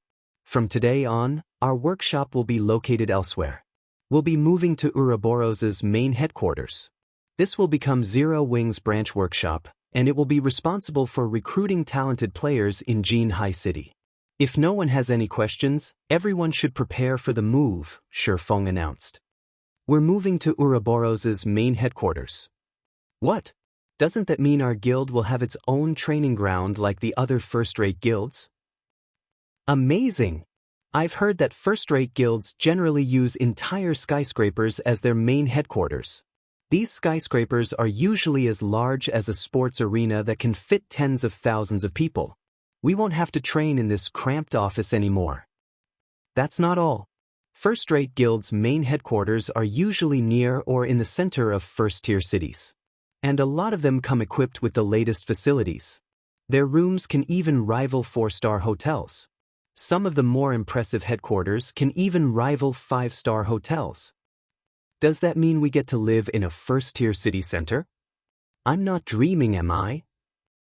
After listening to Feng's announcement, the crowd was elated. Even Fire Dance, Blackie, Yiwumian, and Zero Wing's other upper echelons were stunned. Although they had known that Gentle Snow was working to acquire Ouroboros's training ground, the 5 companies that had supported the annexed guild had refused to budge. They had expected the matter to take a lot more time to deal with. They hadn't expected to secure the training ground so soon. Moving from a third-rate city like Jinhai City to a first-tier city was a matter worth celebrating for the guild's internal members. However, acquiring Ouroboros's main headquarters held a deeper meaning for the guild's upper echelons. Now that Zero Wing had its own training ground, the guild could nurture experts with more ease. Moreover, the guild would no longer be limited by the limited size of its workshop and could recruit more internal members. With this, Zero Wing's development speed would increase by several times. After Feng had informed his players of the move, he had Blackie arrange the group for the relocation. In reality, they didn't need to do a lot for the move since the facilities at Ouroboros's main headquarters were top-notch. Ouroboros's headquarters offered even more virtual gaming cabins and training facilities than Greenwater Villa, but first, they needed to familiarize Zero Wing's internal members with the new training ground. As for the Greenwater Villa's facilities, they could transfer them at a later date. Naturally, the commotion at the Zero Wing workshop immediately attracted the Big Dipper group's attention. They're finally leaving? Xiao Yu, who currently sat in his office, could not help his rueful sigh when he received Liang Jing's latest report. Although he knew how extraordinary the Zero Wing workshop, which even had dealings with major corporations, was through Liang Jing's periodic reports, he hadn't expected the workshop to leave so soon. Moreover, the workshop had moved to a first-tier city, where talents gathered from throughout the country and competition was intense. He had dreamed of doing the same for many years, but even now, the Big Dipper Group was stuck in Jinhai City. The Big Dipper Group wasn't stuck in the third-rate city due to a lack of funding, but because of a lack of fame and connections. If he tried to set up a training center in a first-tier city, stronger competitors would quickly target the center, and it would be forced to close its doors very quickly. Chairman, head instructor Shi has said that Zero Wing is willing to partner with the Big Dipper Group. The Big Dipper Group can use Zero Wing's fame to recruit members for its dojo. Zero Wing will also assist in training the Big Dipper Dojo's members. However, in return, the dojo's talented members have to sign up to become internal members in Zero Wing, Liang Jing reported. Is that so? Xiao Yu could not help his growing excitement. He was no longer ignorant of God's domain. Through Liang Jing's reports and the game's growing popularity, he knew how famous Zero Wing had become. If he could utilize Zero Wing's fame to promote the Big Dipper Dojo, he'd be able to attract many martial artists to join. Chairman, my scheduled flight will soon board. I have to go, Liang Jing said. Go. Continue to work hard with Zero Wing. And you do not need to continue to report back to me. You're already one of Zero Wing's internal members. You'll have a much better future with Zero Wing than Big Dipper, Xiao Yu said, nodding. When he had first tasked Liang Jing to serve as Feng's assistant, he had done so to get a better understanding of the mysterious man. He had been confident in her capabilities, but he had never thought that Feng would poach such a talented employee. But the outcome wasn't so bad. After all, Liang Jing owed him a debt of gratitude. If she became one of Zero Wing's upper echelons in the future, the Big Dipper Group could benefit as well. Thank you, Chairman, Liang Jing said sincerely. Meanwhile, below Big Dipper Tower, as the dojo's many envious members watched, Zero Wing's internal members left for the airport on multiple high-class buses. After several hours of travel, Zero Wing's internal members finally arrived before the building that had previously served as Ouroboros's main headquarters. As they alighted from the buses, the towering skyscraper drew their gazes upward, over 100 stories tall, leaving them astounded. Welcome, Gentle Snow greeted as she and her assistant emerged from the building. The rooms and facilities inside are ready for your use. We have also updated the virtual training system. Everyone can begin training right away. Let's forget about training for today and let everyone adapt first, Feng said, smiling as he glanced at the excited crowd behind him. We'll focus on recruitment today. I have already sent people to advertise the matter. I doubt it will be long before independent experts and workshops seek us out, Gentle Snow said, nodding. She understood that starting everyone on their work after arriving was a little rushed. Moreover, losing one day of training wouldn't affect Zero Wing's development significantly. When Zero Wing's internal members heard that Feng and Gentle Snow had given them a day off, they were elated. They dashed into the building to explore the new training ground. The building that had served as Ouroboros's main headquarters had 133 floors. It had been divided into multiple areas, covering offices, training areas, entertainment areas, and rest areas. Every internal member would receive their own living space, and they wouldn't be nearly as cramped as they had been in the Greenwater Villa, where they had shared a room with several others. When Liang Jing had finished touring the building, she had been stupefied. Every facility in the building was state-of-the-art. Even the simplest accommodation was as luxurious as a 4-star hotel, whereas the top-level rooms and suites were on par with 5-star hotels. Standing in the top-floor suite of the building, excitement bubbled up in Feng as he gazed at the night view from the French windows. He found it hard to believe that such a magnificent building officially belonged to Zero Wing, now the guild's main headquarters. Meanwhile, under Gentle Snow's management, it took only a day for Zero Wing's internal members to get back on track. Moreover, the Zero Wing workshop had recruited 500 new internal members in that single day. Every one of these internal members was extraordinarily talented, either with combat, management, or lifestyle classes. Once God's Domain's system update had completed, these 500 people would be integrated in Zero Wing's operation. At 6 a.m. the next day, God's Domain's system update had finished. Laying down in the newly installed virtual gaming cabin in his luxury suite, Feng logged into God's Domain.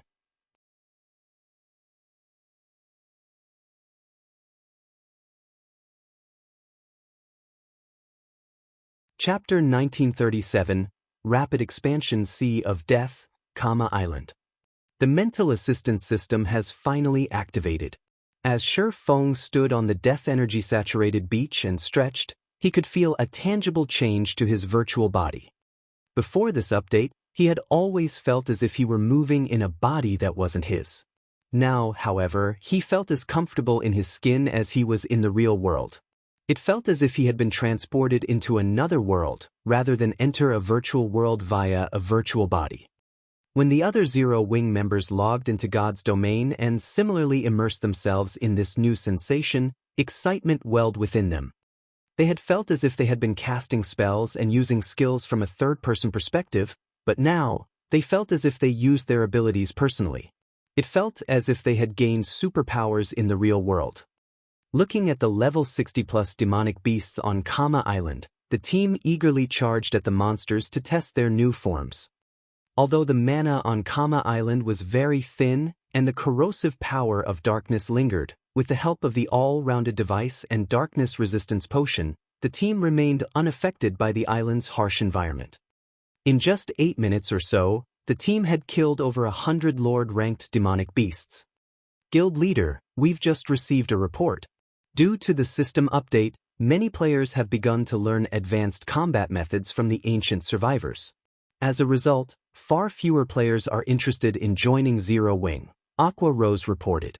Then, in a quieter tone, she continued, moreover, the various large guilds have started mass recruiting members, and they've lowered their recruitment requirements significantly, especially Blackwater. Blackwater has improved the benefits it offers its elite members by a significant margin. Blackwater is now offering nearly 40% more than Zero Wing. Because of this, many of the players that had applied to join our guild at the Secret Stone Fortress and Silverwing Town have left to join Blackwater. Blackwater really is vicious.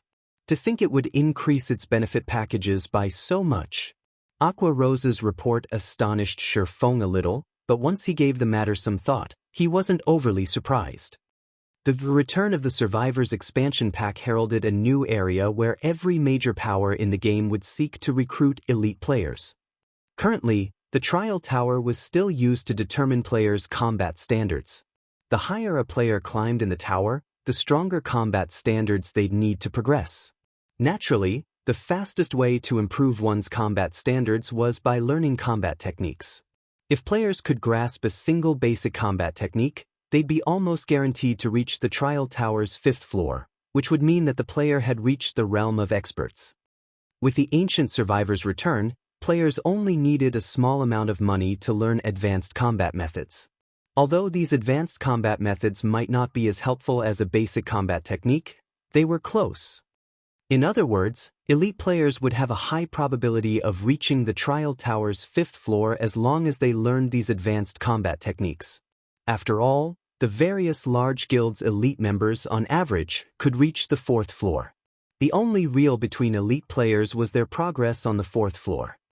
Oftentimes, a guild's strength was based on the number of experts it had, since high-difficulty dungeons and quests had very high combat standard requirements. These challenges usually required expert players. Thus, expert players comprised a guild's key support pillar. Now that the return of the Survivors expansion pack had activated, it was only natural that all of God's Domain had become so frantic. This expansion pack was particularly beneficial to wealthy guilds like Blackwater. Recruiting elite standard players was much cheaper than poaching experts, and now that elite standard independent players had a much easier time reaching the Trial Tower's 5th floor, it was only natural that Blackwater spared no effort in recruiting them. Guild leader, should we lower our recruitment standards a little? Blackwater might steal the Empire's independent elite players otherwise. If that happens, contesting Blackwater will be quite difficult in the future, Aqua Rose said worriedly. The Ore Empire wasn't like Star Moon Kingdom. It had become a hub for multiple kingdoms and empires.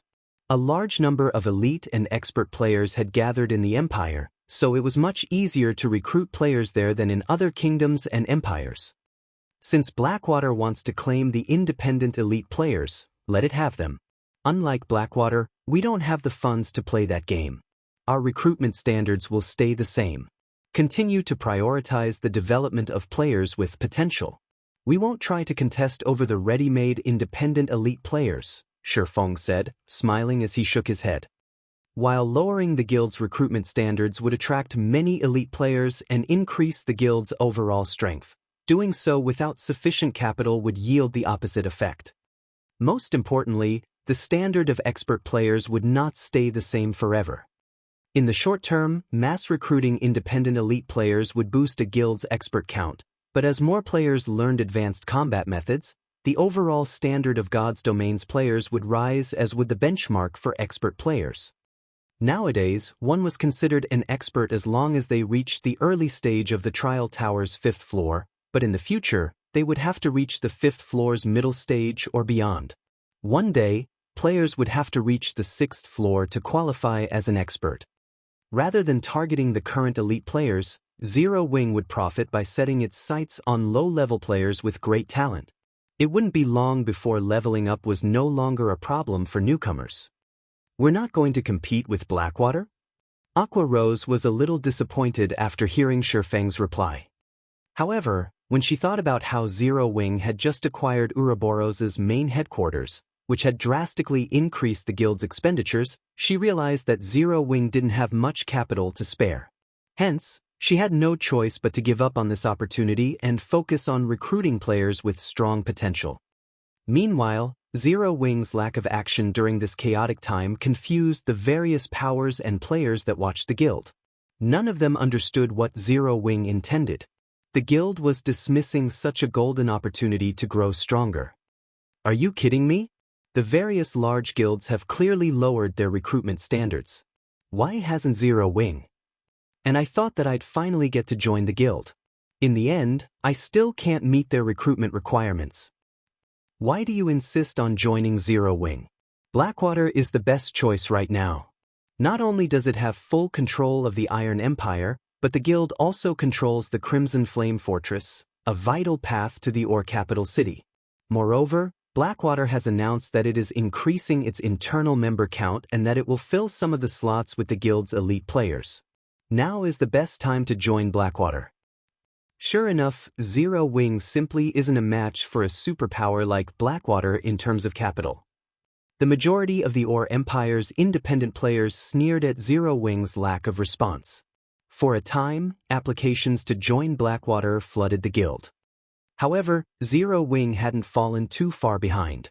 Due to the increase in Zero Wing's internal member count, the guild's operating speed had skyrocketed.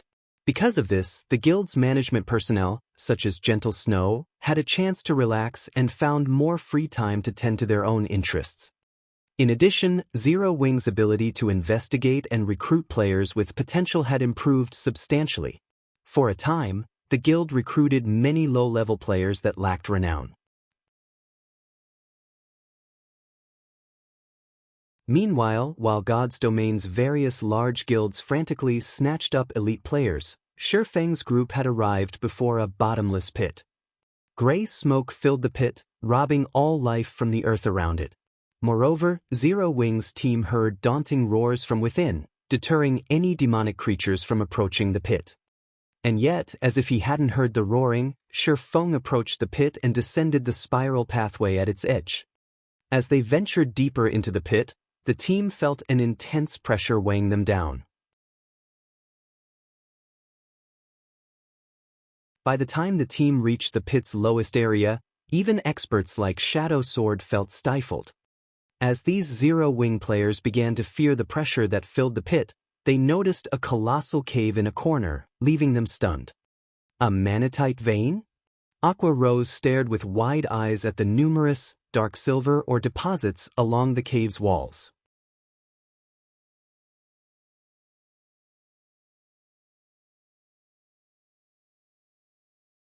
Chapter 1938, Magic-Breaking Crossbow. The faint metallic luster and mana fluctuations in the dark cave stunned Zero Wing's team. Once they realized what they were looking at, they couldn't help their excitement, their breathing becoming a little hurried. Dark silver, and this mana fluctuation. There's no mistake. This is a manatite vein. Blackie's eyes glowed as he gazed at the dark silver ore. Guild leader, we're rich. Ordinary players might not know much about ores, but all of these players were guild experts. They had access to far more information than ordinary players on the subject, especially on precious ores that generated magic crystals as a byproduct like manatite. Such veins had already been the cause of plenty of struggles between God's domain's various superpowers. Based on Blackie's knowledge, 4 major guild wars had been fought between superpowers over the discovery of an ore vein that generated magic crystals. Each war had involved multiple superpowers, with at least 4 involved in the smaller struggles, and up to 6 superpowers participating in the larger wars. These various superpowers had spared no effort while competing for the vein. The most impressive war had involved over 1 million players and nearly a full day of combat. By the time the war had ended, more than 600,000 players had been slain. The participating superpowers had suffered severe losses.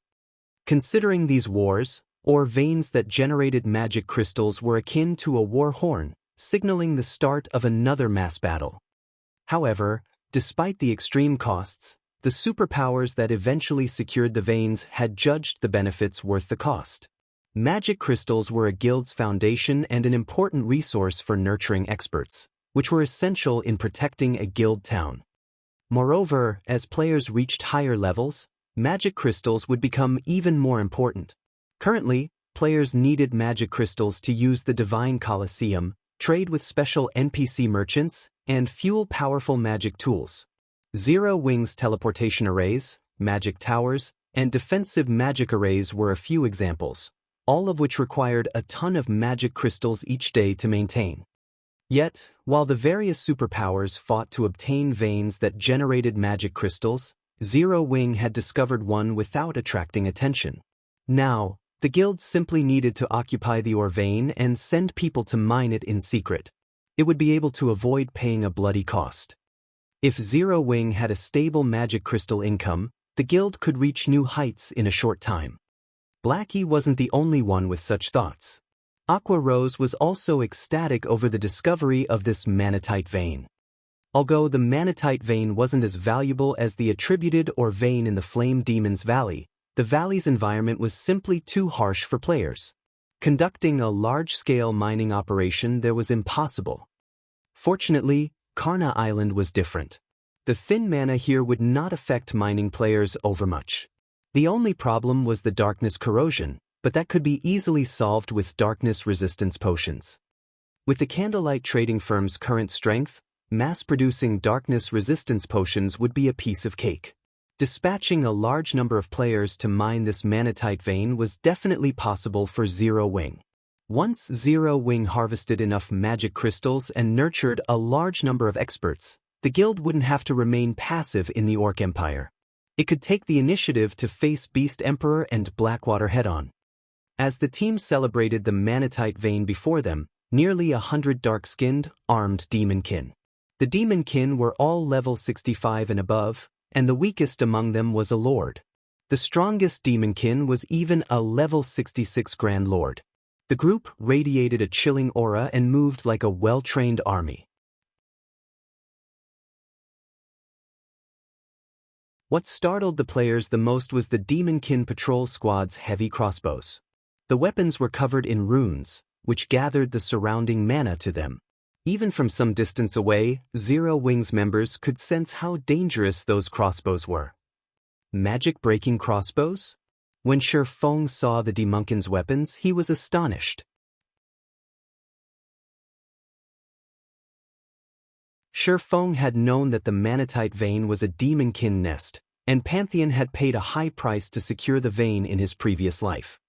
However, he hadn't expected these demonkin to be so powerful. A single patrol squad even wielded multiple magic-breaking crossbows. Magic-breaking crossbows were lightweight war weapons that individual players could control. They were similar to expendable tools, such as engineered bombs. Not only did the magic-breaking crossbows attacks carry Tier 3 power, but they were also incredibly fast. Even Tier 2 assassins would struggle to dodge the crossbow's bolts. Meanwhile, with this Demonkin patrol squad strength, annihilating a team of 100 Tier 2 players wouldn't be much of a problem. It was no wonder why Pantheon had paid so dearly. Everyone, prepare for battle. This is a Demonkin nest. Don't let a single one escape. If any do, they'll notify their companions, Feng instructed as he watched the patrolling Demonkin. Fire, sneak over to the patrol squad with the assassin unit. Once the fight begins, focus on keeping the Demonkin with the crossbows under control. Do not give them any opportunities to use those heavy crossbows. Leave it to us. We'll make sure that they don't fire a single bolt. Fire Dance said, nodding as she eyed the crossbow-wielding lords. Feng then assigned tasks to the rest of his team. Once Fire Dance's assassin unit was in position, Feng sent Cola, Turtledove, and Yi Wumian to start the fight according to plan. Go! The three MTs charged at the Demonkin patrol squad without hesitation. When the Demonkin noticed the MT trio, they responded by launching their own attacks, but Cola and his companions ignored them. Relying on their powerful defense and strength, the trio bulldozed through the Demonkin formation and straight toward the cave entrance, sealing off the Demonkin's path of retreat. It was then that Fire Dance's unit ambushed the crossbow-wielding Demonkin while the rest of Zero Wing's members surrounded the monsters and prevented their escape, ensuring that the Demonkin couldn't flee to single their allies. Meanwhile, while Zero Wing's members cleared out the Demonkin, a party of 6 assassins discovered the massive pit. Leader, I've checked their path with my advanced tracking skill. Zero Wing's members should be inside this pit. Good. Let's head inside. The level 58, Tier 2 assassin clad in gray nodded before entering the pit. Zero Wing's actions thus far had rendered the assassin party speechless. The guild team had ventured through dangerous sea zones infested with sea monsters. Initially, their tracking fleet had consisted of multiple speedboats, but only a single party of players still lived by the time they had reached Karna Island. Sea monsters had killed the rest. Fortunately, they hadn't lost track of their prey and could continue their mission. Running along the narrow, winding path, the assassin party soon reached the bottom of the pit. Leader, Zero Wing's members are fighting Demonkin. These Demonkin are so powerful. Even the weakest is a lord. It really makes you wonder what Zero Wing's members are thinking. Did they really have to come this far just to grind and level up? Wait a minute. The ore at the cave entrance looks like Manatite Oregon. There are so many Manatite deposits here. Is this a Manatite vein?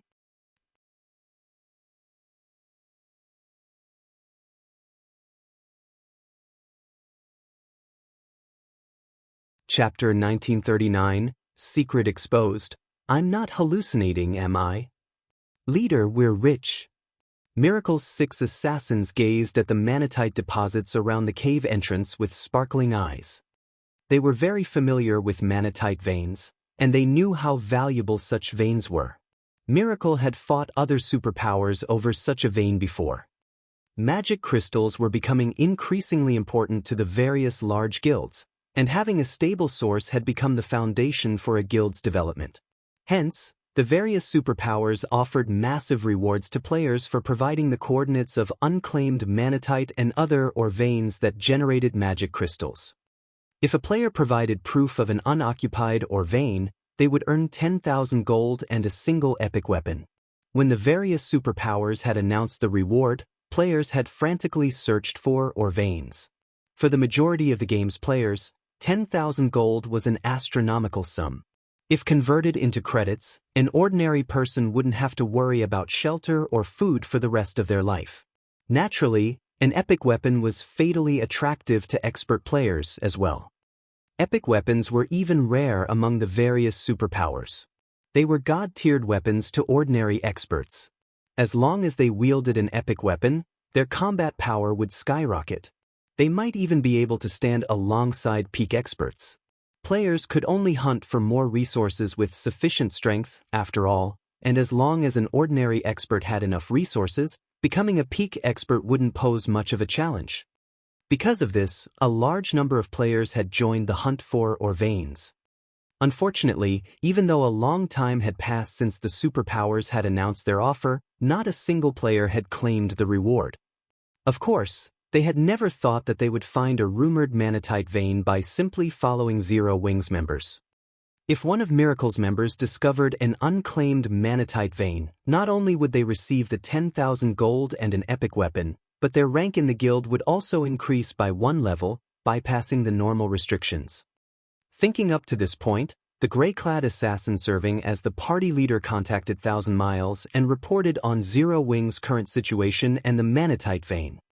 Many of the guild's upper echelons had gathered in a meeting room in Miracle's residence on Thunder Island to discuss the Savage God's legacy.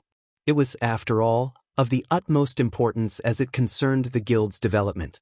Meanwhile, when Thousand Miles received the report regarding Kama Island, he displayed an ecstatic expression. He had never thought that he'd gain such an unexpected harvest by sending some of his assassins to follow Zero Wing.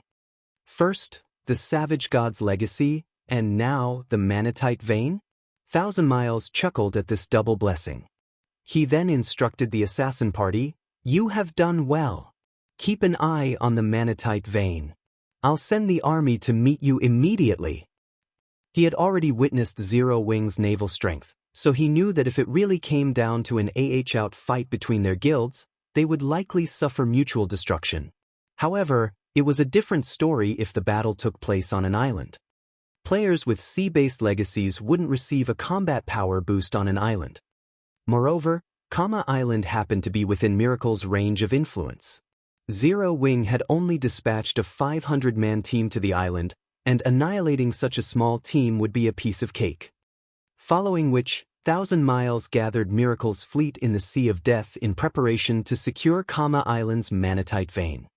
Meanwhile, inside the Demonkin's nest, Zero Wing's members continued to clear out the patrol squads under Feng's command. While these Demonkin patrol squads might be difficult for any other expert team, but they were no challenge for Zero Wing's members.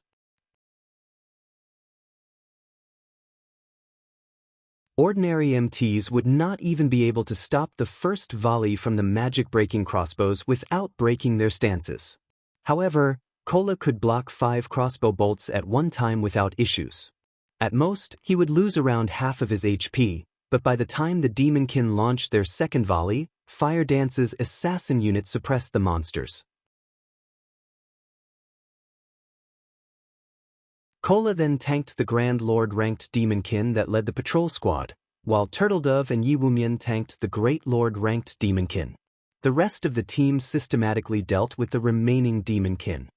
The Demonkin granted more EXP than ordinary monsters of the same rank and level, and they dropped relatively good weapons and equipment, all of which were level 60 and 65 bronze and mysterious iron rank. Occasionally, the Grand Lord-ranked Demonkin even dropped level 60 secret silver equipment. When the team had defeated the 4th patrol squad, a tattered piece of parchment dropped from one of the Demonkin. "This actually drops here?" Feng was stunned as he inspected the tattered parchment piece. This leaf of parchment was a fragment of the magic-breaking crossbow design. If he could gather 6 fragments, he'd be able to form the complete design.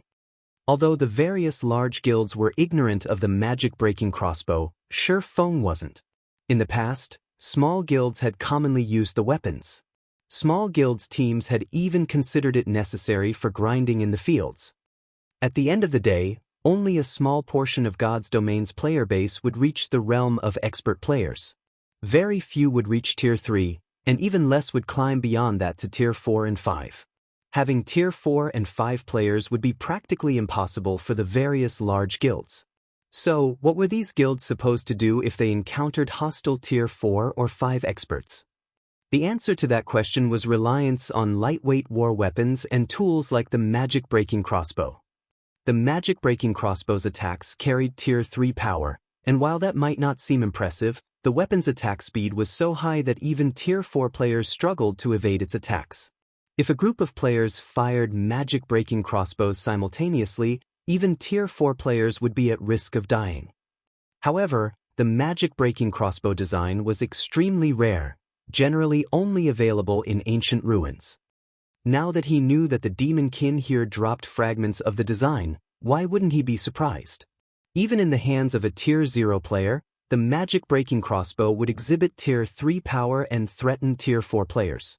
If he could mass-produce these weapons, even dealing with an army of Tier 2 experts would be child's play. Thinking up to this point, Feng inspired his team to grind the demon kin with far greater fervor. Unfortunately, after nearly 4 hours and constantly using divine providence, the team had only collected 3 fragments. They were still far from completing the design. As Feng prepared to lead his guildmates further into the demon kin nest, Phoenix Rain called him. Guild leader Black Flame, just what are you doing on Kama Island? Phoenix Rain demanded with a serious expression. I've just received a report stating that Miracle is gathering a force of more than 30,000 players to head for the island.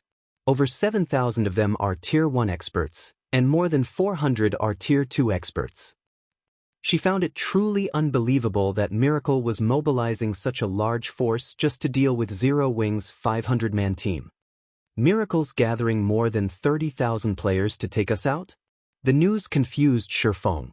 Suddenly he realized something. Has information on the manatite vein leaked? You should hurry and retreat from Kama Island now. Once Miracle's forces arrive, they won't let you simply walk away. Phoenix Rain advised.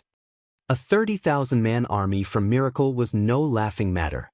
Even the Dragon Phoenix Pavilion would have to take the force seriously, not to mention Zero Wing. Thank you for informing me, but Miracle will have to think twice if it wants to force Zero Wing to flee, Feng said, smiling before disconnecting the call. Although he hadn't expected this development, Zero Wing wasn't as weak as it had been in the past.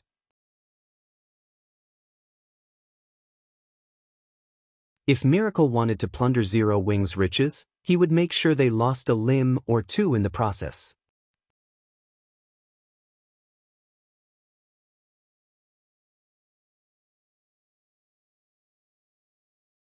Chapter 1940 Feng's Decision.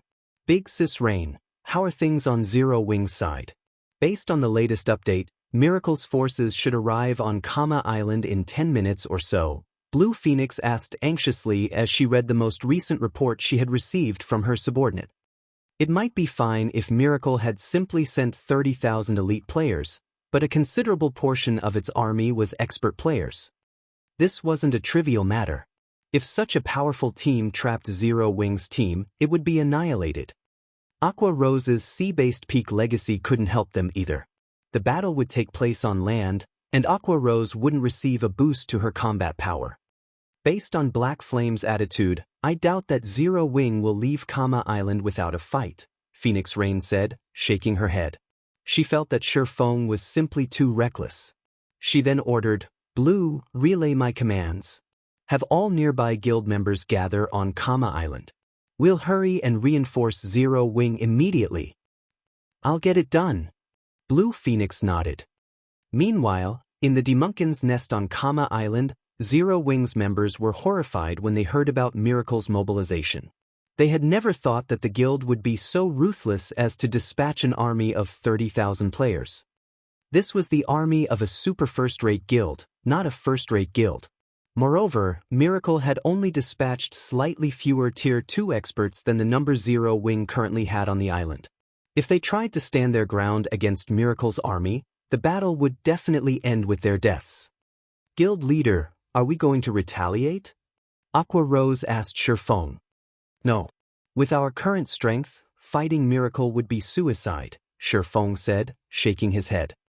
They might have had a chance if Miracle had merely dispatched ordinary and elite players. With Zero Wing's team of Tier 2 experts, they could use guerrilla tactics and have a chance of surviving Miracle's 30,000-strong army. Unfortunately, reality was cruel. The expert players Miracle had dispatched were far stronger than ordinary expert players, and if they tried to take these experts on while so drastically outnumbered, not even guerrilla tactics would save them from a miserable death. Miracle was a veteran super first-rate guild that could rival veteran super guilds in terms of overall strength. It simply hadn't earned the title of super guild due to lacking a legacy. Miracle's Tier 2 experts were of a far higher quality than those from first-rate guilds or recently risen superpowers. The quality difference wasn't a result of a gap in basic attributes, but due to a difference in combat standards. Refinement Realm experts were considered top-ranked players in first-rate guilds, but to superpowers, Refinement Realm experts ranked nowhere near the top. Naturally, the difference between a Refinement Realm expert and one who hadn't reached that realm wasn't easy to make up. Zero Wing had been able to stand against super first-rate guilds and super guilds because these powers had only dispatched a small number of their Refinement Realm experts or by relying on its players' overwhelming advantage in basic attributes. However, this situation was different. In an era where weapons and equipment drop rates had decreased, Zero Wing's Tier 2 experts no longer had as much of a basic attribute advantage. In a one-on-one fight, Miracle's Tier 2 experts would stomp on most of Zero Wing's. Unfortunately, it couldn't be helped. Miracle had secured its foundation after many years of hard work and investment. This was also why the various large guilds tried so hard to nurture experts. In God's domain, experts were a guild's true support pillar. Weapons, equipment, and tools were only one of the many means used to improve a guild's strength. Then, are we going to retreat? Aqua Rose asked. No. We cannot afford to do that.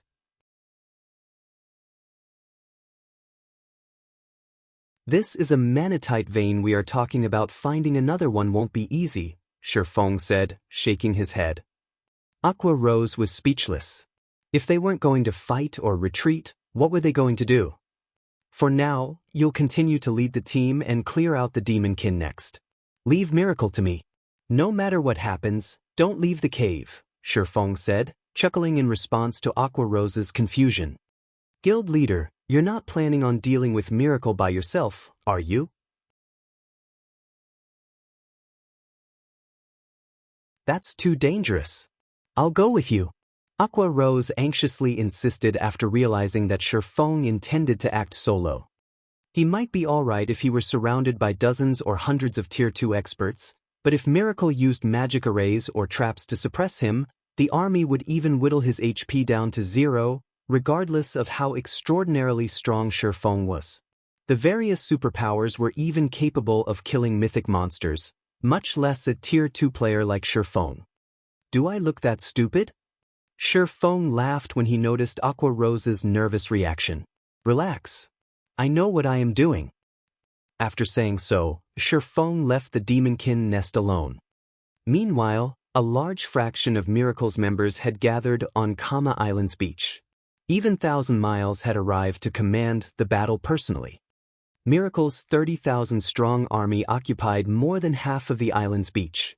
Even the lowest-leveled player present was level 56, and they were all well-equipped.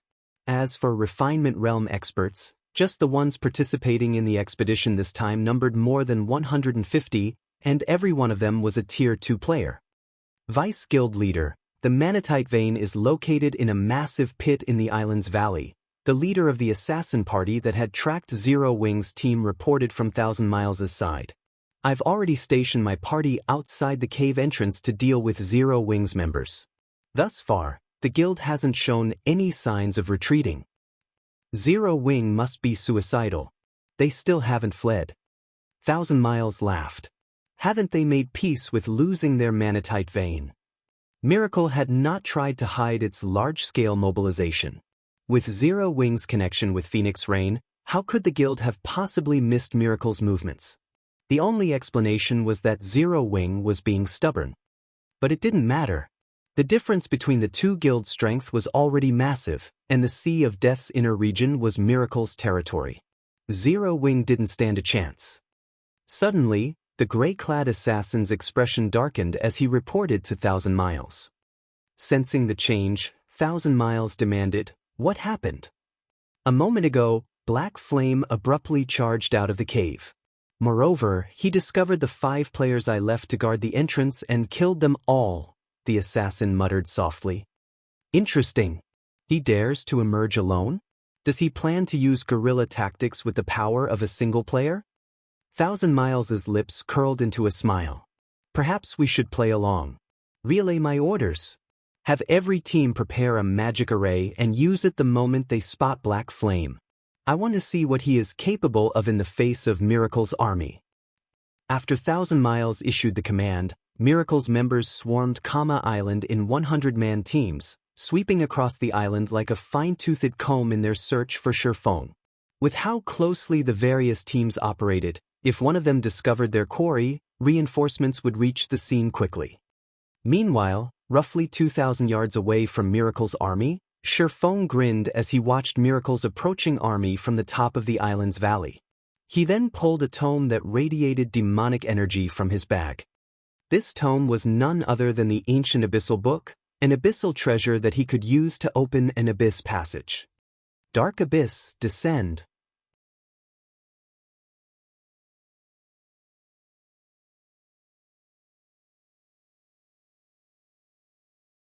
Chapter 1941, Abyss Descends. Within Kama Island's shriveled forest, Miracle's members advanced on the valley near the island's center. Vice Guild Leader, I found Black Flame's tracks. By the looks of it, he has traveled past here before. It's very likely that he is ahead of us in the valley. Although the terrain here is complex, it is also a dead end. As long as we surround the valley's exit, he won't get away. The gray-clad assassin said, grinning at the tracks on the ground before gesturing to the valley ahead. Miracle had already sealed the island with magic arrays, so players couldn't use return scrolls or instantaneous movement magic scrolls to flee. In other words, the only way to leave Kama Island was on foot. While Feng would have the ability to employ guerrilla tactics from within the valley's complex terrain, he had also sealed off his own path of retreat. It might not have been a disadvantage if Feng were merely facing several thousand players, but what awaited him was an army of 30,000. Such a large force was more than enough to search every inch of the valley. Feng wouldn't have room for guerrilla warfare. As long as he revealed himself, he'd be surrounded and killed. Since Black Flame is so eager to die, we'll grant his wish. Leave 50 Tier 2 players to guard the exit. Everyone else, search the valley. Leave no stone unturned. Thousand Miles barked as he watched the dark, distant valley. Remember, start recording the moment you spot him. I want everyone to know what happens when you make an enemy of Miracle. I will also reward a piece of epic equipment to anyone who kills Black Flame. Miracle had suffered significant losses in the battle on Savage God Island, and although they had achieved their goal, securing the Savage God's legacy, the various large guilds had learned of the Water Ghost Legion's miserable defeat and the loss of dozens of ships. This had wounded Miracle's prestige among the guilds. Now that Feng was trying to cause trouble for his guild, Thousand Miles was more than willing to slay the man, using the opportunity to restore some of the guild's lost reputation. When Miracle's members heard Thousand Miles's orders, they bubbled with excitement. Although a lot of epic weapons and equipment had been found in God's domain thus far, even the various superpowers considered such items a luxury. Aside from the various superpowers upper echelons and peak experts, guild players had no chance of wielding an epic-ranked item. Now that they had the opportunity to obtain a piece of epic equipment by killing Feng, why wouldn't they be excited? Under Thousand Miles's command, Miracle's members swiftly entered the valley and searched through the island like a fine-toothed comb. Everyone hoped that Feng would appear before them. Shortly after Miracle's members began their search, a powerful storm brewed above them. Countless spatial tears ripped apart the dusky sky. Seeing this, Miracle's members slowed to a halt, watching the scene above them. As they all wondered what was happening, the numerous spatial tears merged into one massive black hole, nearly half as large as Kama Island. Darkness energy then poured out, making the space around the black hole muddy and violent. A spatial passage. Thousand Miles, who was quite knowledgeable about God's domain, found the black hole similar to spatial passages he had seen before. Only, the one above Kama Island was on a much larger scale. As Thousand Miles wondered about the spatial passage that had appeared above the island, deafening roaring drifted out of the pathway. A winged monster, covered in pitch-black scales, then pulled itself from the spatial passage. The moment this scaled monster appeared, Miracle's members felt the threat of death looming over them. When some of the players used their identification skills on the scaled monster, they could not help but gasp.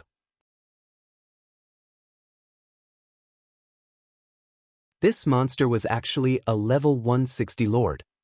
How is this possible? Why has such a powerful monster appeared? These players' thoughts became chaotic when they learned the scaled monster's identity. A lord-ranked monster might not be a tough opponent since it was only the equivalent of a tier 2 player, but a level 160 monster was basically invincible to current players.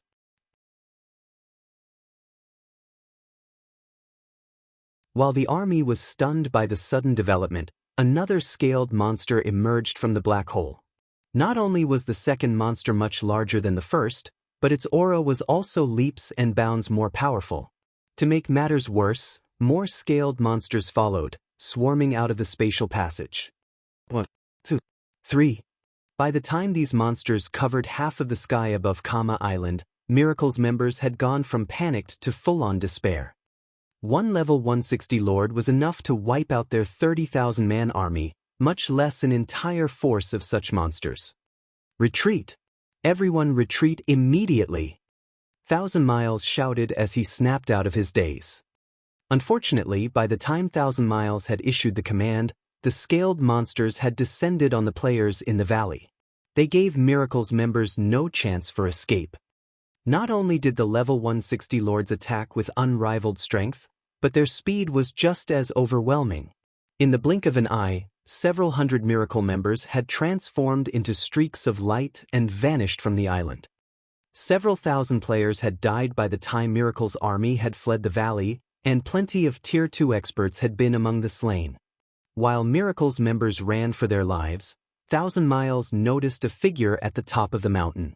He was very familiar with this figure. It was none other than Feng. Like an uninvolved passerby, Feng casually admired the massacre below. Damn it! It must be him. He must be responsible for opening that spatial passage.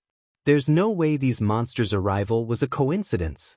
Confusion and fury overwhelmed 1,000 Miles as he watched Feng. He actually summoned these monsters just to prevent Miracle from stealing the manatite vein, to prevent anyone from obtaining it? Insane. He is definitely insane.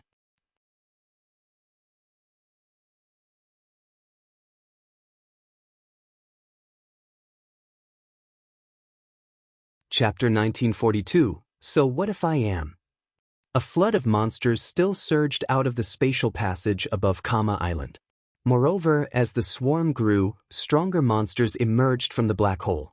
At first, only lords had come forth, but then, great lords and grand lords had begun to arrive.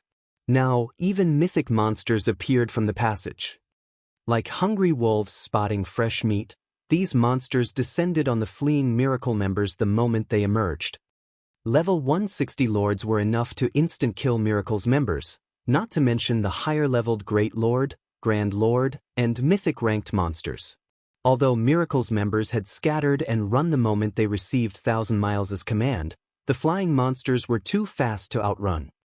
In the seconds after Miracle had initiated its retreat, over 3,000 members had transformed into streaks of light and vanished. Vice Guild Leader, these monsters are even chasing the members that have left the valley. They have no regional restrictions. With how fast the monster force is growing, I'm afraid that they'll annihilate us before we reach the shore. Silent March said, watching the monster-filled sky with a grim expression. An endless number of monsters flew out of the black hole above, and even though their forces had split up, the monsters wouldn't need long to eliminate them all.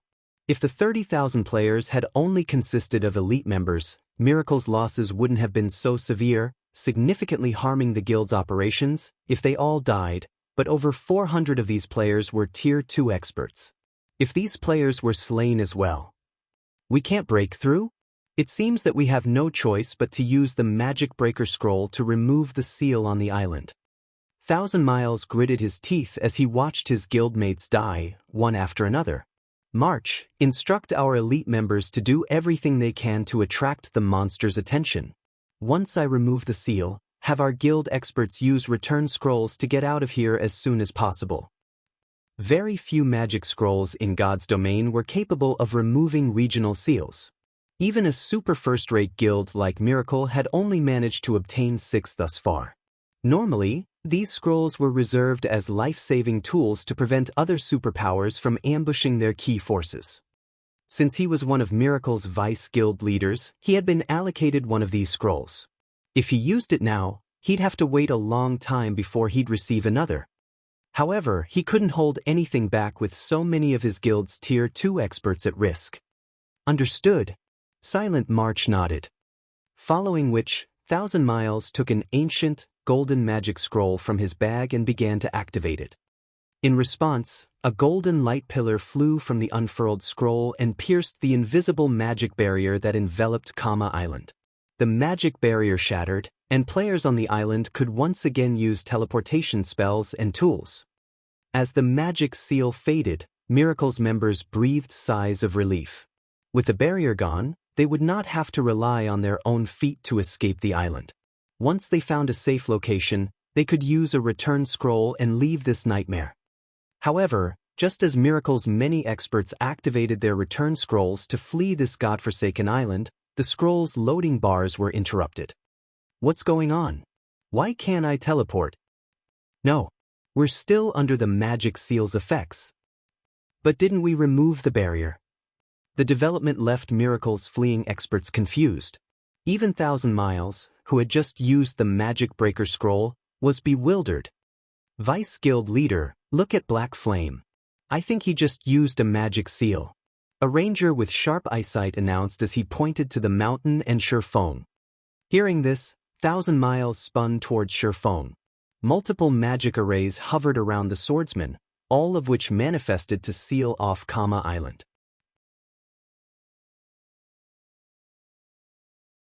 Black Flame, you're courting death. 1,000 Miles' gaze was frosty as he glared at Feng, his enraged bellow echoing throughout the valley. Every Miracle member in the valley stared at Feng with hatred and killing intent. They had already used their only Magicbreaker scroll, so only death awaited them if another magic seal enclosed the island. Courting death. Seeing 1,000 Miles' wrathful expression, Feng couldn't help but laugh as he replied, "So what if I am?" In truth, Feng hadn't wanted to open an abyss passage on Kama Island. Once it opened, it would affect the region, and with the exception of himself, the ancient abyssal book's owner, the abyssal monsters would hunt down every player within range. Activating the abyssal passage had greatly affected his plans for the Manatite vein. Although Feng had expected information on the Manatite vein to leak and had prepared certain countermeasures, he hadn't expected it to happen so soon. Moreover, Miracle had intended to take the vein for itself, rather than negotiate. He couldn't afford to be courteous with the enemy guild. He would teach Miracle the price for trying to steal Zero Wing's Manatite vein. Black Flame, do you truly think Miracle will let you off the hook for this? 1,000 Miles threatened as he watched the sealing magic array complete. Your entire guild will face Miracle's wrath, not just you. Guild leader Black Flame, many of Miracle's experts are on Kama Island. Our guild leader isn't exaggerating. If you complete the seal on Kama Island, Miracle will do everything it can to destroy Zero Wing. Silent March attempted to persuade Feng. Since you have developed Zero Wing to its current power, you should understand the various superpower strength. You should know how powerful our guild is. Do you really want to make an enemy of Miracle? Zero Wing had already become a noteworthy force in God's domain, but to a top-ranked, super first-rate guild like Miracle, it was still a trivial opponent. The only reason Miracle had not turned against Zero Wing thus far, despite the guild's multiple transgressions, was that it had much better things to do with its time and resources. However, if Miracle concentrated its strength against Zero Wing, removing the guild from God's domain wouldn't be difficult. You people really are interesting. You clearly came looking for trouble, yet you're making Zero Wing look like the bad guy here, claiming that our guild is trying to make an enemy of ours? Miracle's members sure are skilled with one-sided plays. Feng laughed. I'll repeat myself once again. So what if I am?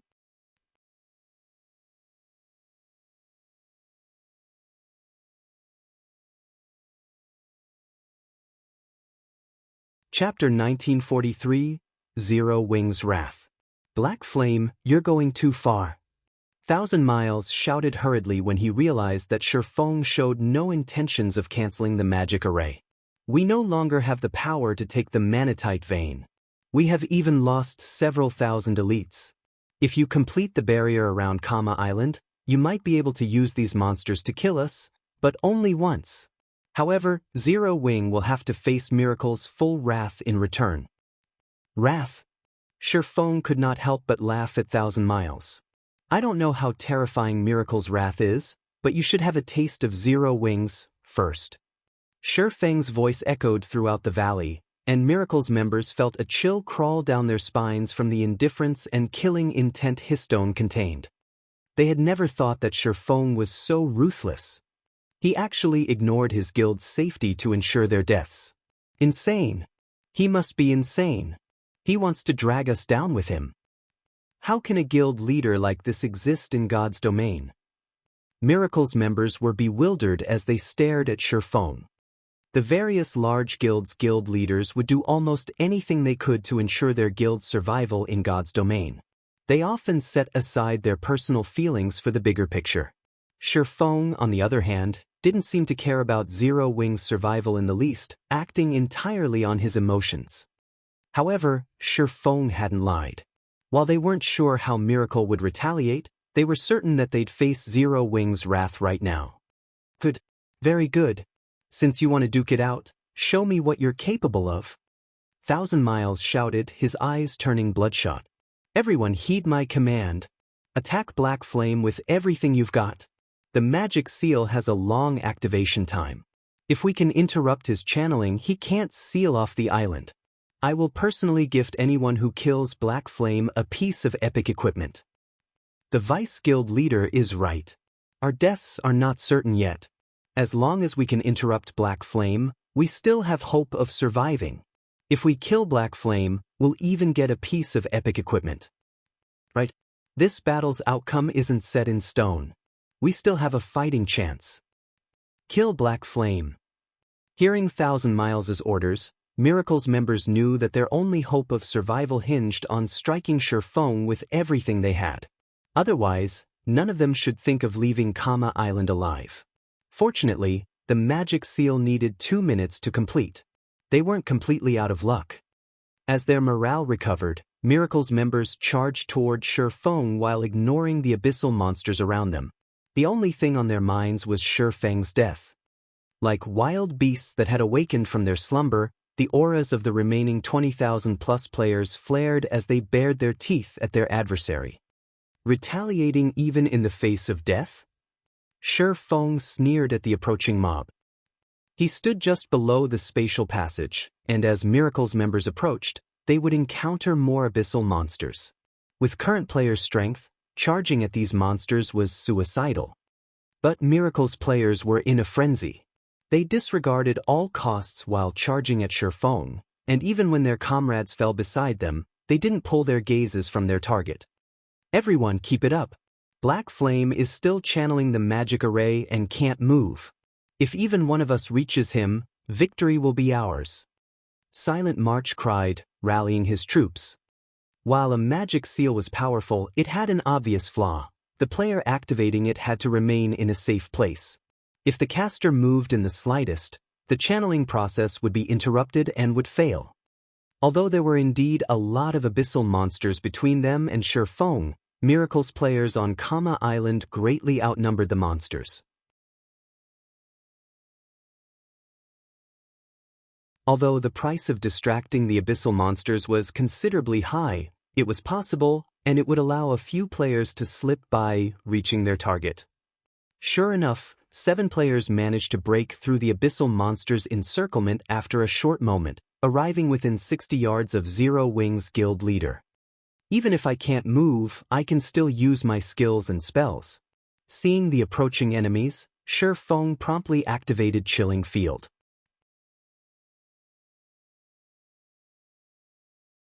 ' The moment Chilling Field activated, the 7 miracle members immediately felt a chill envelop their flesh. Both their movement speed and attack speed significantly decreased. Before the miracle members could move within 40 yards of Feng, icicles exploded from the ground, striking the 7 players as damages in the tens of thousands appeared above their heads. The mana on Kama Island was extremely thin, which limited the combat power players could exert, and with Chilling Field's movement speed reduction, dodging the icicles' attacks became impossible for the 7 miracle players. In the blink of an eye, the attacks killed 2 players. Only the 5 Refinement Realm experts managed to avoid death. However, while the 5 Refinement Realm experts had dodged the first wave of Feng's attacks, the swordsman was far from finished. As a constant stream of attacks bombarded them, the Refinement Realm experts were forced to halt their advance, focusing on defense. Unfortunately, they still took hits from time to time, continuing to lose HP. In the end, all 5 died before they could move within 20 yards of their target. Although Refinement Realm experts were frightening existences in first-rate guilds, their evasive and defensive maneuvers were unrefined before Feng. Die! Following which, Feng struck one group of Miracles members after another, mercilessly slaying every player that came within his attack range. None of them could get within 10 yards of Feng. Seeing this, Miracle's surviving members were dumbfounded. While Silent Mars came within 50 yards of the swordsman, she stopped her advance and took out a single target, Tier 4 offensive magic scroll. Numerous spiraling wind blades then formed around Feng. Under Silent March's control, these wind blades bombarded the immobile guild leader. Boom! Explosions rang out in succession, the resulting shockwaves throwing dust and dirt into the air. He's finally dead? Silent March could not help but breathe out a sigh of relief as she watched the dust clouds surround Feng's location. She had used a large number of guildmates as bait to get within 50 yards of the swordsman and find an opportunity to use the magic scroll without her opponent noticing. But once the dust settled, it revealed Feng's unharmed figure. Golden divine runes circled his body, isolating him from the outside world. These runes were the result of the 7 luminaries' ring's absolute defense. However, rather than the runic barrier, everyone's attention was on the pitch-black magic arrays around Feng.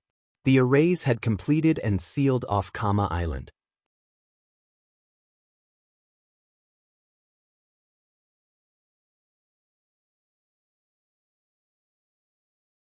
Chapter 1944, Slaying 1,000 Miles. 1,000 Miles is paled when he saw the fully formed magic arrays. Magic scrolls like the Magicbreaker scroll was the only way to remove the magic seal once it was complete and before its duration ended. It's over. We're doomed. When the rest of Miracle's army saw the magic barrier slowly spread out from above them, they were distraught. Thousands of abyssal monsters had already emerged from the spatial passage. They had thought it would be possible to reach the island's shores before their annihilation when there had only been several hundred, but that hope was gone. Several hundred more miracle members had died while the army had succumbed to their despair. Players only snapped out of their daze, fleeing like madmen, when the fallen players' weapons and equipment hit the ground.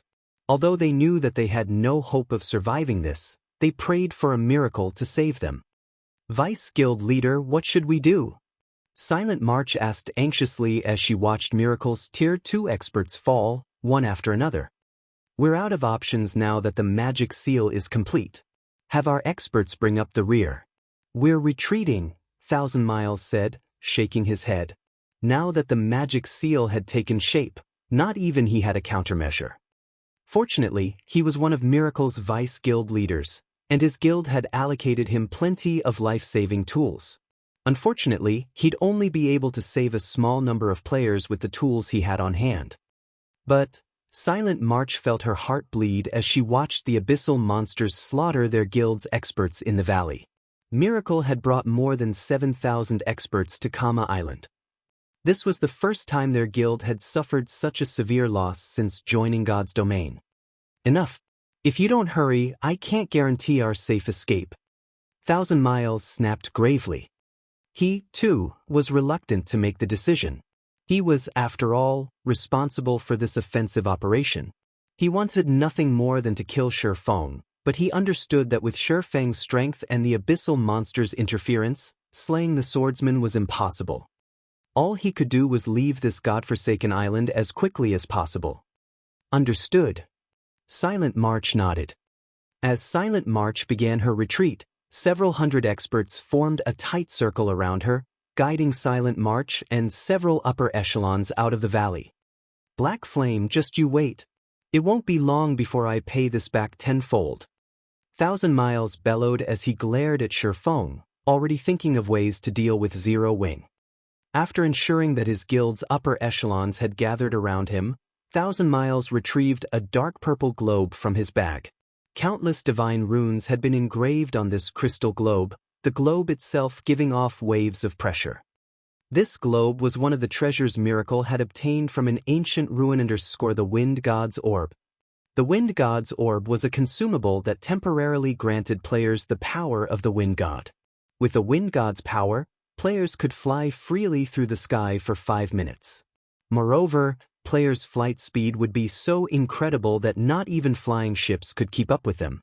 Whether one was using the Wind God's Orb for escape or pursuit, the orb was a very useful tool. Unfortunately, it could only be used 10 times. Once all 10 uses had been expended, the Wind God's Orb would turn into dust. Although the magic seal on Kama Island prevented teleportation, it did not prohibit players from flying. As long as they had the power of the Wind God, they could easily shake off the abyssal monster's pursuit. Moreover, 5 minutes of flying would be more than enough to escape Kama Island. Once they were off of the island, fleeing from the abyssal monsters would be a piece of cake.